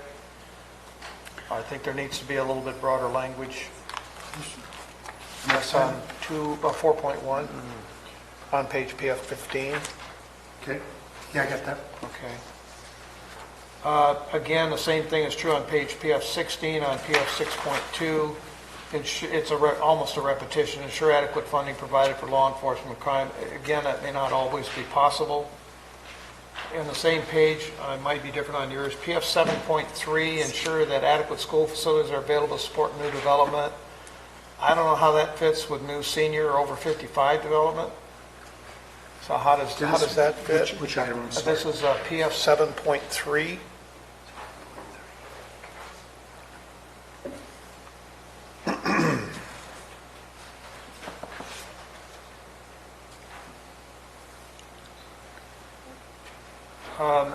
Here we are, we're going again on PF 18. That's kind of a repetition of level of service thresholds with special districts. I understand with county departments, but in consultation with us is a repetition of what we discussed before. Which item is This that? is PF 1A on page PF 18.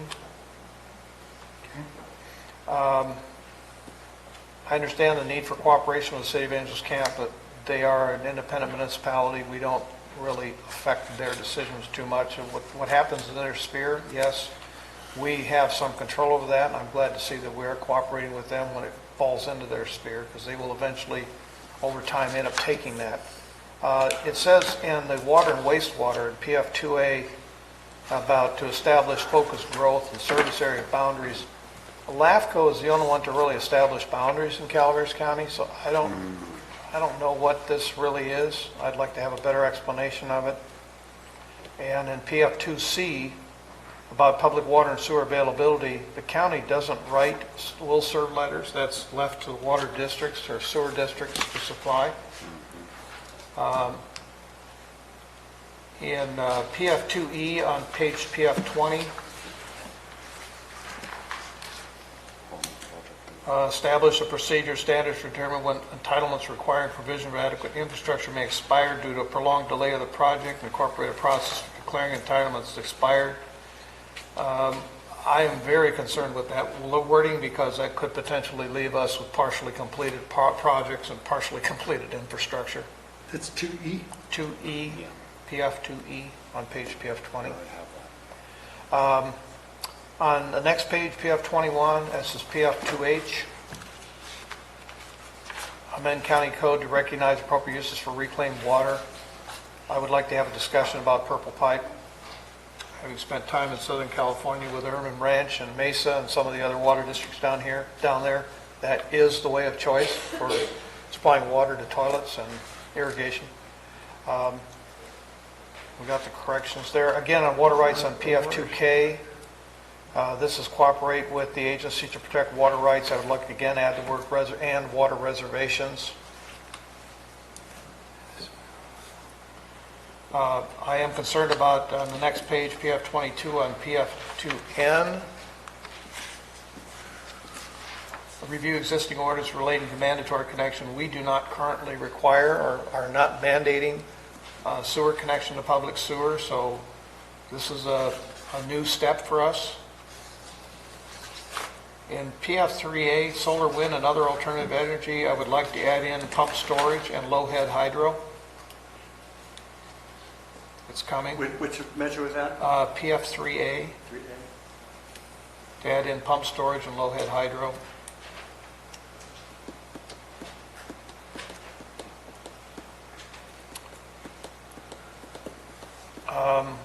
It's on the next page, PF23, PF4C, fund law enforcement and emergency services. I know that Copper and Valley Springs already have benefit basins. They're not so much for emergency services, but establishing a development impact fee is almost a mandate to do that. I'm not certain how that would work with independent districts, or whether they would have more of a control over it.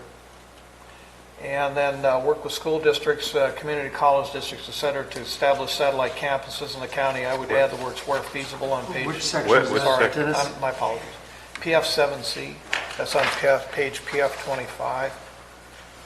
It's on schools, work with school districts, community colleges, others, entities to establish satellite camp. We've tried that in Vallecito here just recently, and it hasn't worked out that well. And I know that Columbia College has developed some kind of a satellite facility this way in Amador County. I think it's in Jackson.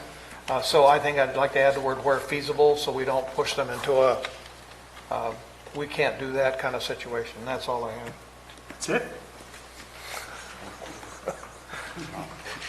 As he says with a smile. Totally being cheeky. Supervisor Callaway. Mr. Mills took care of the few that I had. Is there anything left? No. I don't think there's any gaps to fill in. Okay, so I'm going to go down the list and we're going to decide what we want to discuss after public comment. The first is on page PF9. The question came under unemployment. Do we want to acknowledge that there's unemployment in some of our severely disadvantaged communities based upon the data that we have? Or possibly just remove it. Well, Just remove the statement. as a person who represents this severely disadvantaged community, I think it's appropriate as it stands. If anybody wants to go to Railroad or West Point with me, and We all have pockets in the respective right, but this is areas of the specifically county. to the disadvantaged communities under EJ. Is there anybody who wants to bring this up? Supervisor Mills, yes. Supervisor Stopper? No? No? Supervisor Callaway? No, I'm really not clear what you're asking, Supervisor. Supervisor Mills, you want to explain what you're asking? Well, the statement is countywide that our unemployment rate is below the national average, and for us to, my apologies. The national, we had 3.3% in the month of May. We're significantly below the national average countywide. Yes, we have to acknowledge there are high unemployment pockets within the county, but this statement is almost a blanket statement. And conditions have changed over the last 4 or 5 years, and this was developed back, as Peter had said, back in 2010. So the data is quite old. Except that that can happen. It cycles, and instead of going back and forth, I'm sorry, Ben. Maybe a Okay, solution would be just to add. We don't have 3 votes to discuss this. Thank you. PF 14, PF 2 Alpha.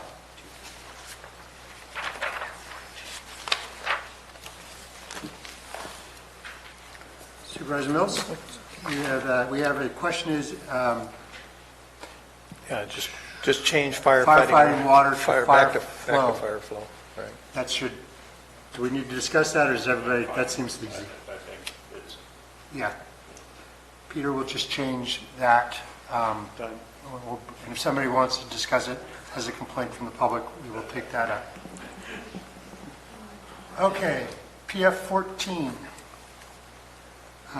It's 2.9, Supervisor Mills is proposing protect water rights and water reservations.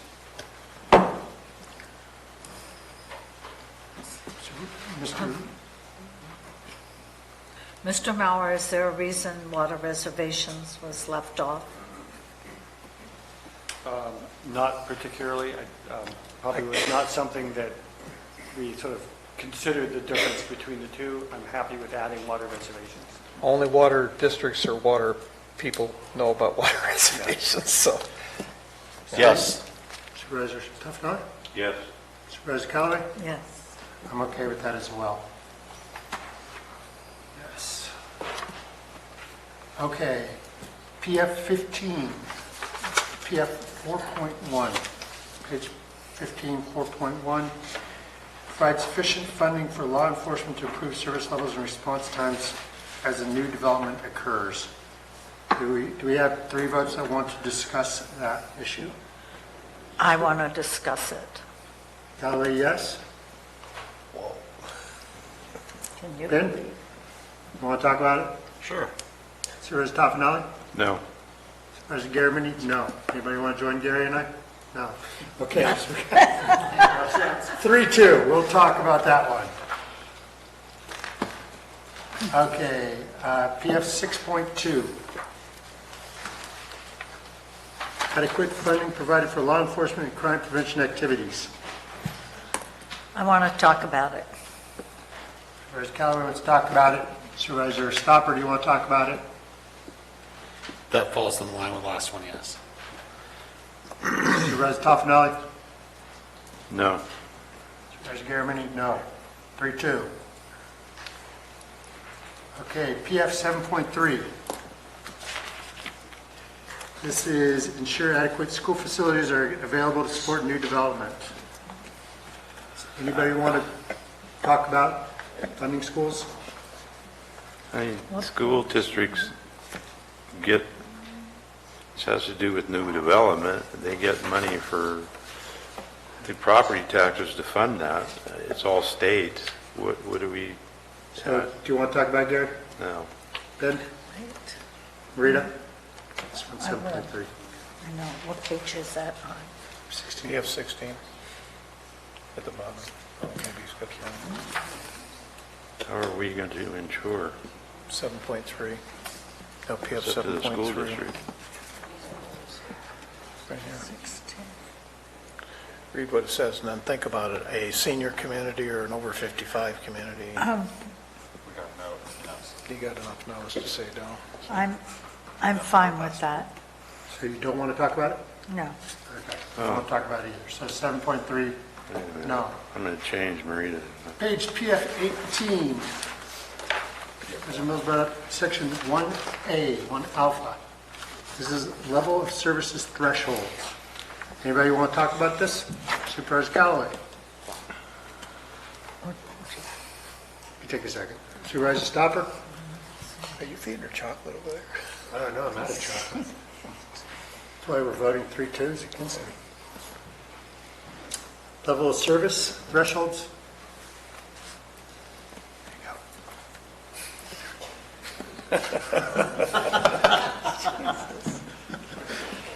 Tootsie Roll goes a long way. Supervisor Stopper, do you want to talk about PF 1A? No? Supervisor Toffenelli? I will. I'll say yes, simply because it says establish minimum levels of service thresholds for water and sewer. Well, in consultation with In consultation with special, but still we'd be involved in establishing minimum level. So I'll talk about it, I think. Okay. Think about it for fire. Supervisor? Did we do 1C? Did I miss you on that? We have not brought up 1C. No. We could circle back at the end if you'd like to talk about that. Let's see if we, level of service threshold, I have Supervisor Mills, yes. Supervisor Stopper, no. Supervisor Toffenelli, yes. Supervisor Callaway? No. Supervisor Garamendi, no. PF 2A, LAFCO, define provider service boundaries. Supervisor Toffenelli, you want to talk about that? No. Supervisor Stopper? No. Supervisor Mills is a yes. Supervisor Callaway? No. Okay, it goes down. 2A. PF 2C, public water and sewer availability.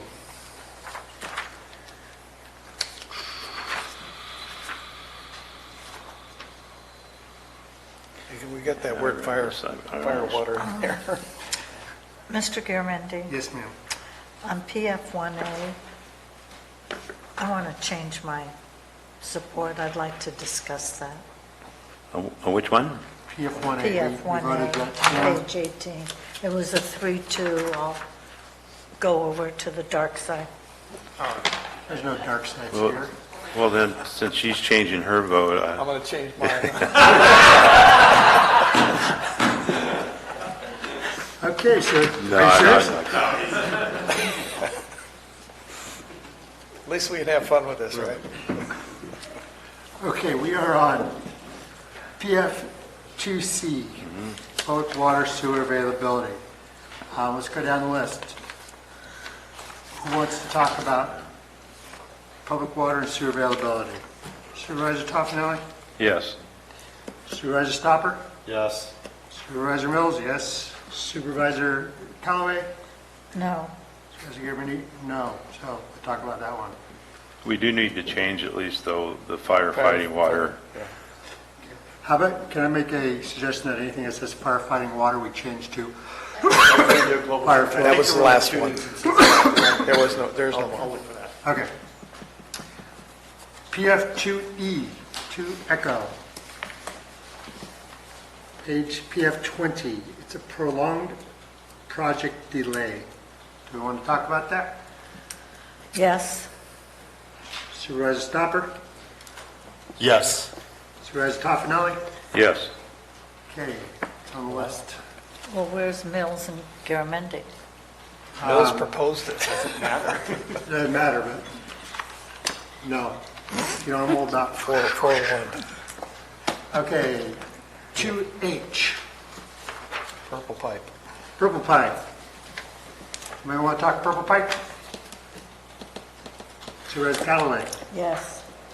Supervisor Stopper? Oh, I always want to talk about purple pipe. Supervisor Toffenelli? No. Germany, no. Okay, so that's a talk about that. 2K, water rights. Adding reservations. Adding the term "and reservations," is that your one point? I think we could probably do that. Is everybody okay with adding "and reservations"? Yes. Okay, we don't need to do that one. That's approved. Unless our minds change after public comment. 2N, November, connection to public sewer. Mandatory. Review existing ordinance related to the mandatory connection to public sewer and amend as necessary. Supervisor Stopper? Second favorite subject next to parochial pipe? Well, you know, They're all tied together. it all smells the same. Well, hopefully not, really. But by the time it's a plant operator. yeah, purple pipe, it's supposed to smell a lot better. Yeah, lock and ten in the golf course, they all, yeah. Who runs that? Who manages that plant? Supervisor Stopper, you want to talk about 2N? Can we go to closed session? No. No. No. No? I'm joking about that. But yeah, what's the issue with this? The issue is that under current code, there is no requirement for mandatory connection, only when, and I think Peter could speak to this, only when a system is failing and you are within, 200 feet of an existing municipal sewer system, you are required, or no, you may connect, doesn't say you shall. So this is going to push us all into shalls. And I'll give you an example of that real quickly. If you extend the sewer line from Coppertown Square down Cheyenne to tie in to get that all tied in together, you could literally, by changing this ordinance to mandatory, force every person on Cheyenne onto the CCWD sewer system, as an example. So the operative term is to review the ordinance. And That would come out with the ordinance. Right now, this is, directing us towards that. I'm willing to have the conversation later, so yes for now, and then we can hash it out then. If there's another... Huffnall? Sure. Supervisor Callaway? No. Supervisor Gierman? No. We will talk about 2N. 3A. It's on page 22, PF 22, 3A. Solar, wind, and other alternative energy. This is where I would want to add pump storage and low-head hydro. Anybody want to talk about this? No. Supervisor Stopper? No. Supervisor No. Keller? Supervisor Garabedian? No. 3A is no. Page PF 223, 4 Charlie. Funding law enforcement and emergency services. Anybody want to talk about this? Supervisor Callaway? Yes. Supervisor Stopper? Sure. Supervisor Toffenali? Does it matter? You have 3 votes. It does matter. Okay, so yes, I'm a yes then. Yeah, just jump on for the discussion. Okay, so that one we'll talk about. Last one. 7C. 7C. Yeah, so. I wanted to add the words where feasible. Okay, so who wants to talk about 7C? Supervisor Toffenali? No. No. Supervisor Callaway? No. No. 7C is up. Okay, just so I'm clear, check your list, Dennis, make sure I got this right. You got it. You got it. PF 2. We've already done PF 2.9, your issue there. We're going to talk about PF 4.1, PF 6.2, PF 2C, PF 2E, PF 2H, PF 2N, PF 4C. And Ms. Callaway changed her vote for PF 4.1. She did. She did. She did. Okay, I said that, but correct. Oh yeah, you wanted to make a change to 1A, Rita? No. I may be mistaken. It was 1A. Yeah. 1A, okay. And didn't Supervisor Callaway did you want to I discuss wanted to. 1C as well? I also, Or- I'd like to discuss page 24, PF 6B, community policing, 6B. 6B, Community what? policing. I'll just tell you now why I want to do it. The vote will be easy. I don't understand why it'd be in the general plan. That's not under the purview. That's under the jurisdiction of the sheriff on whether he or she wants to have a community policing program. That's why he's an elected sheriff, so I can't understand why it would be in the general plan. And the only entity on it is sheriff. So, Peter, is this something that's mandated? No? This is Okay, who wants to talk about, let me go through Maria's list here. Who wants to talk about PF 1A, level of service thresholds? Look at it. Supervisor Mills? Hang on.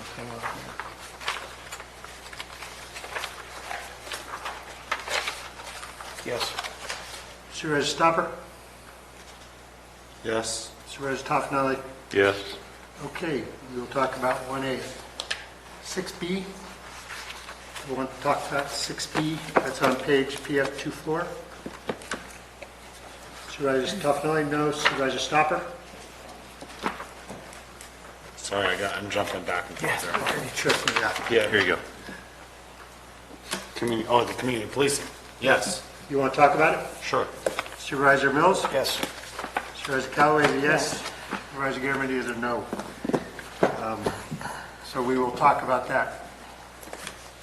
All right, there's our to-do list after public comment. I would like to welcome the public up to speak. You may speak about any element any item in this element, and you kind of know what we're thinking about up here. So let's begin.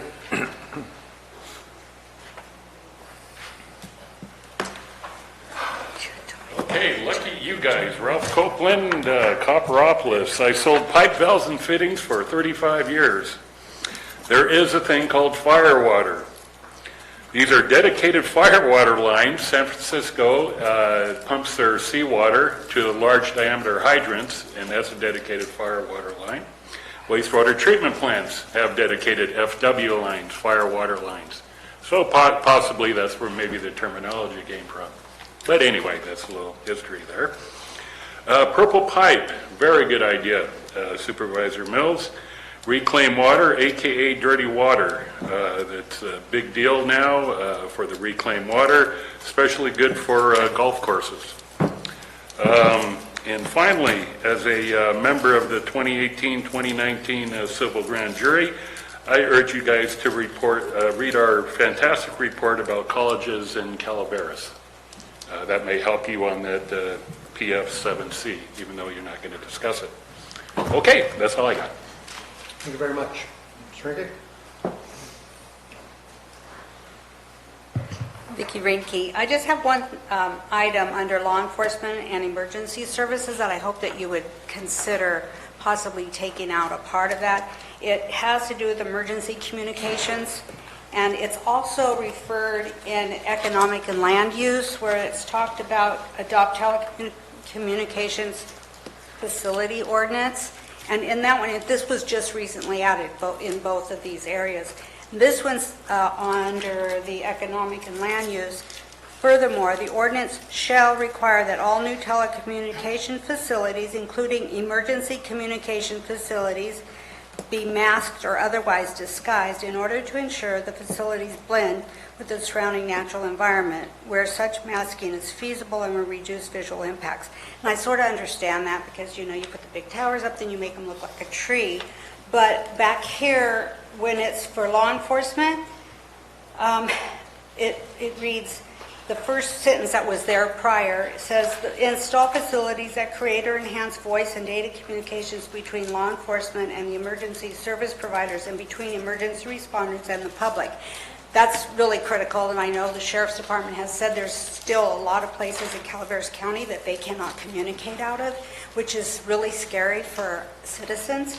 And so this one was added, and I'd like to ask you to consider just taking it out of this one. It says the county shall consider the environmental sensitivity as well as the efficiency of the site chosen for installation of new emergency communication facilities whenever feasible and equivalently useful, sites that are less environmentally sensitive shall be selected for placement. I just don't think we should be concerned about that when it has to do with the public safety, so I hope you'd consider taking it out of there. Thank you. Al? Good afternoon, Board. Al Segala, Taxpayer Association. This is an easy one. We need to identify what the cost would be for somebody coming to our county, buying a lot, and building a home. It's not complicated, but if we can identify what those costs are, then the next thing we need to do is identify the changes in those costs due to our activity with this general plan update. I think if by doing that, we'll have a clear picture of what we're doing for or to the people in our county. And I recommend that to get somebody that's familiar with building costs, including the cost of delays. It's very important because the cost of delays sometimes could be more than the additional cost of something that's prescribed. And also, some of the costs are not your doing. It comes from the state, which means you're innocent, more or less. Those need to be identified as well. So when we identify these costs and we find those that are not reasonable, we need, in the case of coming from the state, we need to communicate with the state through elected representatives, CSAC, and RCRC, and to try to get some common sense in the process. It might be a while before we can do it, but if we don't try, we know the result will be. We'll have continued increased regulations until finally we strangle our economy. I hope you find that makes sense. Thank you. Thank you. Mr. Vecino. Good afternoon. Tom Vecino, CPC. I want to talk to two of the items you're going to discuss on the subject of funding law enforcement, policies 4.1 and 6.2 and a couple of others on implementation. In 2008, there was a nexus study done by the Sheriff's Office showing that there was a law enforcement shortage. And it proposed a nexus fee to charge new development. At that point, the Board of Supervisors declined to adopt that fee. So for the last 11 years, you've not been getting that money. As you all know, the sheriff needs that money, so this is an important policy for this general plan. We need to start going to these places. If you want to become a modern county with the levels of development you're projecting in the general plan, you need to start adopting the fees to make sure that the services and infrastructure are there to serve. Second thing, this is really complicated, so if you don't follow it, it's okay. This is PF2E. This is about will serve letters, establishing procedure and standard for determining when entitlements requiring the provision of adequate infrastructure may expire. What are they talking about? Why would that ever happen? Okay, you go to propose a tentative map, and you guys okay it. And one of the conditions is get a will serve letter from CCWD. CCWD gives you a 5-year will serve letter because your tentative map says you're going to get it done in 3 years. Should be fine, right? Okay, you don't quite get it done in 3 years. And the legislature, in its infinite wisdom, has been extending tentative maps 3 years and 3 years and 3 years. We have tentative maps out there that are 14 years old. And CCD, for free, is continuing to count those as reserved water when they're evaluating their water supply assessments for new projects. Okay? In other counties, what they're doing is say, hey, every 5 years we're going to check.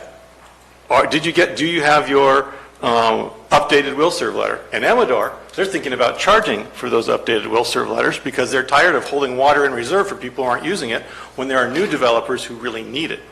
So that's what that's about. So I'm going to let you figure out what you want to do with it, but I wanted to make sure you got the background on that before you jumped into it. Thank you. Thank you. Any other public comment? Seeing none, I will close public comment on this item and bring it back to the board. Let's start at the top.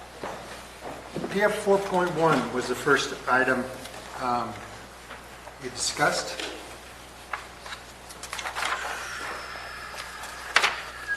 It is Page 15.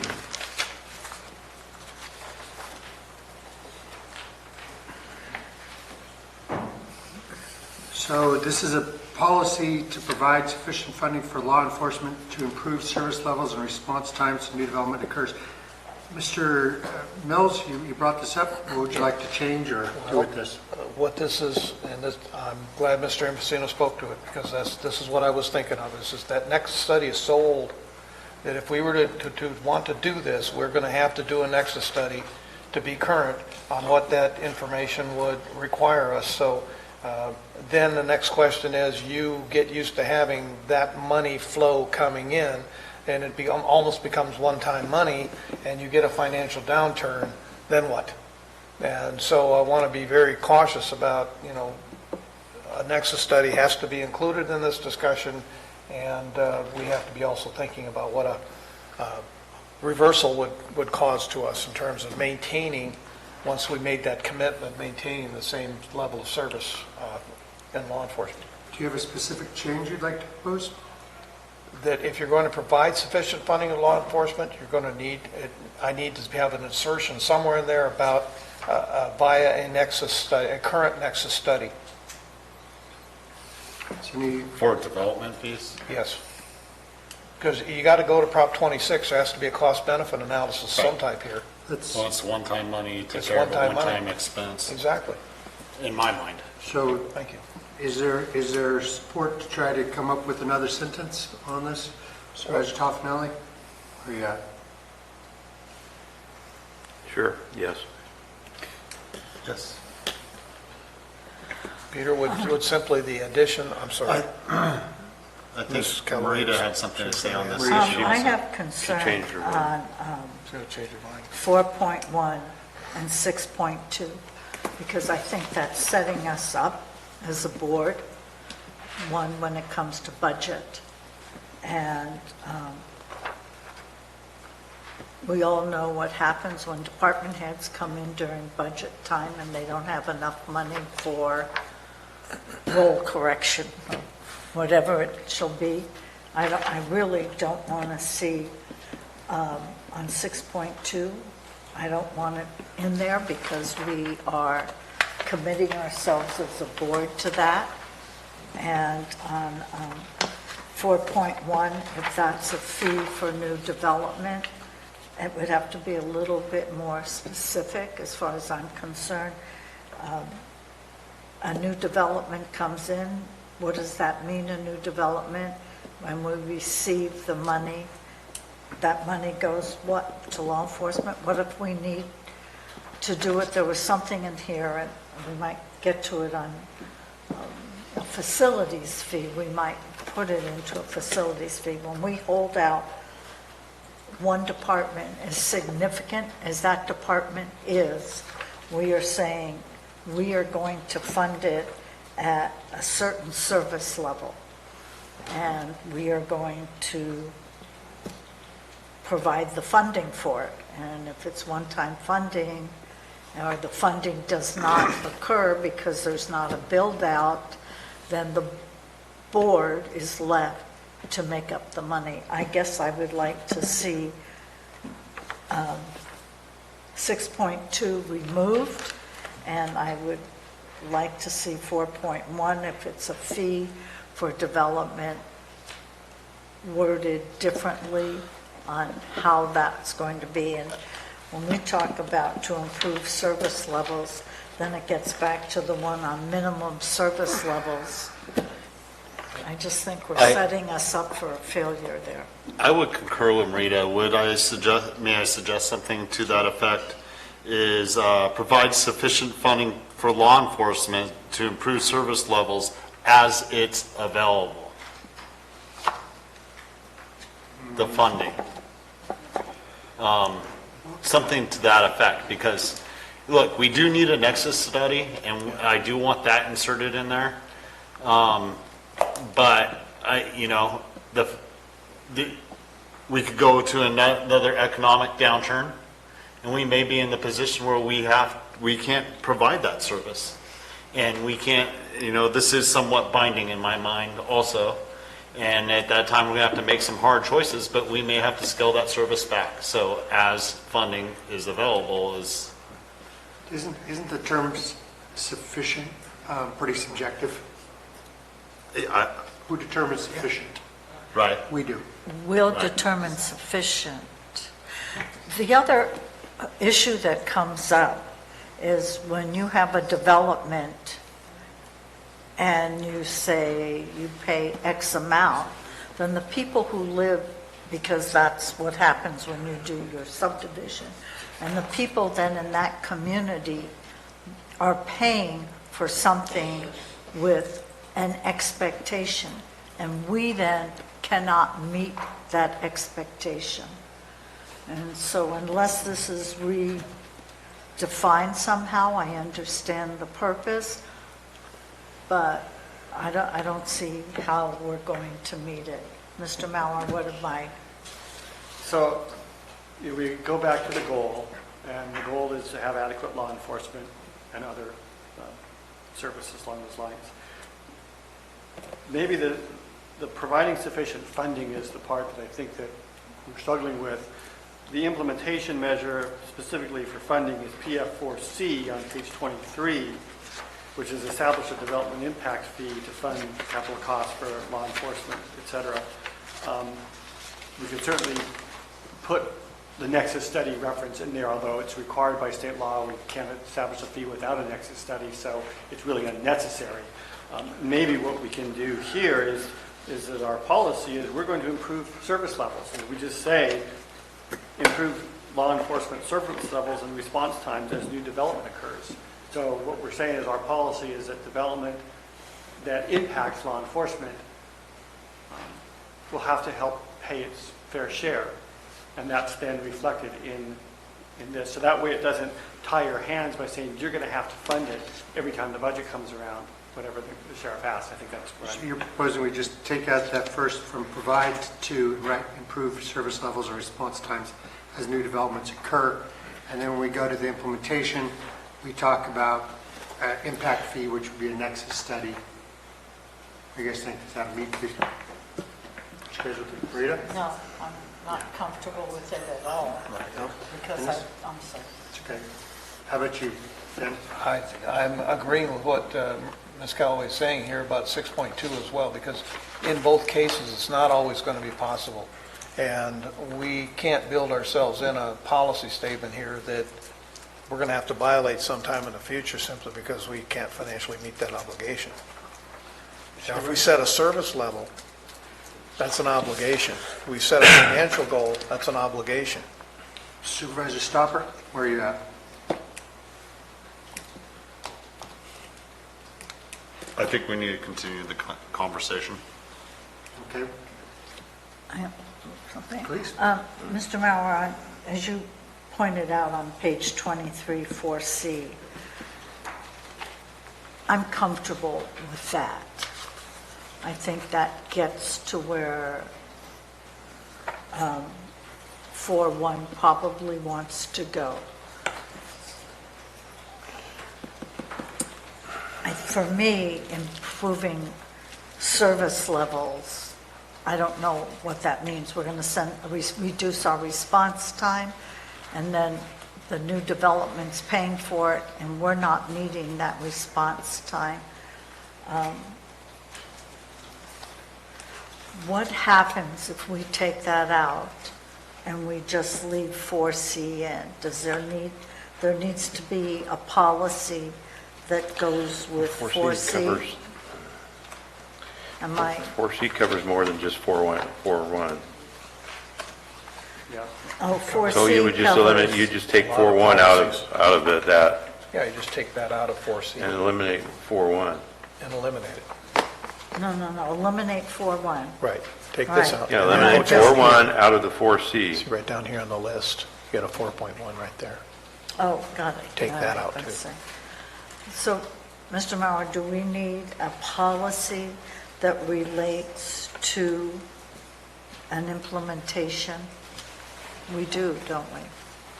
If you have an implementation measure, it's supposed to be implementing a policy. You can have a policy without an implementation measure. Sometimes a policy can stand on its own, but not necessarily vice versa. But if we wipe out 4.1 and 6.2, now all of a sudden that calls into question PF4A, PF4P. I mean, spends a couple more of these. I just keep coming back to, we're saying, we're using the term adequate, Yeah, yeah. I mean, that is subjective, and it's this board that determines what is and what is not adequate. Obviously, we can be sued, a court can come at us for something, but we might have to cross that bridge when we get there, but we determine what adequate is. Okay. In 4.1, we say improve service levels. In 4C, It's maintained. we say maintain existing levels, I prefer maintained. which, Well, and the reality is with an impact fee, you cannot fund improvements for existing deficiencies on the backs of new development. you're right. So I think that by saying we're going to do an impact fee to improve service, I think that what we're trying to do, I mean, we want to improve service, but that probably can't come out of an impact fee.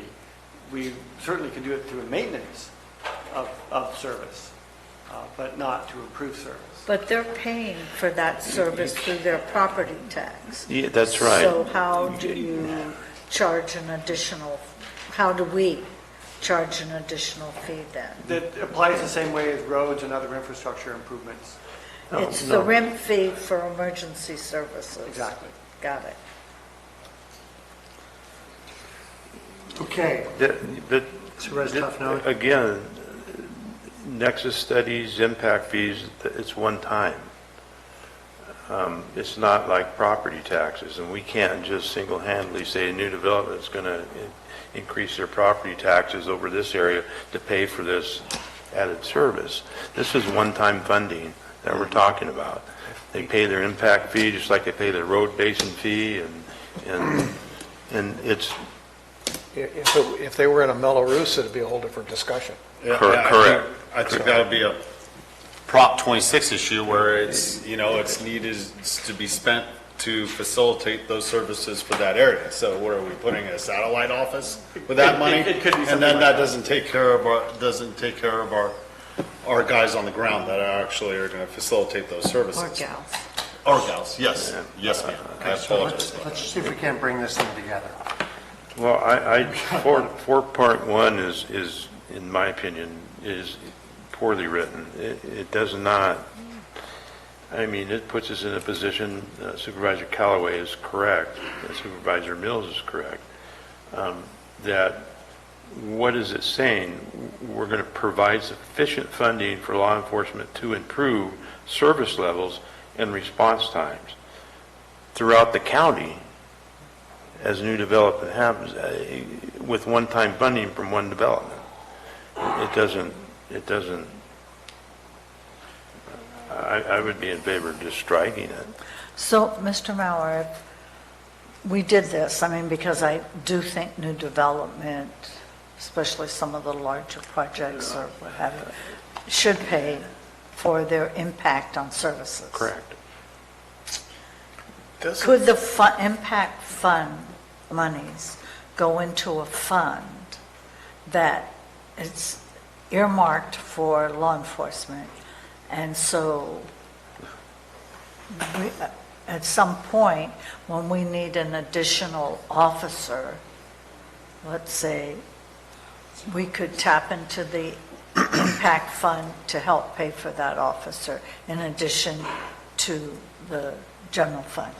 It would depend on how the analysis of the funding, what was looked at, where was the nexus between that. Supervisor Toffenelli brings up a concern that, it's a one-time fee, so if you look at ongoing costs, it's typically not something funded by an impact fee. Those are typically, one-time costs such as a substation, a new road improvements, which cost one time. But to use the correlation with roads, ongoing maintenance is typically not paid for out of RIM fees, it's paid for out of other general fund monies or whatever other revenue we have for road improve or road maintenance. Maybe maybe we need to sort of rethink this whole policy, and what we're really looking at is what can we do to improve service and response times. And so maybe we just need to have a more general policy that's something along the lines of evaluate law enforcement service levels and response times and develop means to improve, say, or something along those lines. So, Yes. Mr. Mills, I'm sorry. Go ahead. Mr. Mills pointed out 4.2. Would that address it?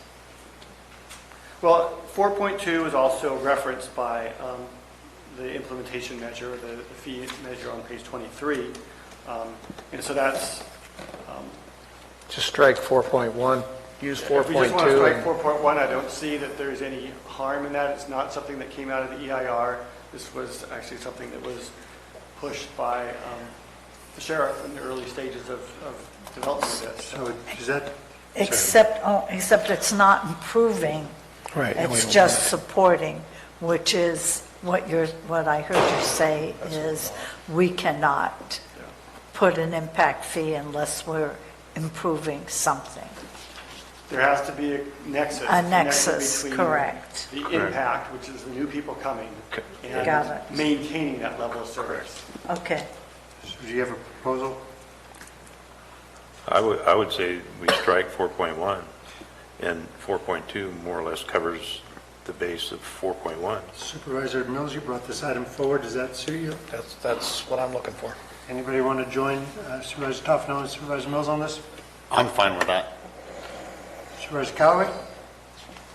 It still doesn't get back to the nexus of having to charge new development. There's one thing on finances that we're forgetting to discuss is that there is assessed values on those homes and taxes paid that continue to come in after that point of new development. So there is money, funding coming in beyond that. Except the market dies and the houses We die. have 3 votes to strike item No, you're policy correct. PF4. Probably There's a majority, improve excuse a me, lot. PF41. There's a majority vote here to strike that. Got that right? No, I think we're missing something. We cannot charge an impact fee. I think we should be charging an impact fee to new development. I mean, this is a conversation we've had The impact fee provision for is still in years. here. Right. PF4C. Also PF4C is still in here, But and it supports 4.2. Correct. Look Okay, at 4C. I just don't want to miss out because We, we're not. the only thing when we get to We're not 4C is we improving need to city. add a nexus study, current nexus Okay. study, to get to the impact fees that Okay, I'm going to keep us moving Okay. along. Thank you. We're at 6.2. That is policy ensuring adequate funding for law enforcement and crime prevention activities. Supervisor Mills, you brought that forward. Actually, no, Supervisor Callaway brought it forward. Okay, I Supervisor want Callaway. to remove that. Move is to strike PF 6.2. Supervisor Stopper. Yes or no? Yeah, it seems redundant of what we just worked on 4.1. Do you, Peter, feel we're covered in those policies with 4.2 and PF4C? Well, the difference is that, 4.2 addresses new development. That's And there are These are- existing law enforcement needs regardless of any new development occurring. Maybe the term is ensure is the word that we need to worry Correct. about. And maybe it was, strive to provide or something like that the planning commission used to, like that kind of language. Oh, I'm happier with strive to provide. I'm sorry, Strive just to keep coming back provide. to the fact that adequate is a subjective term, and we determine what is adequate. So I don't think this ties us to anything, man. It makes a strong statement that we support safety in our community. So the motion by Supervisor Callaway is to strike 6.2. It's not a motion, but for a poll, I'm a no. No. No. No. Okay, 6.2 stays in. Well, it doesn't mean it has to stay in the way it's written, though, No, you can Supervisor. rewrite it if you want to rewrite it. You want, okay, would you like to, is there a proposal to Yes. rewrite it? How would you Mr. like to do Mauer, that? what was it? I threw out strive to provide. Strive to adequate provide. funding. It's fine. Strive to provide adequate funding for law enforcement. versus insure? Because I'm going to tell you, if I was the sheriff, come budget time, I'd I'd say, say oh, it's not adequate. I already thought And he's they'd going to be also right there say- saying, I know, or It's never insure, adequate. you're ensuring I have it or not. Would you buy that, Mr. Garamendi? No, but your motion is to strive to provide adequate funding. Correct. Do you have two other votes for that? Supervisor Toffenali? sure. No. Supervisor Mills? No. Okay, that remains insured. Okay, come budget I know, time. you already told us we're... It wouldn't be You the told first us so. time I said no to the sheriff. Take it, put that sticky note right up there. It wasn't when he PF2C. was giving you a mug shot. Okay, He'll get you that is on What page? 19. 19. 19. PF2C. Okay, this is public water and sewer availability. Supervisor Mills, you brought this forward. Yes, again, this is also not to change the fire flow, because that's what firefighters know about. And also, we're not the ones that write will serve letters, and I know that we had somebody in public comment mention will serve letters. And this kind of also ties in with PF2E, because we've had this discussion at Murphy's with Union Public Utility District, where they've had will-serve letters out too long, and all of a sudden, all of their capacity is wiped out in will-serve letters that have just never gone anywhere. And so they're thinking about putting end dates on it, and we need to have that same discussion when we set a policy to say if we're going to accept a will-serve letter for availability of public water and sewer, that there's some kind of an end date on it to literally push that development into making that commitment now or giving up that capacity that these water sewer districts are holding on their behalf, which are in essence not paid for until they're utilized. So there's no expansion fees that are generated until the development utilizes that will serve letter. So I have a real problem with that public water sewer availability not being awarded in such a way as to ensure that the adequate capacity is not wiped out by multiple will-serve letters encompassing one district that just can't do anything else because they're sitting on all these. But isn't that the decision of the respective agency? Well, believe me, they struggle with it. Well, if I remember, you we can can- correct me, but doesn't CCWD charge people It's for the cost to serve connection? prior to a will serve, is the I process. reserve the spot for my Right, place. and in some of those cases, people have front-loaded for development, so then they're owed. They've owed that. They're owed those connections regardless if they built or not, those agencies. I think this is determined to the agency, and this is something that's out of our bounds. Maybe we could work with them, something to the effect of work with the agency for that area to provide them, I need to reread it to come up the wording. but Cooperate with them. Okay, let me just double check.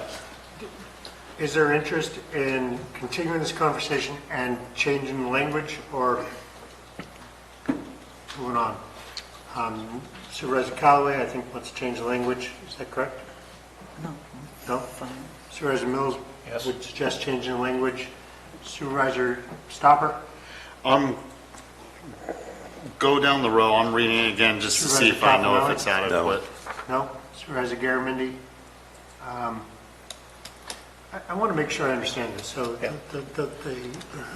so people reserve these rights. They get a will serve letter.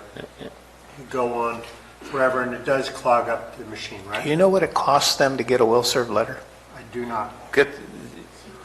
Not necessarily. Not true. necessarily. Ben is correct in. There's a some of cost the to serve in certain areas. Yes, and some of them buy the connections. Yes. And give the money to them. And some of it's been going on for 10, 12 years. Wouldn't this be CPUD or CCWD's BSPD. That is what I'm saying, it is Yeah. underneath their jurisdiction, so if they step in it, that's their problem. That's right. It's not our It's not problem. we have no control over that. We can't say, I'll go with you. So no. So, make sure I get that right. That was, That was 2C. 2C. 2C. So I understand the only change is firefighting water to fire flow? Yeah, I think we speak about that across the front. PF2E, echo. Prolonged delay.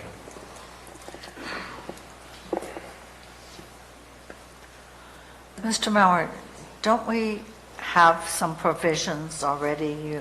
You submit your plans and they're good for a certain period of time, and then you're now allowed a renewal under the Subdivision Map Act, and then for infrastructure, you provide a bond, and if you don't fulfill it, we use the bond to do it. So, I mean, so the, what am I? this issue gets to sort of that interim process. So a map is good for 3 years, can be extended up to 6. There have been a number of extensions provided under state law that many maps are, 10, 12, 14, 20 years old. We recently had, I think it's Murphy Sanitation District, issued us a letter saying all of our will serve letters expire after 3 years. And so if we get a will serve letter sometime while we're processing the tentative map, it gets approved, and that will serve letter expires before the map gets recorded, then we have a gap. Once it's recorded, then we have to demonstrate that they actually have the connections. And yes, there's bonds filed, and if they don't build it, then we can call the bonds, have it built, or we can revert it to acreage. But it's that interim period that this is trying to address, where the service provider may say, well, our commitment was good for 3 years, the map has been extended for 5, and so we don't know whether or not there's still water available or sewage capacity available. That's what this policy is trying to get at. I was in that Murphy Sanitary meeting when they decided that, and it's because of the build out there at the Bret Hart Center area, as well as other future build out on Penn Gulch Road. So they didn't want to overcommit to an extended period of time. How does that fit within us? With this? And it's sort of a chicken and egg problem. We have to look at it when we're processing the tentative map to know whether or not it can be served. And in some cases, if we have to say, okay, we're going to need to do facilities improvements, extend sewer or water lines, our environmental review for that project has to include those off-site improvements. If they commit to it and they say, okay, you have to buy your meters up front, and then, the map sits for 20 years, two things. One is all that upfront cost for the developer, but two, if those are never used, they can't be used by the agency for some other development that actually wants to move forward. The flip side of that is, if we've said, well, we're no longer considering that one, we're going to issue it over here instead, and they both come forward, then we've overcommitted. So that's where we have the conflict.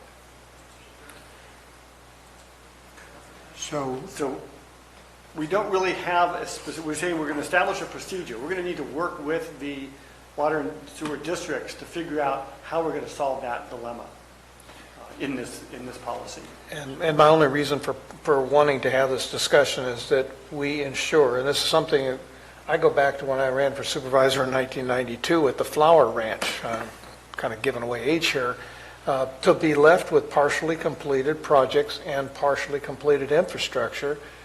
Our goal should not let that happen. Or where you've got a project sits idle for a long period of time, partially completed, how do we move it forward in a timely manner, and in what ways can we assist with this language? I think the assisting is to facilitate them going through establishing these procedures and standards.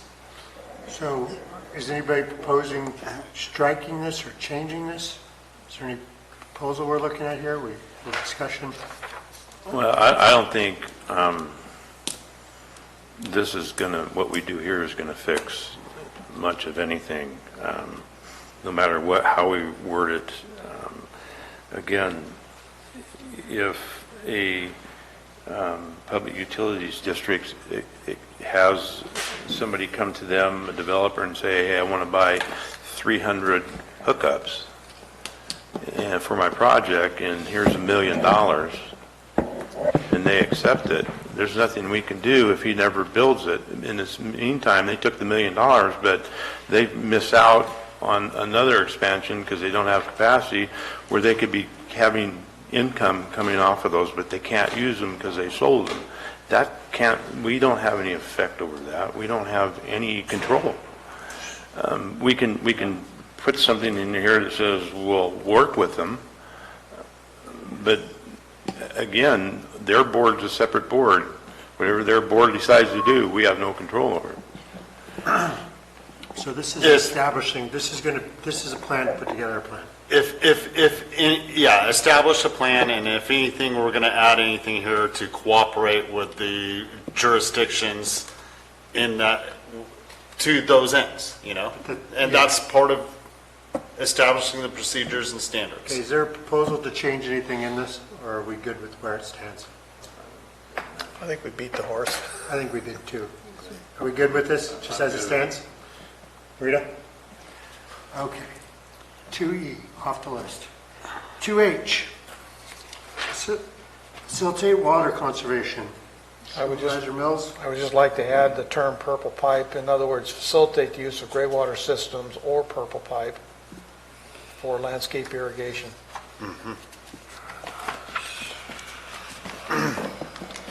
Very good idea. There's many communities that are laying down purple pipe at the same time they're laying down the sewer. So you send it back out. Use of gray water systems or purple pipe? Right. Is that what you want it? Right. Right now in the city, in Orange County, there isn't a single city that will permit you to flush your toilets with potable water. It must be purple pipe. Okay, let me make sure I get this right. I'm not putting us in that position, but. Reclaimed water would be the, That would be another way to put it. reclaimed water. Or reclaimed water? Yes. Is reclaimed water okay? Yes, sir. Instead of gray water? 20 years from I now, know, maybe black pipe. in addition to water systems or reclaimed, gray water systems or reclaimed Water. water for landscape irrigation, is that correct? Yes. Correct. Everybody agree on that? Rita? Yeah. Okay, good. Is it 5-0? Perfect, 5-0. 2N, November, connection to public sewer. This is asking us to review existing ordinance related to mandatory connection to public sewer and amend as necessary. So this is telling us to review. Supervisor Mills? This goes along with page PF 14 and PF 2.6 about mandatory connections. It's putting us in a position here where when we review this, we may not go down that road, and as long as we're, if we want to discuss it, that's fine, but I'm not certain that we're going to want to go down that road. Well, it says review existing ordinance, and if it ever gets reviewed, it's going to come before this board for our acceptance or any changes. So you propose to just stay the same as it I stands? propose stay the same. Supervisor Stopper? Supervisor Mills? We'll leave it. Yep. Okay.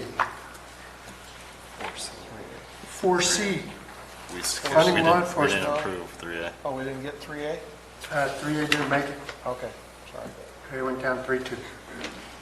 4C, funding law enforcement and emergency services. Supervisor Mills? It says establish. Okay. Okay. You have a proposal and you don't like that, or where do you want to go? Well, it's basically saying we will, it's almost it's a shall. Development, impact fee to fund capital costs and operations for law enforcement. Is that okay? To serve new development. I think we want to do that nexus study. That's where the nexus study has to come in. Well, That's what this development is impact saying. fee That's is the what nexus this study. saying. So, Leave it alone then. everybody okay leaving that alone? Yes. 4C stays. Number 1A. Marita, this one's you. Well, it's 1A? 6B. Six- 6B was next, but we could do 6B now if you prefer. Community policing.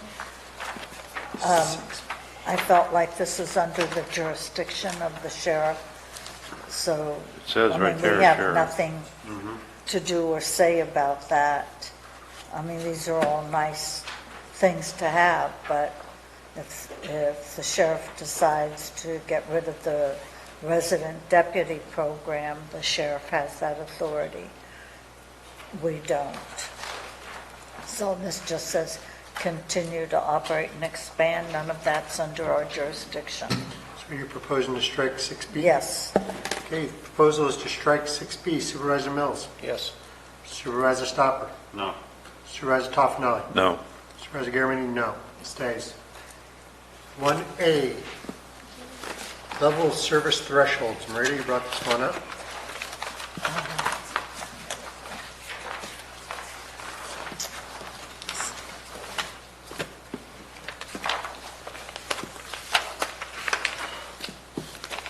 Okay, again, in consultation with et cetera, establish minimum levels of service thresholds. I don't think that we can do that. I don't think that's under our purview, with the exception of, none of that really is a minimum level of service, e.g., law enforcement's response times 11 to 13 minutes. I don't know. Where did that come from? What if we say we want it 8 minutes, or we say we'll accept 15 minutes? On fire protection, the fire districts all have their own. Not that they wouldn't want to be there faster, all of them want to, but it's not our purview to establish a minimum level of service. With that comes, what is it that we're going to fund to help them reach the minimum level of service that we're going to establish? So I don't think we can do that. Supervisor Stopper? I think this is written the way it needs to be. It's in consultation. We're setting levels for new development, so we aren't handing out entitlements where we can't provide, where those services can't provide it. So we need to reach out and consult with those districts to find out whether it can be done. That's the way I understand it, in a nutshell. Okay, so let's say we decide, or the Copper Fire District decides they want a minimum level of service of X, and we charge X as their development fee, and we're not ever obtaining that, then what? Where does that put us? Or they pay. Again, my concern is you'll ask a development to pay for something that they then expect the service because they paid for it, and it just isn't going to happen because we've established, in cooperation with or whatever we So want to use. I think what Commissioner, or Supervisor Stopper was saying is that the focus of this is what, just so you said addressing the planning commission. Aware of both. The county, when it's approving new development, will say, this is the level of service that we would accept after we've talked to all the fire districts. And let's say, one district says, we want to shoot for a 6-minute response time. Well, everyone else is saying 15 minutes. We're not going to say it's going to be 6 over here. The county would establish what we would recognize as acceptable for approval of new development. And it's going to be, the county standard for approval of new development, not the county standard for what the fire district is trying to do. So we're not establishing a level for the district, we're establishing a level for our approval. And so if someone is proposing a project that is 20 miles away from the nearest fire station and on a windy 2-lane mountain road, and it's going to take 45 minutes for the fire department to get there, we may say that doesn't meet our threshold, our level of service requirement for serving that project. You're going to have to do something else to either mitigate that in one way or another. That's what this policy is trying to get at. Maybe it's not worded as clearly as it could be. And another example would be, we have a water treatment plant by CPUD, and they said a few years ago, they came to the realization that they couldn't provide any new services to San Andreas or anything down there. So at that point, we couldn't really okay a new development to go into that area if they aren't able to serve the water. So, Supervisor Callaway, what is your proposal, to strike that item? Yeah, I just don't see how we have, it sets up an expectation under that which is under our control, which is law enforcement, and I don't know what emergency services is that ambulance? Yes. And, I hear what you're saying, Mr. Mauer, I'm not, But maybe how if to we translate. reverse the language, so that prior to approval of new development, the county will verify or establish or something that the service providers can adequately serve the project. I think that's what we're trying to say. Yes. And we're establishing what those thresholds are in consultation with those service providers. I would go with what you just said. I would too. What did you just say? Well, you just reverse the language. It's on, Peter, it's on tape. Let so- me pull the board real quick. Is there a majority of this board that wants to wordsmith the language on PF1A? Yes. Supervisor Mills, yes. Supervisor Stopper? Either way works for me. Yes. Supervisor Toff, no? No. Supervisor Garamendi, no. So Supervisor Stopper, either way. You put yourself in the middle. No. Wait a minute, where's the chocolate? No. You ate it already. No? Gary already gave me all his chocolate. All right. So, I still got So all it mine. doesn't change. then on down to Supervisor Stopper. Okay, so 1A is off. That is all we had. Is there anything else anybody wants to discuss on this public facilities and services element? Can I Yes, just ma'am. bring one more up? Mr. R, page 18, 1C, we've talked about it over many years, a public facilities impact fee for the county. And none of us have been willing to touch that. So is that something that, it just says public agencies, my sidebar note to myself is, what about the county? I mean, that's how Amador got their new facility, because they had a public facilities impact fee. So we keep scotch taping things because we don't have the courage to put one out. Not saying that I have it, but So you're saying you want to leave the door open? yes. Well, the way I read it, we are a public agency also, so we fall within that envelope. There's certainly nothing that would prevent us from doing that. Please help them that help themselves. Yes, we are public agencies. So, Supervisor Callaway, do you have a change you'd like to make to that? No, I just wanted to, Okay, so, okay. public facilities and services, going once. Going once. Going twice. Final comments, Mr. Mauer? No? Very well, we're moving on to community plans. Let's take it. 10 minutes. Can we take a break, Mr. Chair? Yeah, I was going to say, let's Till take a break. tomorrow? No. Supervisor Toffenelli, we are this close. We are on break for 10 minutes. I'm Basque. Not that time.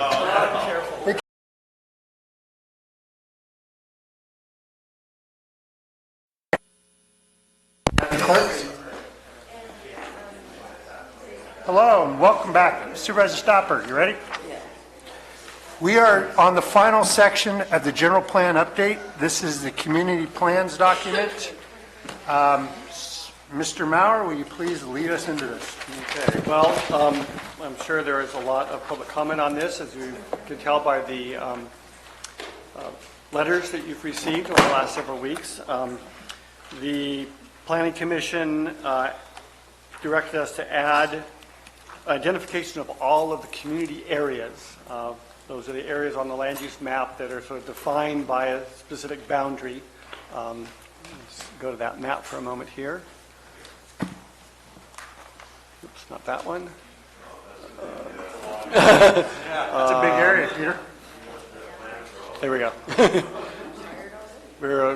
So these various red circles, as you zoom in, the line gets smaller, but those are the community areas. Some of them have recently developed community plans. Others have community plans that are still in process. And some, there are older community plans as a part of the prior general plan that would go away with adoption of this plan. That doesn't mean we can't adopt new community plans for those areas in the future. In fact, I would propose as a part of my work program that we have near the top of the list the Valley Springs and the Copperopolis community plans to wrap those up.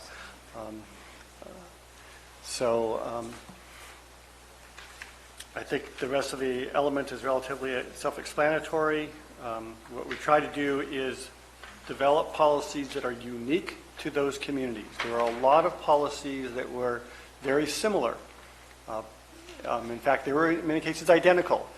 Many of those were incorporated into general plan policies that apply to the county as a whole. There wasn't a need to repeat those policies in the community. And so it was only those policies that were unique to that specific community that were included in this element. Do you have any questions of me? Questions of Director Maurer? Seeing none, are there any items that we'd like to pull out and discuss? Supervisor Callaway. Page 3, CP 1.1. What was the number, I'm sorry? 1.1 on page 3. Yes. It's top of page 3. Under policies.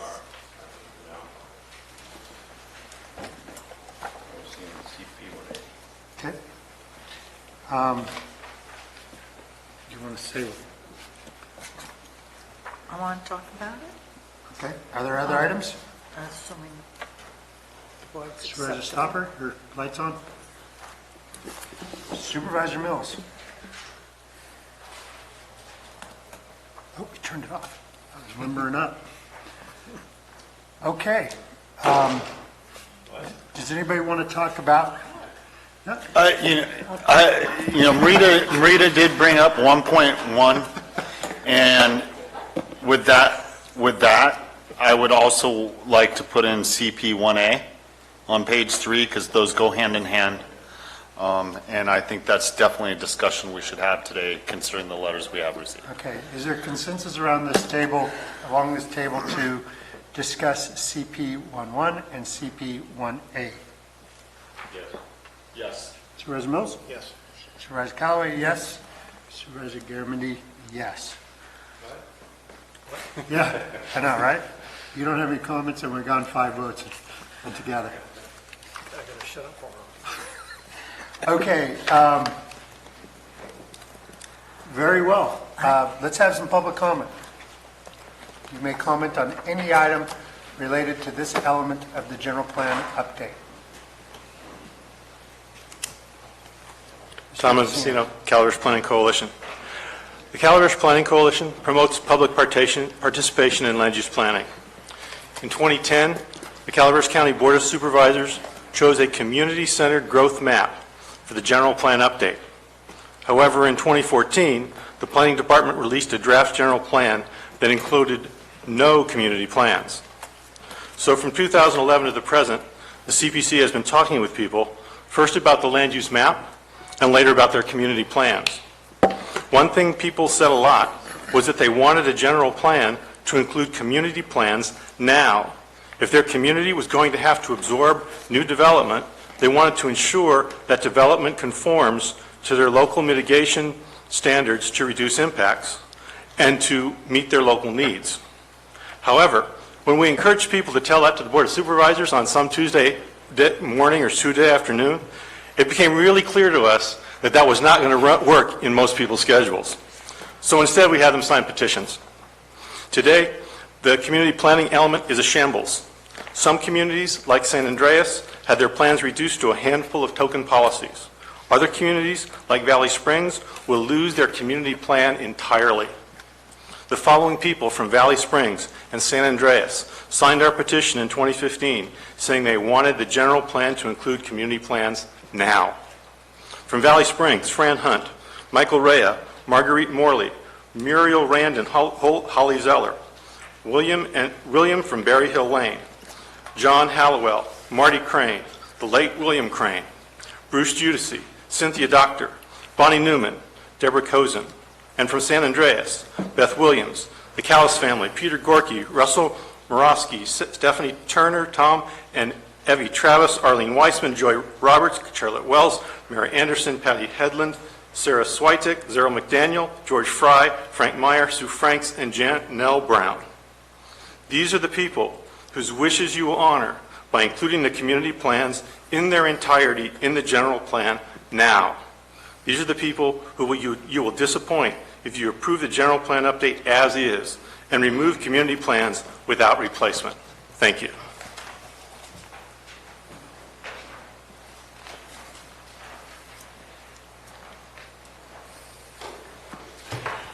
Ralph Copeland, Calaveras Planning Coalition. For me and my photogenic friends from Copperopolis, the planning element of the GPU is a disappointment, for it does not include a Copperopolis community plan. In 1992, George H.W. Bush was president, and he ran against Perot and Clinton. The Mall of America opened, and Copper began working on its community plan. A 54-page draft community plan with a controversial land use map was completed in 2005, but was not approved by the Board of Supervisors. In 2006, the Board of Supervisors passed a resolution supporting the drafting of community plans for the communities in District 2. Those plans were to be adopted at the same time as the community plans being worked on for Valley Springs and Copper. The District 2 plans will be adopted by the GPU. Why not the Copperopolis community plan? A much shorter 3-page community plan for Copper, much like the others in the GPU, was completed with the assistance of the local supervisor and county planning director in 2013. That plan is text only. It does not change the GPU land use designation map at all. When the Planning commissioners reviewed the GPU in May and June, they were very upset about the situation with the community plans. If you don't believe me, you can watch the video for yourselves. However, out of respect for the Board of Supervisors' direction on community plans back in 2015 and 2016, they did not feel it was right to recommend the addition of any community plans to the GPU. Instead, they kicked that decision upstairs to you. Let me remind you, none of the supervisors who made the lousy direction on community plans in 2015 and 2016 are still supervisors today. You have the opportunity to correct this mistake. The people of Copper have worked hard enough. The people of Copper have waited long enough. Now is the time to include the 2013 Copperopolis Community Plan in the General Plan Update. The people of Copper need a consistent say in land use planning for our community. They need a say that must be respected by all of the supervisors on the board. We need a voice. The community plan is our voice. Please don't try to silence our voice. Thank you.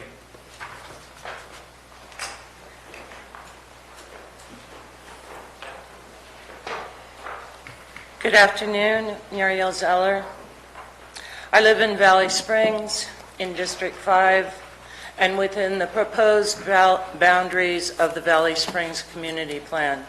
I've lived in Calaveras County for 33 years. I grew up working cattle on a ranch near Wallace, that my grandfather bought in 1900. I belong to the Calaveras Planning Coalition, and I have been a member since it was formed in 2006. I belong to the Planning Coalition because I believe in an old Greek proverb: society grows great when old men plant trees whose shade they know they shall never sit in. In 2007, Calaveras County planning staff gave the citizens of this county a gift when they passed out copies of the Awani Principles at the first general plan workshops. The gift staff gave us was rural smart growth. You cannot now take back the gift because we have embraced it and applied it to our communities and to our county. You even told us to take our gift and go forth and plan. And we did.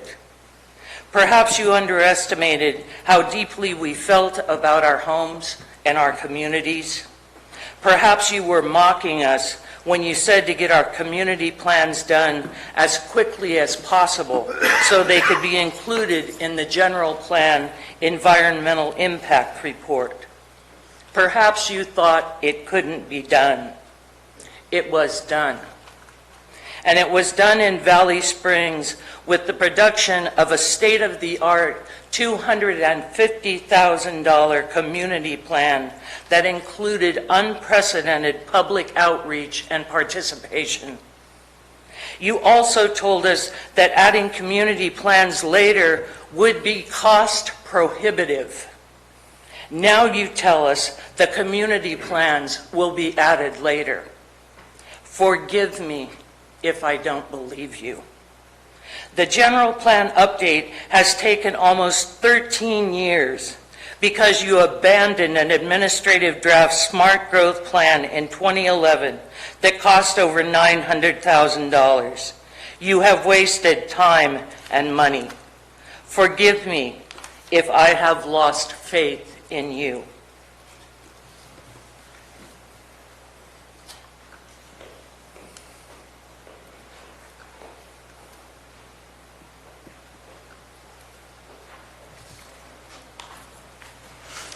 Colleen Platt, MyValleySprings.com and the Calaveras Planning Coalition.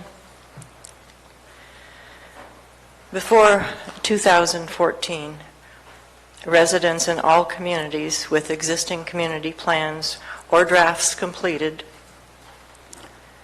believed they would have community plans in the general plan. But their trust has been betrayed by the county process.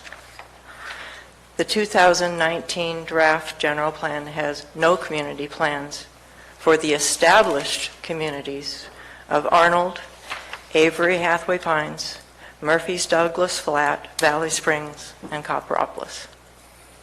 These communities trusted that the county would help them update and draft new plans to be included in the general plan. We trusted you. They did what they were told to do. We all did. The community plan element not only rescinds those community plans, but the county makes no commitment to ever update and adopt new plans. The board and public know it's a travesty of justice in this general plan that the county is throwing out existing, legally adopted community plans without new plans to replace them. You know that it's unacceptable that you are also throwing away years of work and hundreds of thousands of dollars by ignoring draft community plan updates submitted to you by Valley Springs and Copperopolis residents. You were not the Board of Supervisors in 2015 when that decision was made to only include some community plans and not others.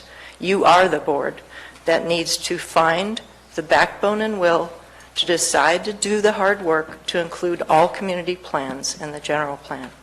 We ask you to take the time to do this hard work before you adopt it. Thank you.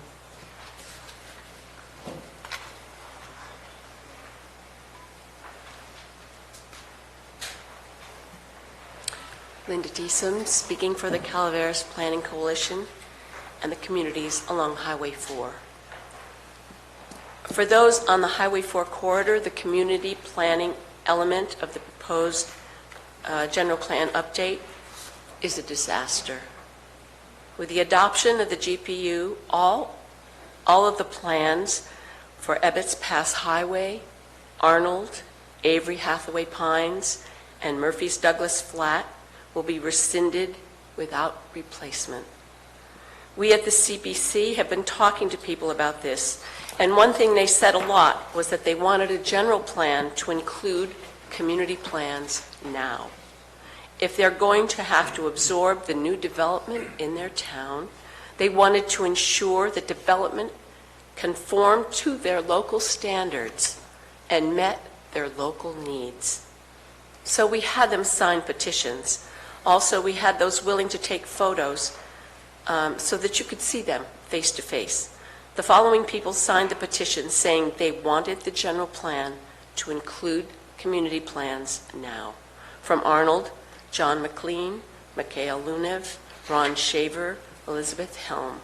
And from Murphy's Douglas Flat, Andres Glessman, Joseph Jackson, Chantel Pittsford, John Hull, Lori Plants, John Norwood, Alex Atman, Margaret and Dave Self, Harold Horn, Hannah Suncloud, Margene Grays, Silas Dyken, Monica Riedel. Maybe some of these names and faces are familiar to you. Some say the Highway 4 corridor community plans are outdated.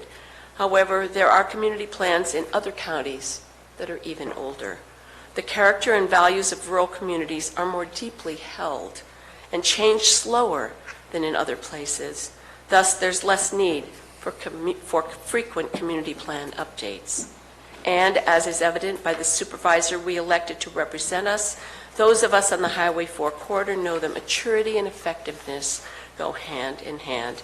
And God bless you, Marita, for you voted for those plans and their amendments back in 1998. Only former Supervisor Tryon opposed. In 2007, Mariposa County was in the same situation you're in now. They were wondering what to do with their community plans as they prepared to update their general plan. They chose to keep the community plan in the general plan pending their later update. Please keep the Highway 4 corridor community plan text in the general plan pending their update. This does not result in any change from the existing setting, and it is part of the no project alternative, so there's no need to amend the GPU EIR to do this. Thank you.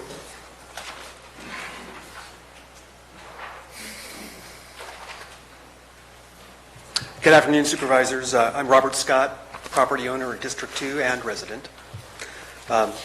Nowhere was the enthusiasm for community plans more evident than in District 2.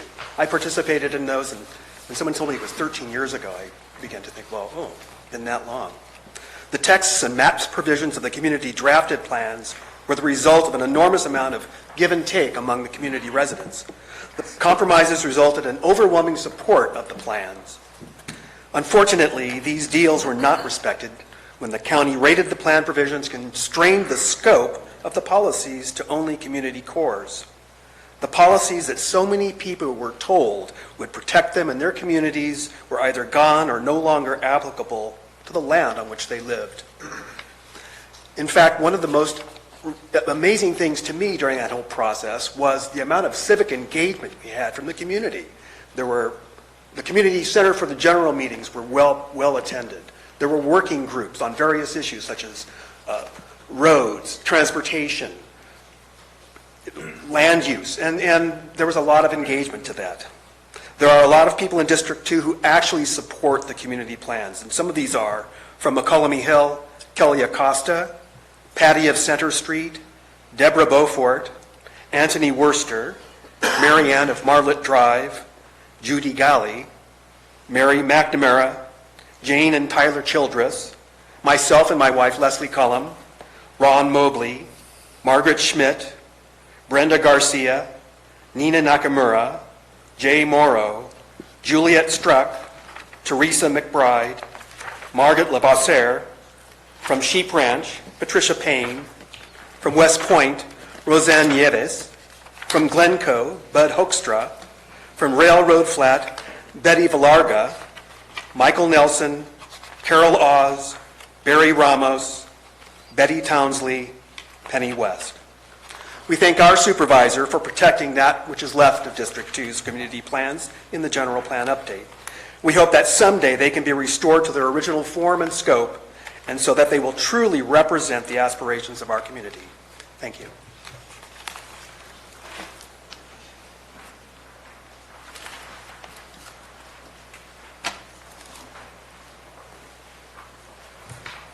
Marty Crane. One of the most disappointing aspects of the General Plan Update, EIR, is its failure to commit to timely implementation of measures to mitigate more than 24 significant impacts of the plan. This is puzzling because in talking with people from around the entire county, the CPC found that one of their universal hopes was that the General Plan Update would mitigate the impacts of new development. They wanted to make sure that the General Plan Update would protect working ranches, farms, and forests. They wanted the General Plan Update to preserve important wildlife habitat. They wanted the General Plan Update to promote fire safety. In all of these issue areas, they wanted to ensure timely implementation of plan provisions. So they signed petitions, and some had their pictures taken so you could see them face to face, as we're seeing today. Some of the people who support such impact mitigation are from Altaville, Robin Kane, Lorena Antonsen, from Arnold, Ruth White, Mary Kelly, Bunny Fireball, Tony Fernandez, from Burson, Kathy Mayhew, from Copperopolis, Anthony Pasquale, Madison Eads, Richard DeBusman, from Dorrington, John Trinkle, Richard Spelker, from Moke Hill, Donna Vile, Sean and Robin Aldrich, Irene Purble, Carol Oz, from Mountain Ranch, Lee Davis, Stan Williams, Lori Downing. From Murphy's, Judy Lackey, Charlene Vine, Carol Osterland, Christy Moore, Mickey Williams, Mary on Tom Bell Road, John Adams, Hugh Bishop, Brian Geekin, Silas Dyken, Joe Bauer, Kathy Courtwright, and from San Andreas, Kathleen White, Charlotte Wells, and Greg Springer. From Sheep Ranch, Jan Smittiger, Dawn and Patricia Payne. From Vallecito, Sheila Gradison. From Valley Springs, Carolyn Michael McDaniel, Bruce Judici, and Melinda Evett. And from Wilseyville, Katrine Lambry. Many of the mitigation programs that did make it into the GPU promised merely to employ unspecified fixes, to achieve unspecified levels of mitigation at some unspecified time in the future. We don't expect that everything will, could, or should be done all at once. We do, however, expect that we write it all down in the plan, put it on the to-do list, prioritize, as we move forward, tackle one piece at a time. Implementation may not always be easy, but we have faith, and that's why we elected you. Please be brave, have courage and do the right thing. Specify menus of real measures, set your sights to achieve specific and measurable results, set deadlines for the adoption of programs. The people have asked for accountability, commitment, and transparency from you.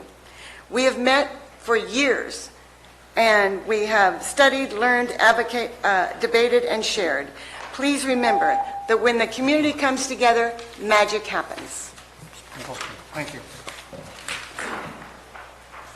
Ms. Gordo?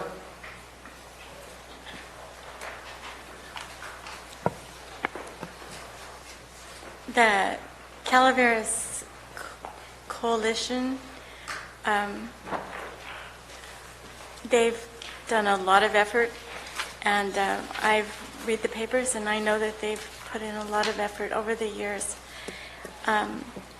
One of the things that I feel is that anytime you get a group of people over a long period of time, there's a certain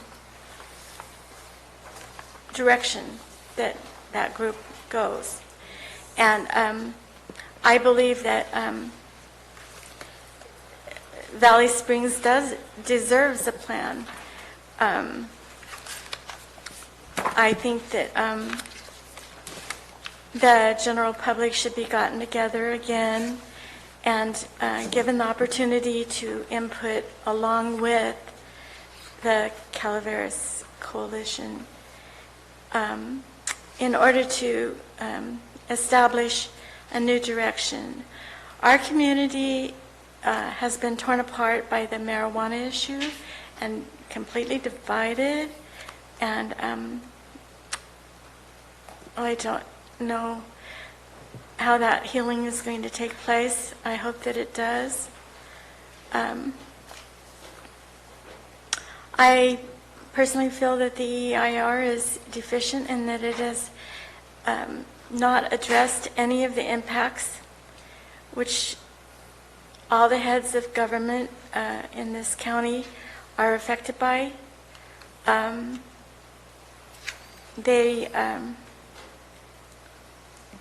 They're impacted greatly by the marijuana issue, and even though things have settled down, it's still being grown rampantly here in Calaveras County.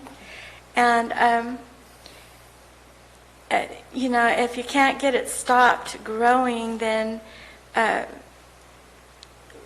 making regulations to regulate it, seems out there. Like I said, I think our community would be much better off if the direction of the board were to eliminate marijuana as a factor. There are so many variables and unknowns involved with the marijuana issue that you It's okay, you're almost done. can't. We're not, go ahead. It affects the EIR, and it has not been addressed.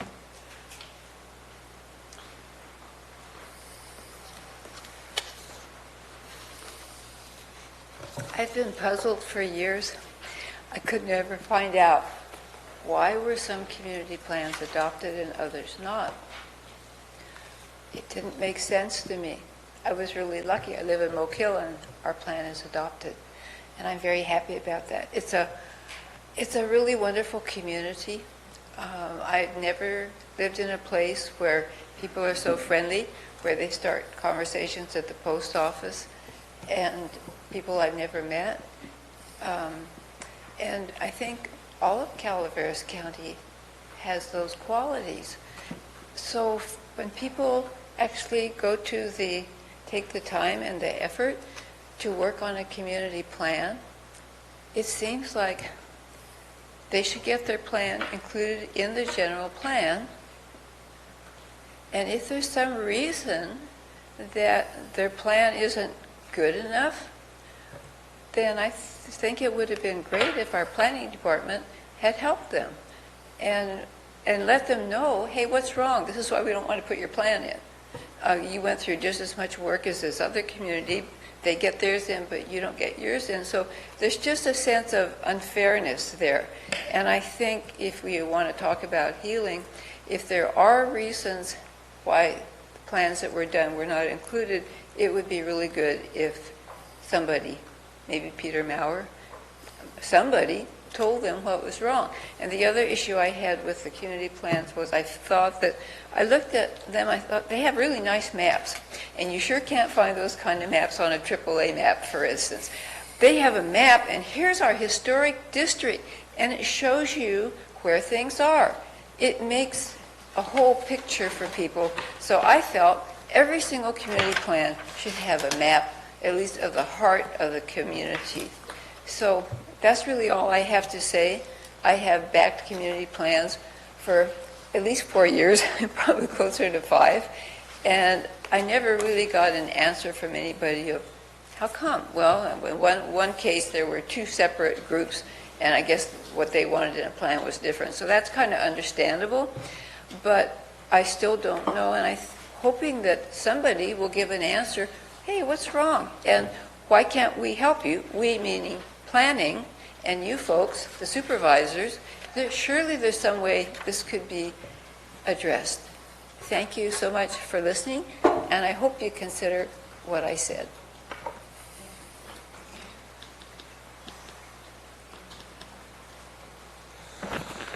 Good afternoon.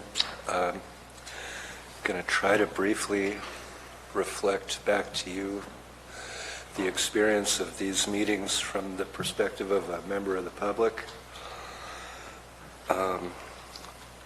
Similarly, I too would like an answer from staff or any board member who might be able to offer one, especially you, Mr. Chair, as to why we aren't dealing with the community plan inclusion in this general plan update.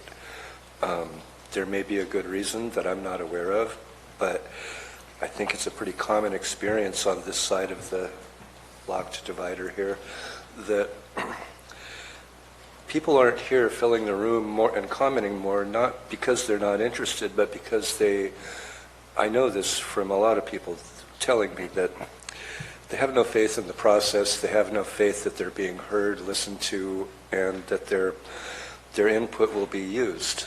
And this is a great example of why people feel that way.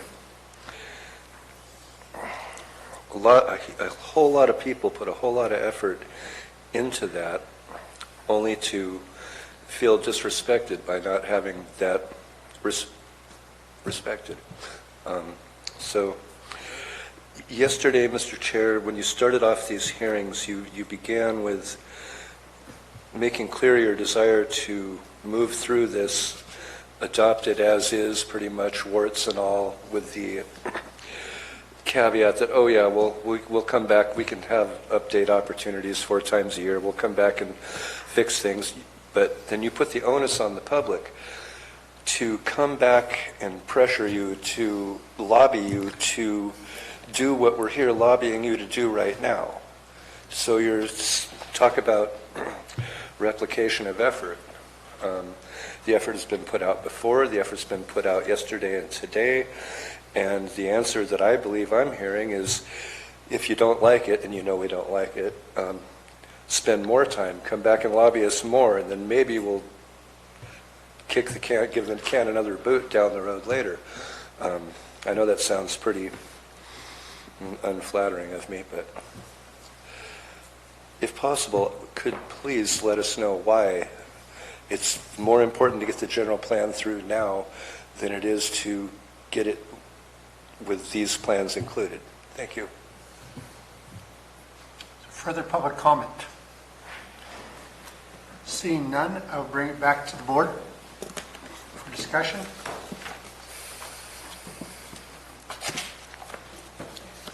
I want to, Supervisor Callaway? I want to start with Mr. Mauer. I guess I was somewhat surprised when I read it, and I realized that the community plans in District 3 were going to be rescinded. And so I started to look, at, the things that were in the community plans. I spent 7 years with Arnold and 7 years with Avery Hathaway Pines on developing those community plans. We met monthly for 7 years. So I'm really familiar with them. I understand that many of the components in the community plans in Avery, Hathaway Pines, and in Arnold are in the new proposed general plan. I wanted to make sure those things that were of concern to those communities were in the plan, such as bike and walking paths. It's in the community, it's in the general plan update. No strip malls in the community plan. Community centers, it's in the new general plan. Community character is in the community, is in the general plan, and it was important to Arnold and Avery Hathaway Pines. It's in our soon-to-be rescinded community plans. Murphy's Douglas Platte does not have a community character look to it. And that's a really old plan. I know the community of Murphy's Douglas Platte would like that change. The community's changed since that plan was put in, which is before I was on the board. And Ebbets Pass, I know, is a little bit different than a community plan. But the concerns of all of those communities are very much the same. Rural character, community centers, that's all in the current general plan update. Mixed-use zoning, that's in the community, in the general plan update. That was also in the Arnold community plan. There's new things in the general plan update that were not in the community plan. Of course, the one near and dear to me is the dark sky ordinance. Community design guidelines. They were really, I understood the needs of what the communities, both those two communities wanted, and we were not definitive like McCollum Hill is. So I'm sort of jumping around a bit, but when I go to CP 1.1, and we're asking to encourage each community to find consensus, I'm wondering, does that mean that's up to myself and the planning commissioner for District 3 to try and find consensus? Or does that mean in the new general plan, there is a component for an annual work plan to come from your department? So is that something that you would be working with the Arnold, Avery Hathaway Pines, and of course Murphy's Douglas Flat? Or is it that's going to be up to me and the planning commissioner and the communities to do? That part wasn't really clear to me. So I'd like more clarification.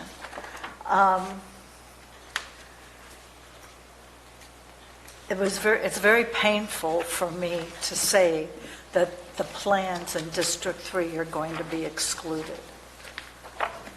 If I felt that those plans had components in it that were critical to those communities that were not in the updated general plan, I'd have an entirely different feeling than I do. But I felt the general plan has components in it that were important to those communities. And that's the meat and potatoes of a community plan. I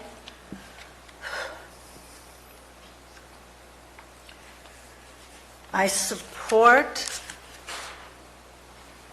reluctantly the exclusion of these community plans, with the commitment that on the work plan that will be presented to us, that is in a component of this general plan, that these community plans will be worked on. I am more than willing to do my share. Those communities will do their share. The Planning Commission representing our district will do their share. That being said, do I want them done before the end of this year? Yeah. But I know that's not a reality. So there's two parts. One, what is it we can do, I can do, to get ready for what you do when you present it? Two, in terms of priorities, I really think Copper and Valley Springs should be coming first. Then I think we need to move to Murphy's Douglas Flat. It's the oldest one, and the community's definitely changed, and Arnold, Avery Hathaway Pines. And I could possibly do Ebbets Pass by myself, but I understand, I hear what these people are saying, and since most of these plans that are being excluded are in District 3, or I don't know, most of them. I really need a commitment, and I need the support of this board in helping to establish the priorities of the planning department on including general plans.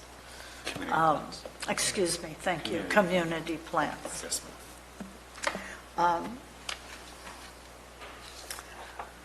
So getting to 1A, support communities that wish to adopt or update the community plans.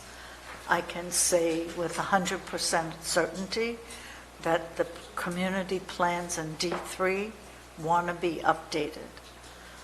But I have one controversial question, well, maybe more, but the plan development, the PD, by excluding the Arnold Community Plan, Avery Hathaway Pines, or rescinding them, does that get rid of the PD designation in those communities' plans?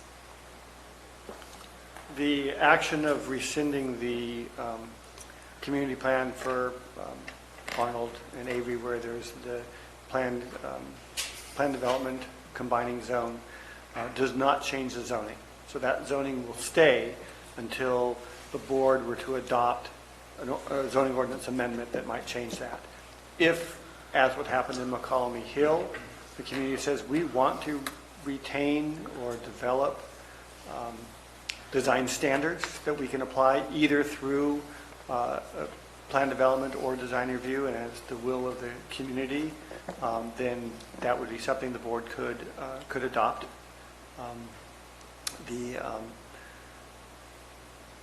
I think it's clear that there's community desire to update those plans, but that will be the decision by the board as I bring forward the priority list of implementation. Which ones do we tackle? In what order? But it's my commitment that where the community wants it and the board says yes, we want to move forward with the community plan, I will make resources available within my power to get that done. I mean, we have a lot in looking at the general plan update. We have the words develop, undertake, inventory, adopt, resolution, revise, investigate. I mean, we've got enough to keep you busy for the next 40 years. I want community plans to be in the top of the priority list. And I gave what I thought should be my priorities. I do think Valley Springs and Copper, and I've got to answer to my constituency because of that, but I think Copper and Valley Springs need to be at the top of the list and then me. But I would ask the board when we either discuss this now, some kind of commitment that this is a priority. And yeah, it's a political issue, but it's also, we're very chauvinistic in this county, and each community is unique unto itself, and that's what community plans are about. We want to keep that uniqueness. So now that I've editorialized, don't apologize for that. What happens when the general plan is approved, these community plans have been rescinded, and a project comes in? I mean, I do have to say there have not been many projects at all in the last 10 plus years since we've had improved community plans. But if something comes in, what defaults? The general plan. So all of the Okay. policies, the ones that you listed, that apply generally to the county would apply to a project within those Okay. areas that do not have community plans. And it does have a lot of things that the community plans wanted. For those that do have community plans, all of the county general plan policies apply, as well as the specific policies for that community. Okay. All right. Thank you, Mr. Maurer. Mr. Toffenauer? Yeah, Peter, I have some questions. First, concerning CP 1.1. How does CP 1B pertain to that?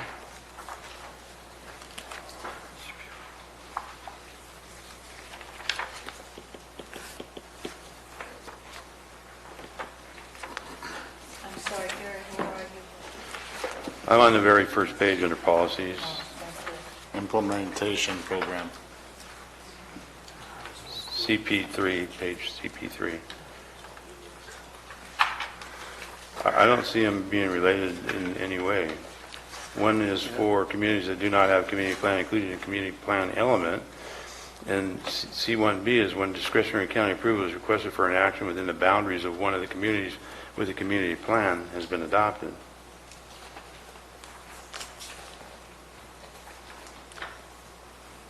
You're right, it really doesn't. So we can strike CP1B from CP 1.1. Is that correct? If the board chooses to do it. I'm sorry, Supervisor, could you say that again? CP 1.1 is dealing with communities that not now have a community plan included in this community plan element. And then under the measures, it lists CP1A, CP1B, and CP1C. Okay. Under CP1B, it says when a discretionary county approval is requested for an action within the boundaries of one of the communities for which a community plan has been adopted. That's separate from that, because that's a part of an implementation. Correct, but it doesn't pertain to CP 1.1. Right. So to cure that, we need to strike under CP 1.1, we need to strike CP 1B. Additionally, then... You agree, Peter? I would agree with you, yeah. If you strike that, the next thing that's going to happen is CP1B itself Needs to go is an somewhere else. implementation because it has no policy to back it up. Right. It would be under... I don't disagree, but you'd have to put in CP 1.3. Yeah, exactly. Yes. You have to For develop that a policy measure, for that yeah. implementation. Yeah. Correct? Yes, correct. I was going to get there, but thank you. I'm sorry, so you're proposing change? Strike out this. Got that. And then this needs another policy statement, CP 1.3. We Pertaining need a to the- policy. What policy statement would you like to put in there? 1.3.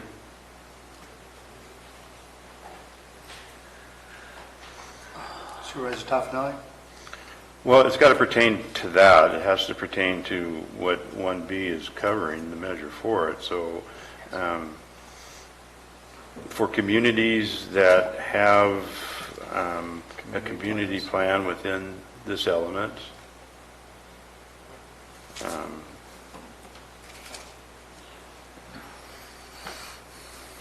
Peter?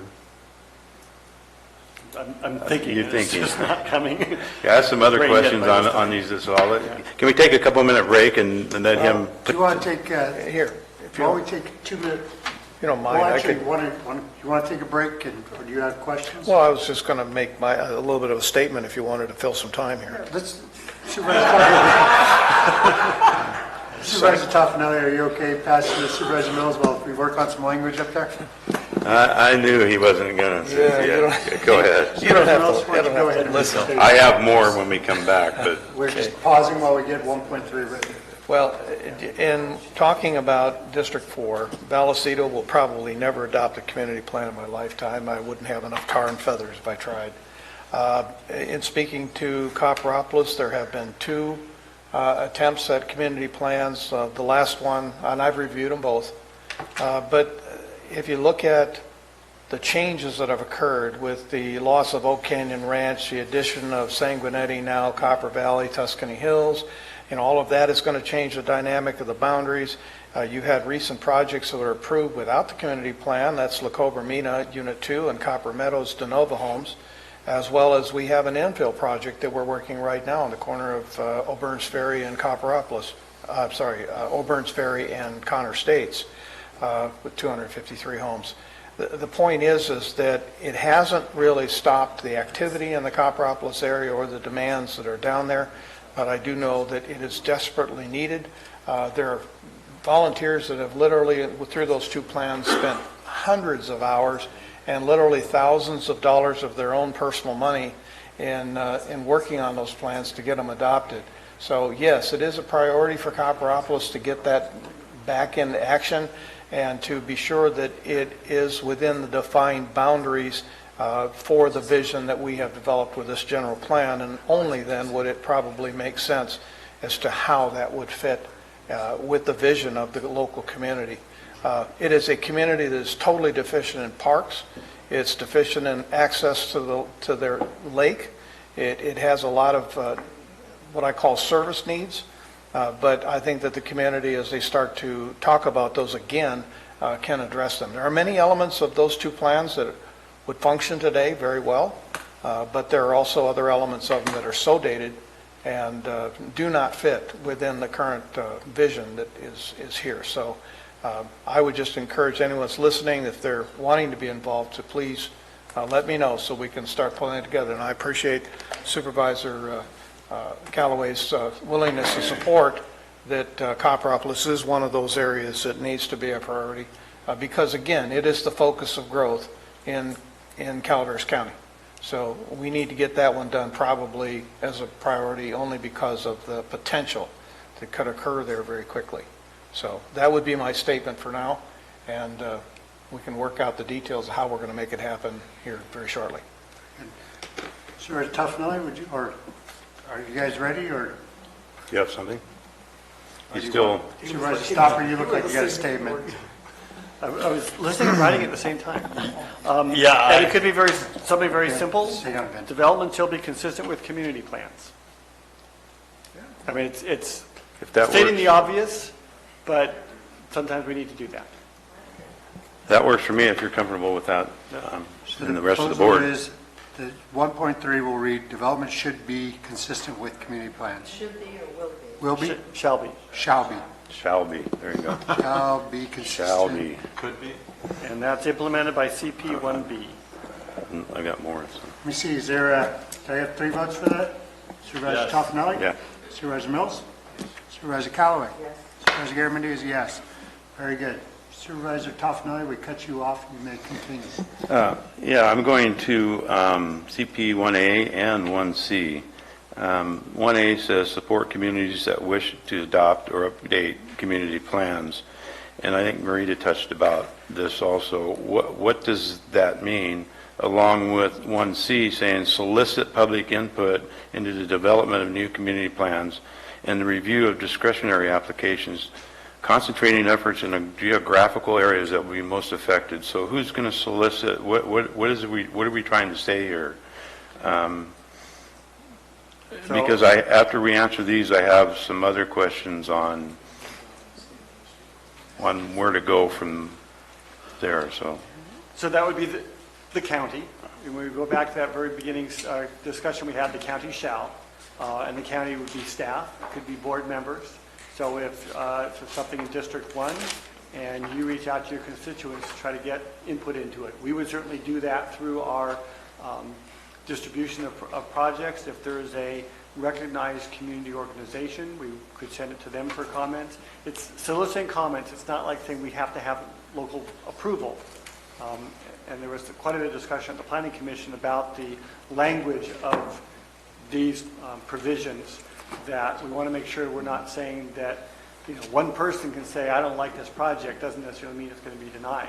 But we would listen to them and try to get their input into it. As far as supporting communities that wish to adopt, I think this gets to really what Supervisor Callaway was saying, is that this needs to be a high priority. And if community members come to a board member or a planning commissioner or staff and say, we want to update our community plans, we should do it. Now, Mr. Mills indicated to me the other day that Marty. There's no appetite for a community plan in Vallecito.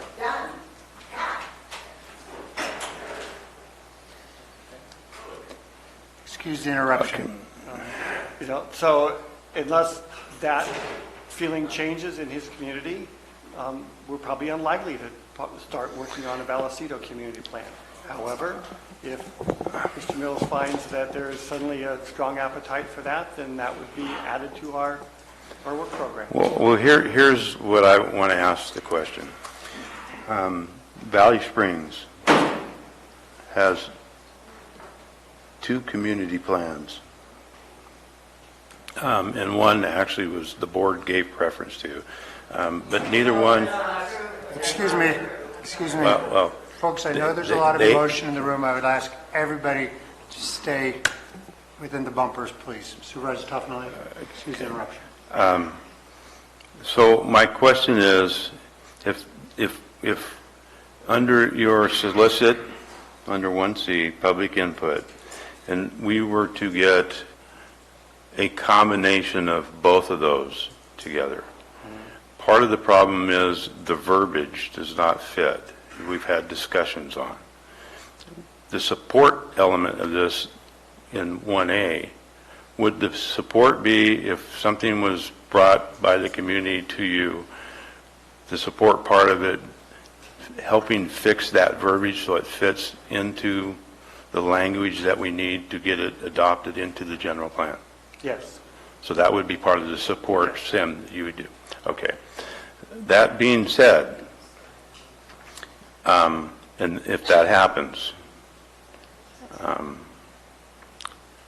and we come up with this plan that's acceptable, how does that, what does it entail adopting it into the general plan? Is it need a separate EIR? Will the language that through your support that you're going to adjust it to have involved into the existing EIR that we're going to certify today, later on? I need some explanation of that. I think everybody out here needs to know how that's going to work. Instead of us just coming up again with a general plan and then all of a sudden we've done all this work again and it's not going to pass. It would be an amendment. The frustrations I understand, so. It would be an amendment to the general plan. It's not a complete rewrite of the general plan to be adding something to it. We would need to look at the components of that community plan to see are there any changes in circumstances, any new mitigation that would result in the need to do any environmental review. Most likely, we could do it under an addendum. I can't say guarantee that could be done, but that's a possibility. It might be doing under a separate negative declaration. I would be surprised that we would reach a level where an EIR would be necessary, but it's going to depend on what are the components of that community plan. The community plan is going to have to be consistent with the general plan. You can't have competing, conflicting policies. And so, it's unlikely that we would have something that would be so beyond what we've already looked at that we would need to go back and do a significant amount of new environmental review. But we would need to look at it and see, how does this change the effects? If an amendment is agreed on, then there's no need to recirculate. Is that correct? On an amendment to... An addendum to the EIR. Addendum. It does not require a recirculation. Okay. That being said, I want to thank Supervisor Callaway for putting Valley Springs and Copper, at least getting her vote to put it on the top priority. I'm in agreement with her on going forward with your department. I know you have other issues, but at least elevate it in that department that we can move forward with this. Supervisor Stopper, anything to add? Good.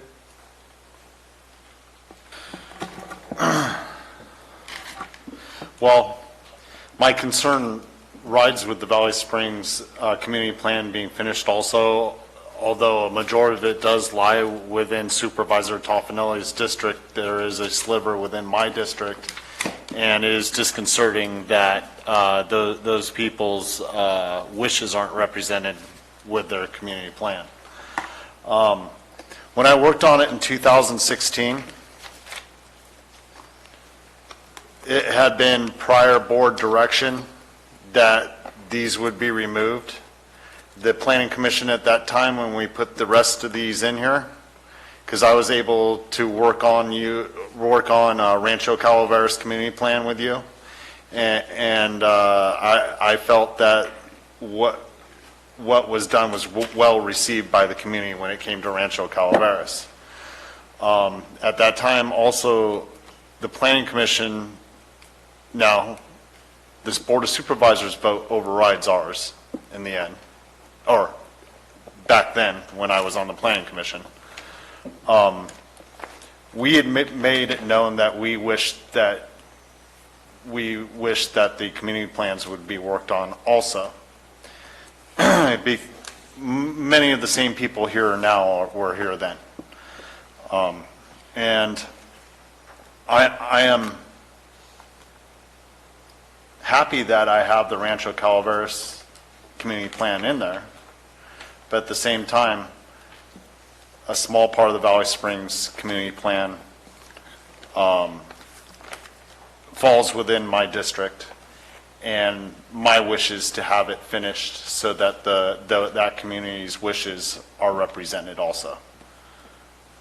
That's about it. I think between Supervisor Callaway and Supervisor Toffanelli and Supervisor Mills, the wish to prioritize proceeding with those falls on all of us. I can't speak for Supervisor Garamendi, but I think I am high, that priority is very high on my list.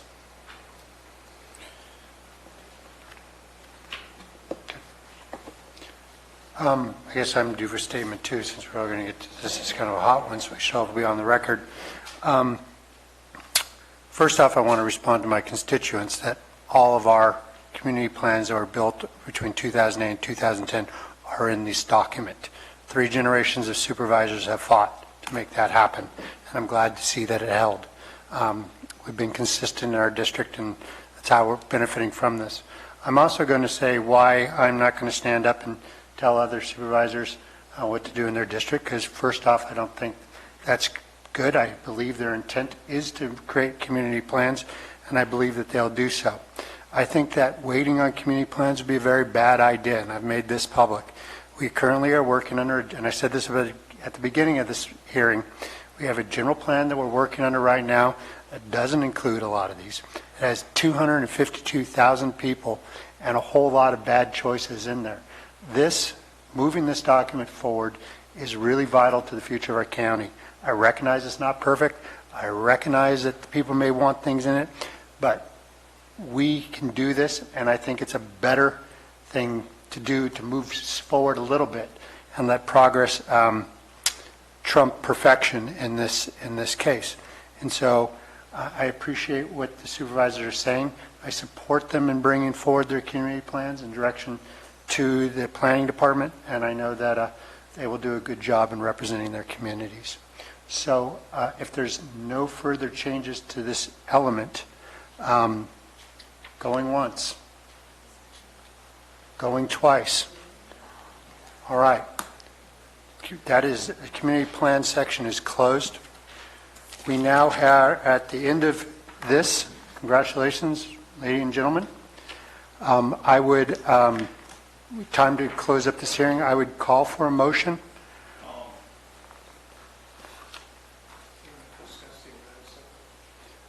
Do we need to discuss the errata separate? Mr. Maurer?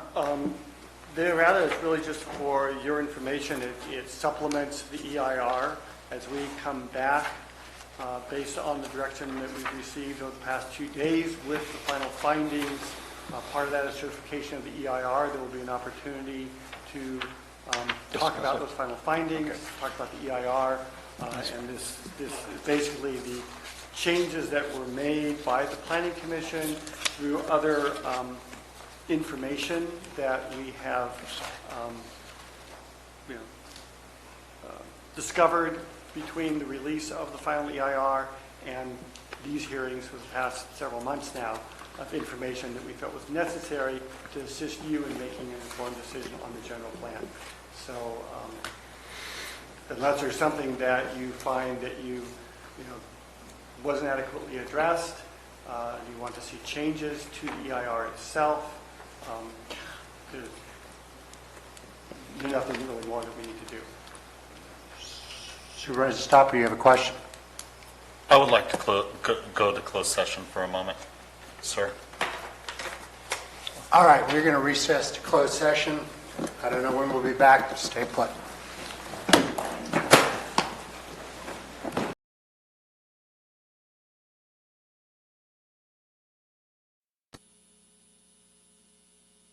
We're returning from closed session. Thank you very much. We're returning from closed session, and we are doing the final moves on the general plan update. I would like to call for a motion, if somebody's willing to make it, for a tentative approval of all modifications affirmatively pulled and direct staff to prepare the appropriate findings and resolution consistent with the tentative decision to be brought back at a future meeting for final approval. So moved, sir. Second. Moved by Supervisor Stopper, second by Supervisor Mills. All in favor? Aye. Opposed? Passes 5-0. Congratulations, Mr. Maurer, you did it. Almost. You guys have done a lot of hard work yourselves. So When will we very get to much. see it, Mr. Maurer? Look forward to it. When do you have any idea when we'll get to see it? No. As soon as we possibly can. Thank you very much. You're not going to work tonight and have it